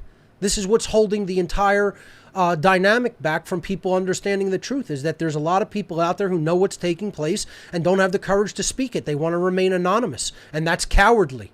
You know, I see it all the time. This is why, you know, for example, the ARC drive. You know, I don't want anonymous cowards requesting the ARC drive. What do you think I think? Someone who's an anonymous coward who doesn't want to put their real name out there, okay, is going to think what do you think I think they're going to do with the knowledge of the ARC drive? Do you think I think they're going to take it, run with that ball, spread that knowledge all over the place, help people to understand it? They're already cowering under the staircase in a little ball. You know, oh, I don't want to use my real name. Well, the powers that be, they might know who I am then. You know, and then you have other people who think I'm not using my real name because I used a assumed name when I was involved in the dark occult. You know, and they want to think I'm not using a real name now. You know. Mark Passio is my legal, full, given birth name that was given to me by my parents. That's on all the bullshit legal paperwork of anything that I still, you know, am involved with the state as far as, you know, mailing addresses, licenses, etc. Okay? And there are people out there who still insist that isn't true, because Mark Rokar was the name I used when I was involved in the dark occult, and that was an assumed name that I just took, and I've told people the story in the past where I took it from, and they still won't even bother looking into all of that information where I explained it, and half of them spell it wrong because they probably saw it written in handwriting, and you know, don't even get that right, you know. So a part of what I'm talking about here is it all comes down to courage, folks. You know, if you're going to become an influencer of other people, you have to have courage to speak. You have to have courage to speak unapologetically. You know, and this is one of the biggest dynamics that I see in our society that's just not there. We still have cowards walking among us, you know, who want to remain anonymous. You know, what do you think the whole powers that be, the whole power structure thinking of people like that? They're so afraid. Those people are walking around, those social engineers and their thugs are walking around like this. Here's their mindset, folks. They're like, look at that little punk-ass bitch. They're so afraid of us, they won't even use their real name. Imagine. They won't even say their name. They're so afraid of us and what we could possibly do to them. Like, I don't give a shit what you can do to me physically. You think I'm afraid of you or anyone? You think I'm so identified with the physical body that you think I think this is who I am? That I'm this meat suit? You think that's where I'm at with what I know spiritually? And you think that's going to hold me back from speaking and continuing to speak? You have another thought coming to you, if that's what you think. But let me tell you something. That's what these controllers think of people who remain anonymous cowards. Okay? You're never going to influence anybody with an assumed name or with, being anonymous. It's like they're just looking at you and going, wow, what a punk ass bitch coward. That's exactly what they're thinking. You want to know how I know that? Because that's exactly what I think. Okay? To put it bluntly and in street language. All right? And I'm being nice about it compared to what I really think of that dynamic. Let's move on to the next slide into what I call the Maven effect, okay? And some of these slide images were taken to give credit from a article on, let me see if I could find it real quick. I'll step out of the slides for a brief moment.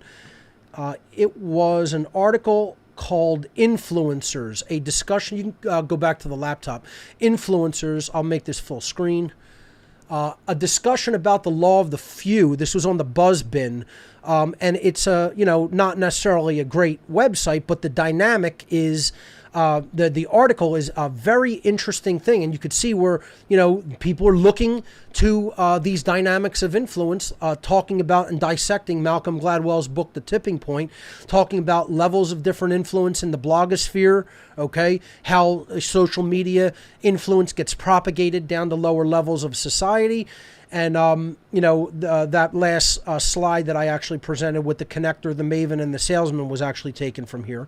Okay, so it's an interesting article. I'll probably link it with the site. Not that I'm that into the website that it comes from. Just I thought that this link was actually sent to me. Actually, thanks to Barb for finding this. She sent me this link, so I'll give her credit for doing that because she thought it was an interesting article about Matt Gladwell's The Tipping Point. Another thing that this whole dynamic is called is opinion leadership. I thought I would bring this article up from Wikipedia to show people that a lot of people consider the Maven dynamic or the Maven effect the flow of a two-step flow of communication, which you could read about in this article, and it's called opinion leadership, where the mass media or even alternative media first communicates ideas to people, and then the other influencers then take it down and step it down to other people in society. So it's another dynamic that you could look at when it comes to understanding the concept of a maven. It's called opinion leadership. So I'll step back into the slides now. Okay. So this is an infographic that I refer to as the Maven effect. And you can see the Maven would be the red individual at the bottom of the slide, up in the front, who has the most effect because they're communicating with the most people in a given network.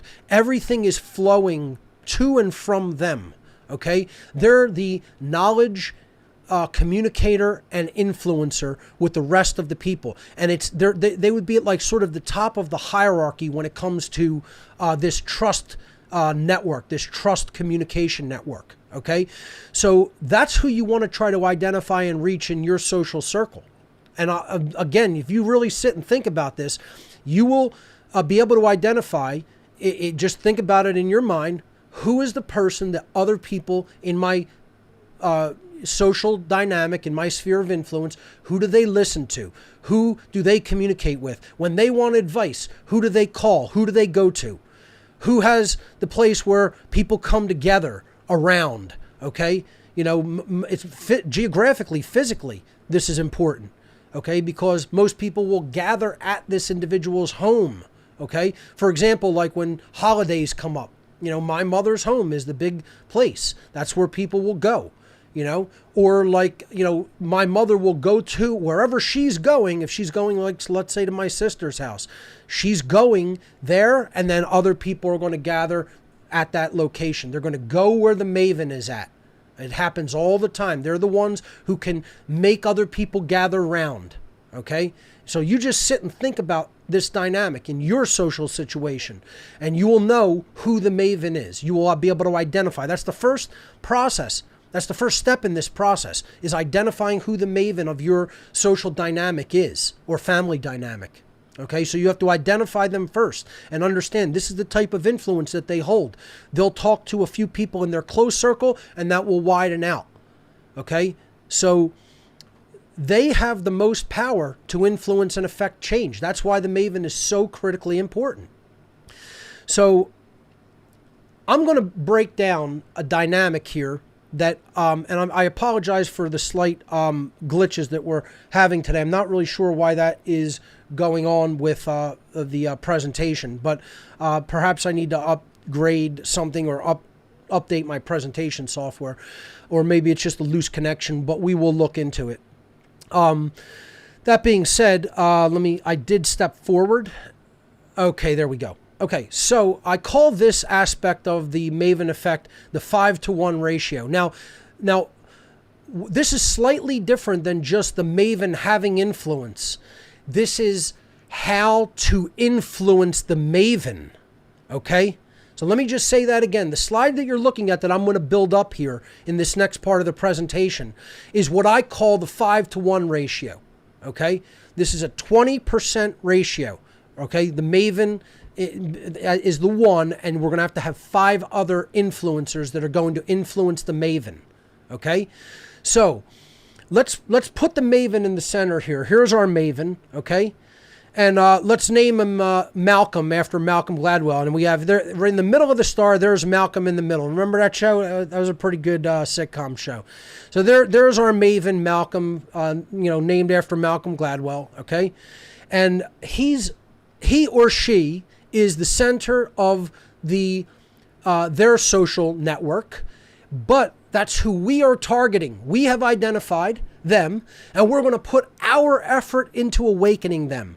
Because if we get them awakened to the knowledge of what's going on in the whole control system societally, and we get them awakened to the higher level psychological knowledge of what's going on, and to social engineering, and to the entire world of the occult, and the world of real spirituality, right? Think about the power and the influence they're going to be able to have to influence other people to start looking into those dynamics and to help change them for the better. Okay? So, this is us. This is us as an individual, okay? And we see the maven, we see the influence that they have in other aspects of society and the dynamics that they're involved with, and we say, wow, wouldn't it be awesome if we were able to wake up that maven, that person clearly with more influence than me in this social dynamic or social situation or family dynamic, okay? So, you could look at the person, the green person icon at the top of that star as, let's say, someone like myself, and the maven, let's say it's someone like my mother, right? And I'm going to go to work on them. I'm going to put the word out. Here I am putting out the word, okay? I'm trying to reach their mind. I'm trying to help them to see the truth. I'm trying to help them to clear the cobwebs out and clear all the mind control out and get them to see reality as it is. And I'm working on them and working on them and working on them and working on them. And I'm taking information to them every day. And I'm making them watch documentaries, and I'm putting articles on their computer, and I'm sending them email articles, etc. Okay? And you know what it's doing? Largely not a damn thing. Okay? And we've all been there, right? All of us have been at that place. I'm sure almost every one of us. We have one individual we care a lot about. We have one individual we really want to see get it, and we try to work on them, and there's like no progress, right? They're resistant. They don't care. They don't want to know. They don't look at the stuff you try to send to them or give to them, right? I went so far as to walking in randomly into my mother's house, just arriving, showing up, walking in with a stack of DVDs, walking into her house while she's watching something else, shutting the regular television programming off, putting a DVD into the DVD player, hitting play and saying, we're sitting here and watching this until it's over. literally storming into her house and saying, if you want me to leave, you're going to have to call the police, and then there's going to be, you're going to be taking several people out in body bags. Literally did it. Okay? I don't really recommend going to that level of an extreme, but yes, I actually did this. Okay? That's how much I'm not taking no for an answer when I decide I'm going to help you to understand something if I think that it's important enough that you understand it. And now I'm at a point now where after doing that for like 15 years, that person does not argue or fight and kind of knows what I'm saying is the reality of the world, knows that it's true, but really isn't at a point where they're so awake that they're trying to influence others. But they're not resistant to the reality of our world anymore, and they can see it for themselves to a certain extent now. Certainly not to a huge, all-encompassing extent, but they're in a far greater position than they ever was without me ever having said a word. Okay, that if I would have stayed silent and not done that work upon them, they would have been in a colossal state of ignorance compared to where they are. Okay, so, but that's not going to be enough. What you have to do is you have to get at least 4 other people who you know to understand the dynamic that you're trying to communicate. And you have to get them also to influence the maven. I have found that this is the magic number. It is a 5-to-1 ratio. You have to have 5 people working together, bringing similar information. You could do it from a slightly different angle, a slightly different perspective, but you have to all be speaking the truth toward the one influencer. And if you do that with 5 people, okay, I'm going to say you're going to have reached that magic ratio where you can actually make them take that information in for themselves, not just believe the 5 people, but to look into it for themselves and then really start to then communicate that to the other people who trust them in their social circle. Okay? And that's what we're trying to do here. We are trying to influence the influencer. You have to identify who has a lot of people's ear, right? Who do people listen to and trust? Who gives them their confidence and gives them their ear? Who they want to hear what they have to say, and they like being around them. And again, admittedly, that's not necessarily me. Certainly not in social or family situations. Again, when it comes to the people who are hardcore about this, like the What on Earth is Happening viewing audience, yes, then I'm the maven in that circle. But again, we're not just talking about someone like me. You're trying to reach the maven in your social dynamic. That's the point here. So you have to first identify who they are. And then you have to expose them to this knowledge from, I'm going to say, a minimum of 5 people. Okay? I have found, at least with someone like, working on this with someone like my mother, for example, that probably she has heard this information now from about 4 people. But there's this one more that I think, if it came through, okay, and was steady, hammering on the person steadily, maybe there would be some more progress. And what you have to understand, going back to this slide, folks, if we could cut back to it briefly, what you have to understand is, just picture on the outside of the maven, all the way around this star, okay? Picture the poison signal, right? The poison signal of the mainstream media. I didn't add this to this slide, but perhaps I should have. Just imagine other of these radio wave graphics coming in from the outside, but even bigger ones, 50,000 watt ones, okay? Coming in from the outside of every direction, 360 degrees. And they're all hammering that individual with untruths, with lies, with propaganda, okay? With fake news narratives, okay? And this person in their not fully awakened state is still susceptible to all that poisonous influence and social engineering. So think about it. When one person even steps away, the shield is down in that area. Okay? If they all would step away, they're being bombarded from every direction.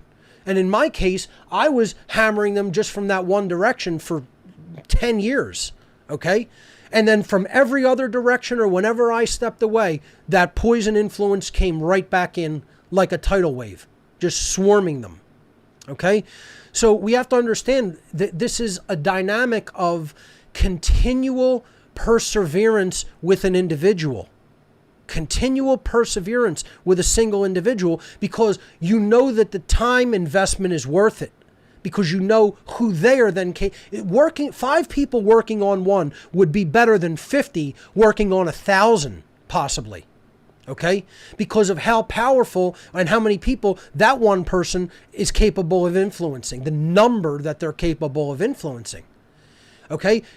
If you had 50 people who know the truth in a given geographic vicinity, and they want to go to work on, let's say, 1,000 people, they might wake up 10 out of those 1,000 people. Okay? Think about it. You're not going to wake up everybody you bring the truth to. Okay? So 50 people doing that with even 100 people each, who knows? You might wake up like 10 or 15, 20 people to that extent. A maven, however, if those 5 people just worked on that one individual, might wake up 1,000 people.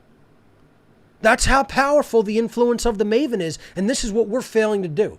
We are failing as a network of people who know the truth about what's going on and are trying to bring that information to other people. We're failing miserably at this dynamic, at the identification of other social influencers. We are not doing it effectively enough. Okay? So we need to really try to bridge this dynamic and to work on the people who we know are the influential among us. Identify them and work on them individually. All right? Now, one of the interesting things that I also thought is this is the whole concept of the man in the pentagram that is depicted in many different occult spiritual traditions. Okay? This is this 5-to-1 ratio. Okay? And then they're connected at the center of the being. Okay, in this image, you could say, well, it might be connected at the sacrum chakra, but I like to think of it as it's connected at the solar plexus chakra, right in the center of the individual, right at the solar plexus. You could also look at it as connected at the center of the heart chakra, okay? Or really all of the chakras along the middle path.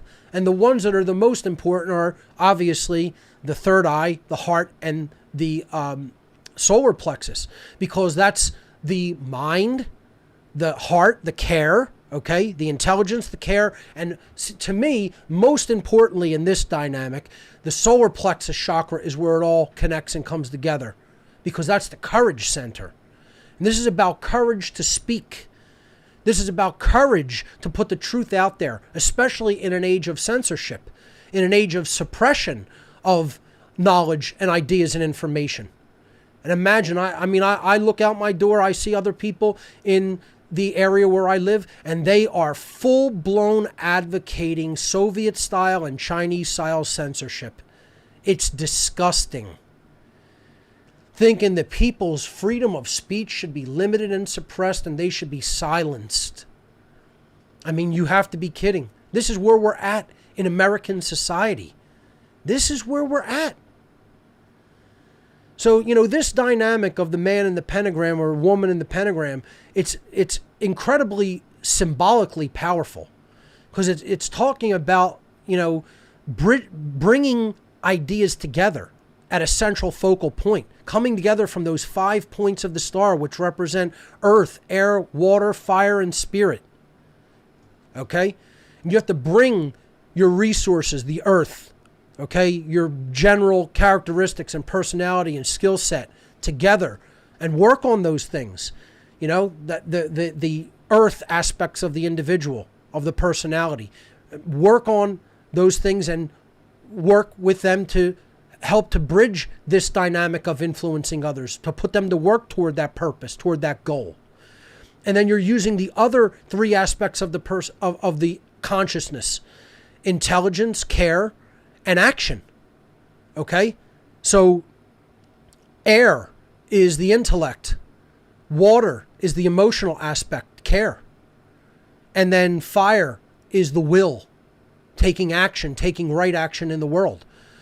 So we have to bring all those things together for the higher spiritual purpose. which is the quintessence, the fifth element. That's the head of the individual. So earth, air, water, and fire are those four, aspects of the extremities, the limbs. And then the ether, or the quintessence, or the spirit, that's the head. That's the guiding part of all of it, that the other forces serve. The forces of nature should serve. Powerful, dynamic, a very important ratio. Okay? You could look at it as, the 1/5 aspect, 20%. Okay? This is a very influential and very important factor in nature. You look at the 20 to 100% ratio. Okay, this is where I think the tipping point really would start to happen. Okay, it's not going to be finalized until it flips over, I would say, 51%, which is why that's a huge occultic magic number, and used at places like Area 51 or like May Day, May 1st, which is why they, take this symbolism in the occult after the number 51. But the 20% factor, I think, is where momentum starts becoming almost irreversible toward the opposite dynamic. That's where it can't be denied or marginalized any longer. Okay? And I'm telling you, this ratio and this dynamic is ultra important when it comes to what I call the Maven effect, which is where it would be like setting off a chain of dominoes. Okay? Another aspect that I want to get into and reiterate, which I've been hammering on a lot, is the critical importance of competency and literacy when it comes to technology. Technological competency. Okay? This is another area we are absolutely and utterly insufficient in the freedom community, the so-called freedom community. And we need to do way, way better and way more work, okay? I have finally gotten some good technological help here at What on Earth is Happening after practically begging for it for a number of years. And thank God it has arrived, and arrived in a very big way and in a good way. So I, again, thank the people on the team for coming forward. However, when I look at the wider network of people in the so-called freedom community, anarchist community, spiritual anarchist community, not half, I'd say 95% of them are practically technologically illiterate. Half only have the basic, very basic technological competency skill set. If I'm being generous there. I mean the very basic, to just do something like open a browser window, pull up some information, go to a video, watch it, type in a search in YouTube. That's about it. That's about all they know how to do. Okay? Maybe check email. Most people don't even know how to set up an email client. They use webmail. They check their email in a web browser. Never even set up a mail client. Okay? It's the things that I get asked how to do by an average individual who allegedly is awake and aware in any given week when it comes to technology, they're appalling. Where it almost starts a conflict between me and them, because I'm almost insulting to them, because I'm like, it's the year 2019 and you don't know how to do this? Really? And I don't want to be like that. I don't want to be insulting to people like that. But when I think of how far in the game we are, how far into this dynamic of censorship and the total totalitarian shutdown of our society we are, and the average person still doesn't even know how to set up an email client, that wouldn't know how to network two computers together if their life depended on it, knows nothing about how the internet works, knows nothing about how to set up their own website, has anything that they put out into the world dependent on whatever social media network that they're into, and therefore can be censored at any given time, and know how to do none of these things. Let alone put out their own media creation. Record video, record audio, do live streaming, make a podcast, make a banner, or a poster. make a presentation. People don't know how to do any of that, let alone one of it. They don't know how to do all of it. They don't know how to do one thing of it.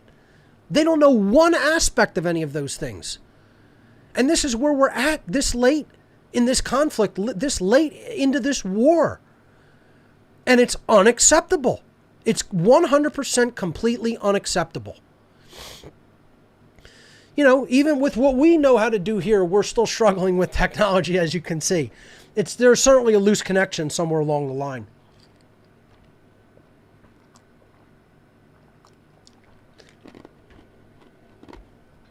And that's okay. It's all right. We'll work our way through it, as we always do, because that's what this is about.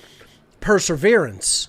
See, it doesn't make a difference how much you have to keep struggling. You keep going. You keep going with it. Okay? That's what a lot of people I see when it comes to this dynamic. I'm going to stay on this topic for a second because I think it's very important when it comes to influence in society and how we could become the mavens of a society. We could become the new media. But how many people fail short in that task, in that goal? Because they don't know how to go about it in any way. And they're not learning. See, I always give people the benefit of the doubt when they're open-minded and willing to learn. Then I don't hammer on them. I don't get on their case. As long as they're open-minded, willing to learn, willing to make changes, willing to, look at something new and say, okay, I didn't know how to do that, but let me try it, get into it, see if I could do it the right way, and just get involved. Then I don't have any problem with them. It doesn't matter if they're not fully competent. Okay? It's called trying. It's called making a real effort to try. And they're not afraid. That means they're not afraid to fail. See, a lot of people are like, I'm afraid to fail. I'm afraid I'll mess it up. I'm afraid I'll break this or that. And so I'm not going to even start. That's the total wrong attitude to take when it comes to this. Okay? Get a cheap tablet computer. Get a cheap 2-in-1 for a few $100s, a couple $100. If you have to spend $300-400, do it. Okay? And if you try new things, and if you destroy it, okay, it's a couple $100. I know a lot of people don't even have that, kind of resources to put out there. But it's like, hey, people will go to the movies and buy all kinds of crap food and, buy subscriptions to all kinds of cable networks. It's like, invest that in a piece of technology that you could use as a learning platform. And you could experiment a little bit with and try new things with. And then maybe if you mess something up, okay, then you're not messing up your main computer. All right? This is what we have to do. We have to take chances and get involved and try new things. I see too many people, they're like, well, I don't know how to do that, and I don't want to have to experiment because I might mess something up, and so they never even bother. They never try. And that's part of, again, taking it back to the dynamic of courage is a huge part of today's presentation. Because influence and reaching other people is ultimately going to come from a state of being encouraged, not just being in knowledge and caring, saying, yes, I do want to do it. I care about this dynamic getting out there to a wider audience. It's about having the courage to actually do it. So, at some point, I really want to start going more into technology, teaching technology. I feel like the teaching of the occult, of the psychological aspect is... of course, it's the most important element. But if it's not combined with the technological element, what we are going to have is a bunch of people scattered to the four winds of the earth that know a lot about the psychological, the philosophical, the occult aspect, and yet they can't do a goddamn thing with a computer to reach one other living soul anywhere on the internet. And this is the way information is propagated today, folks. It's not propagated by going and standing on a soapbox in the town square, in case you haven't understood that. It's propagated digitally. And that war, that space, okay, that digital warfare space for the propagation of knowledge, we're not doing very well in. We're getting clobbered. The empire has struck back, okay? Let's put it that way. We might have initially hit them and, blew up their first Death Star, but let's put it this way. They're rebuilding, not just rebuilding, they probably have rebuilt many of them. The whole point here is we cannot take lightly the influence of the mainstream media and the social engineers. And now there's a new technological god class, the new tech elite. You know, these big tech firms like Google, Apple, Microsoft, Facebook, Twitter, they look at themselves as the new gods of our society because of what their technology and networks have made possible, how they have made it possible for people to communicate effectively on a mass scale. And now they're trying to control that because they realize, hey, we gave people too much too fast. That's what happened, folks. That's what the social engineers realized. They gave us powerful computing tools too much too fast. So then they wanted to scale it back, right? They wanted to scale it back, make it be less powerful mobile devices that are all about consumption of information that are coming from on high, from the sources that they put out there, okay? And down into the hands of the little person who only has this small little thumb device at their hands with actual no human interface to actually really create anything, okay? Except maybe take a few pictures or point video at somebody, okay? And then share it on their own, network that has only a few people paying attention to any given one of them. You know, when people were learning how to build whole websites and there was a diverse ecosystem when it came to websites, we were making grounds. That's when the apocalypse happened, folks.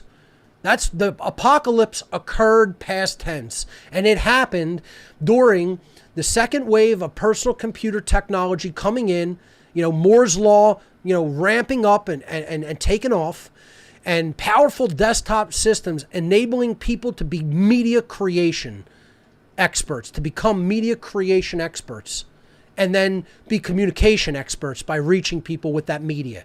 That's what personal computing, advances in personal computing, desktop computing, advances in internet technologies and speeds, and advances in camera and lens technology made possible. Without a doubt. Okay? Now they've scaled it back because they realized we had too much too fast, and they scaled it back, giving people tap, tap, tap with their thumbs on some little crap screen that you can't really build any media with. Okay? And people thinking that's what computing is. All right?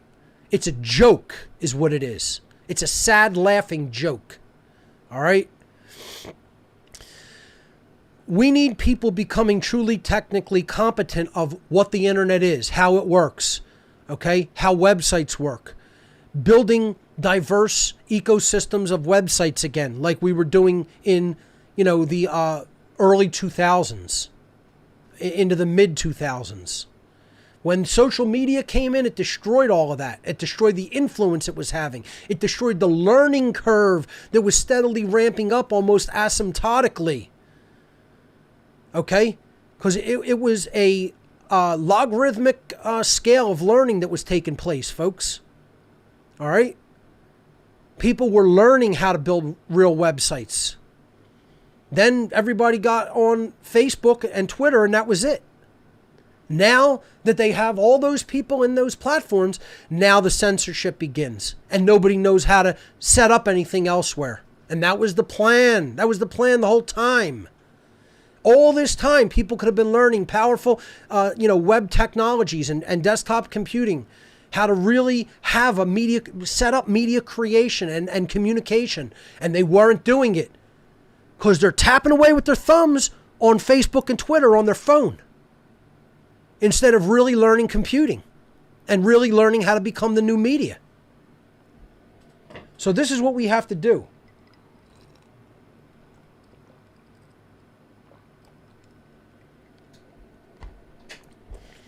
We ourselves have to learn how to become the new media. And at some point in the future, this is what I'm going to turn my attention to. I'm thinking about possibly doing it when I get the One Great Work Network up and running, up off the ground. And maybe that'll be part of the subscription model that I'm going to put together with that network with many other great hosts and communicators of information. Maybe a part of what I do on that network, part of what my role on that network will do is actually on a weekly basis teaching people how to use different technological tools. And just sharing my computer screen in real time and doing like a webinar based thing where people can come in, ask me questions, ask me how to do things, ask me what I think the appropriate tool for a given job is. I'm very good at things like that, helping people set up computer systems, showing them the best practices for things. We could show people camera technology. We could show people desktop computing, laptops, content management systems, Photoshop, presentations with PowerPoint and Keynote, how to make flyers in Photoshop or Illustrator, or even open source tools, learning what software is the best software for a particular job. Which software is optimized really well. Showing people open source software if they don't have a lot of money to spend on software, what the best free tools are, okay? And how to use this stuff, how to really do things with it, okay? It's something that I'm very seriously considering and trying to put together sort of a prototype classroom environment for. And, it'll take a while to get that up off the ground, but I'm definitely going to do it in the not too distant future. So that's what I wanted to say on how important technological competency. Folks, right now, we are we're in an age where people don't know how to read and write. And like a few people who have kept the scrolls and kept the books and tried to communicate the knowledge are saying, we better get out there and start teaching these people how to read and write. That's where we're at. Okay, that's the allegory. Because for people only to know how to consume media online and not know how to create it is 100% completely unacceptable. And I'll tell you what, that's where I'd say, again, 95% of the freedom community is there. There is a core, there is a central core in the very heart of the community that are technologically inclined and know how to do this stuff because they recognize the importance of knowing how to do it. But too few, far too few, okay? So we're never going to make headway unless we learn how to use these communication devices called computers to the absolute maximum efficiency that we can possibly use them to, okay? It's never going to happen with the type of way that people are using computers today. We're never going to reach enough people, and we're certainly not going to reach the mavens of our society. Malcolm Gladwell said that ideas and products and messages and behaviors spread like viruses do. Okay? They get communicated very quickly from person to person, and it ramps up, and then it covers a wide area, geographically and geopolitically. We have to understand that we can be those influencers of change. Okay? What we have to do is we have to be willing to learn what is necessary to put that information out there. And we have to be vigilant to being able to identify who potential influencers in any given social circle or dynamic are. So those two things, we have to act as a maven ourselves, but foremostly, we should identify social influencers that are already present and already doing that work of influencing other people. Some people don't even know they're the mavens, okay? This is another dynamic you have to understand. Not only can mavens be anybody, some people don't even know they're it. They just do what they do. And they don't even understand that this dynamic or what it could potentially, the kind of change it could potentially lead to. They're not aware of that, okay? They're just doing what they do naturally, I'd say 99% of mavens don't look for that position. They don't go out there and say, let me become a maven. They just are natural leaders and influencers that gravitate to that position that other people trust. So that being said, as I said before, it's like a domino effect, okay? One thing doesn't seem like it could create that much change. It doesn't seem like it could, make that much of a difference. You know, this whole presentation is about like how much of a factor or a difference can one individual make. And I'm telling you, a lot. That doesn't mean that for the world dynamic to change, large numbers of people need to change their behavior. That still is true. The question we're addressing here is to set off that change, okay? Often small amounts of individuals who people didn't think were going to be able to have the influence that they have can set off that type of chain reaction. So it is literally like setting up dominoes, okay? And, you know, that's the last slide that I have in the formal presentation. Before I go to some other housekeeping and go to calls, I'm going to exit from this, and I want to see if I could bring up this video that I watched that was on YouTube, which was about one small domino being able to knock over a huge set of dominoes. It's a very interesting one. Let me look it up, and then I'll tell you to switch back to the laptop in a moment.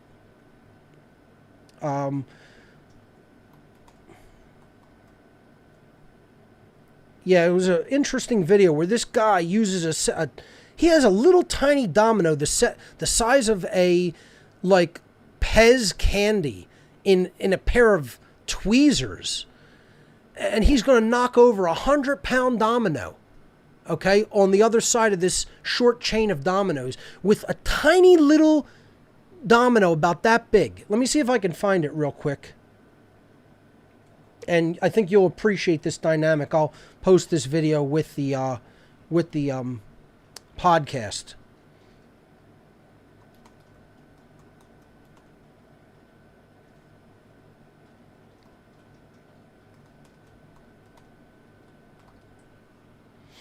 Yeah, here it is. It's called Domino Chain Reaction.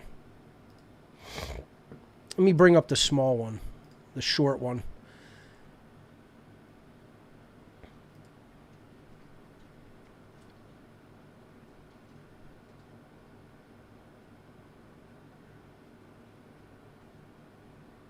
We're not getting audio?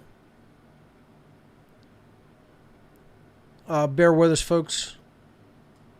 Everybody knows about playing with dominoes, but what you may not know is that a domino can knock over another domino, which is about 1.5 times larger. So what I have here is a chain of dominoes. Each one is 1.5 times larger than the previous one. And the smallest domino is about 5 millimeters high and 1 millimeter thick. And I will carefully place it.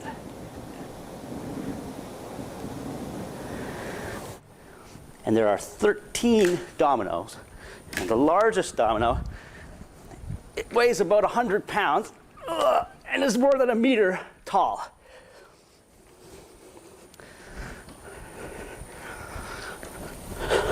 Ready?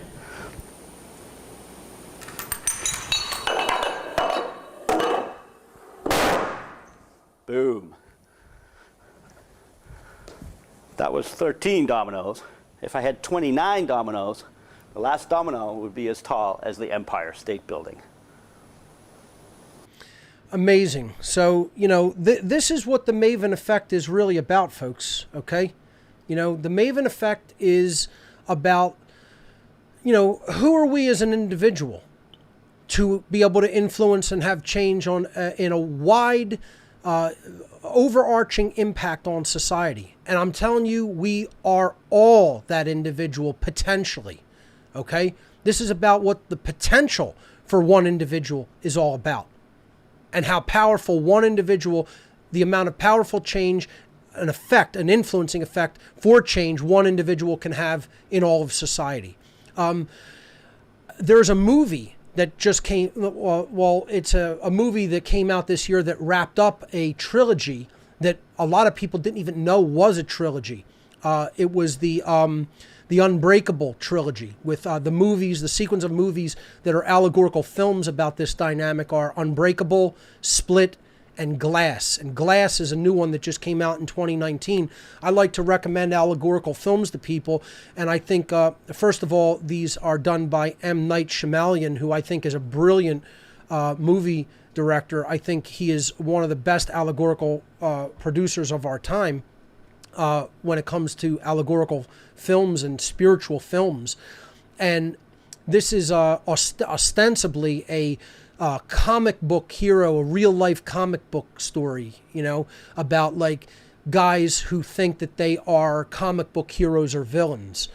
And, you know, one of them has a condition where his bones are super brittle. One of them has a condition where he's almost invincible, where nothing can hurt or harm him and he never gets sick. And another one is a split personality, a DID, dissociative identity disorder, or they used to call it MPD, multiple personality disorder, where he has 24 individuals living with him and he has superhuman capabilities. And, you know, I don't want to spoil it for anybody, but it's about having these potentially latent powers or abilities to influence society suppressed by a small minority that is interested in keeping the dynamic the way that it is, where we don't have that power. That's what the allegory is ultimately about in this series of films. So I think they're not only very entertaining and well done movies, I think that the person who really wrote these movies, M. Night Shyamalan, is probably one of the better allegorical film producers of our time, on par with someone like Stanley Kubrick, I would even go so far as saying. So I'd highly recommend them, and it is about this effect of influence, this chain reaction, this domino effect, if you will, the Maven effect, as I would call it. It's about how we as individuals, that people would not immediately consider that we're so powerful as an individual, being able to have a far-reaching impact and effect on others in society. And this is how dynamics of change often go. They are often set off like chain reactions like this. So we have to understand we're that hand, we're that potential influence that sets that into motion and sets it into effect in a wider way in our society. And that's what we have to strive to be. And we have to have courage enough to start that process, okay? And it's a learning curve for us, because it is going to involve, if we're really going to reach a lot of people, it's going to involve really learning media content creation. All right? So I salute the people who are doing that already, and continue your efforts. And the people who have not started that as of yet, get involved and get on the playing field, get on the battlefield, and don't wait for orders from headquarters. Get out there and start and do what you can and learn as you go. You know, and the dynamic will get easier as you do it. You don't have to know everything at first. What on earth is happening at first, the very first week, was not as polished of a show as it is today. And you can see we're still polishing it and still making adjustments and changes. You know, it's always a process. It's never something that's totally complete and in final form. Yeah, life isn't. Okay?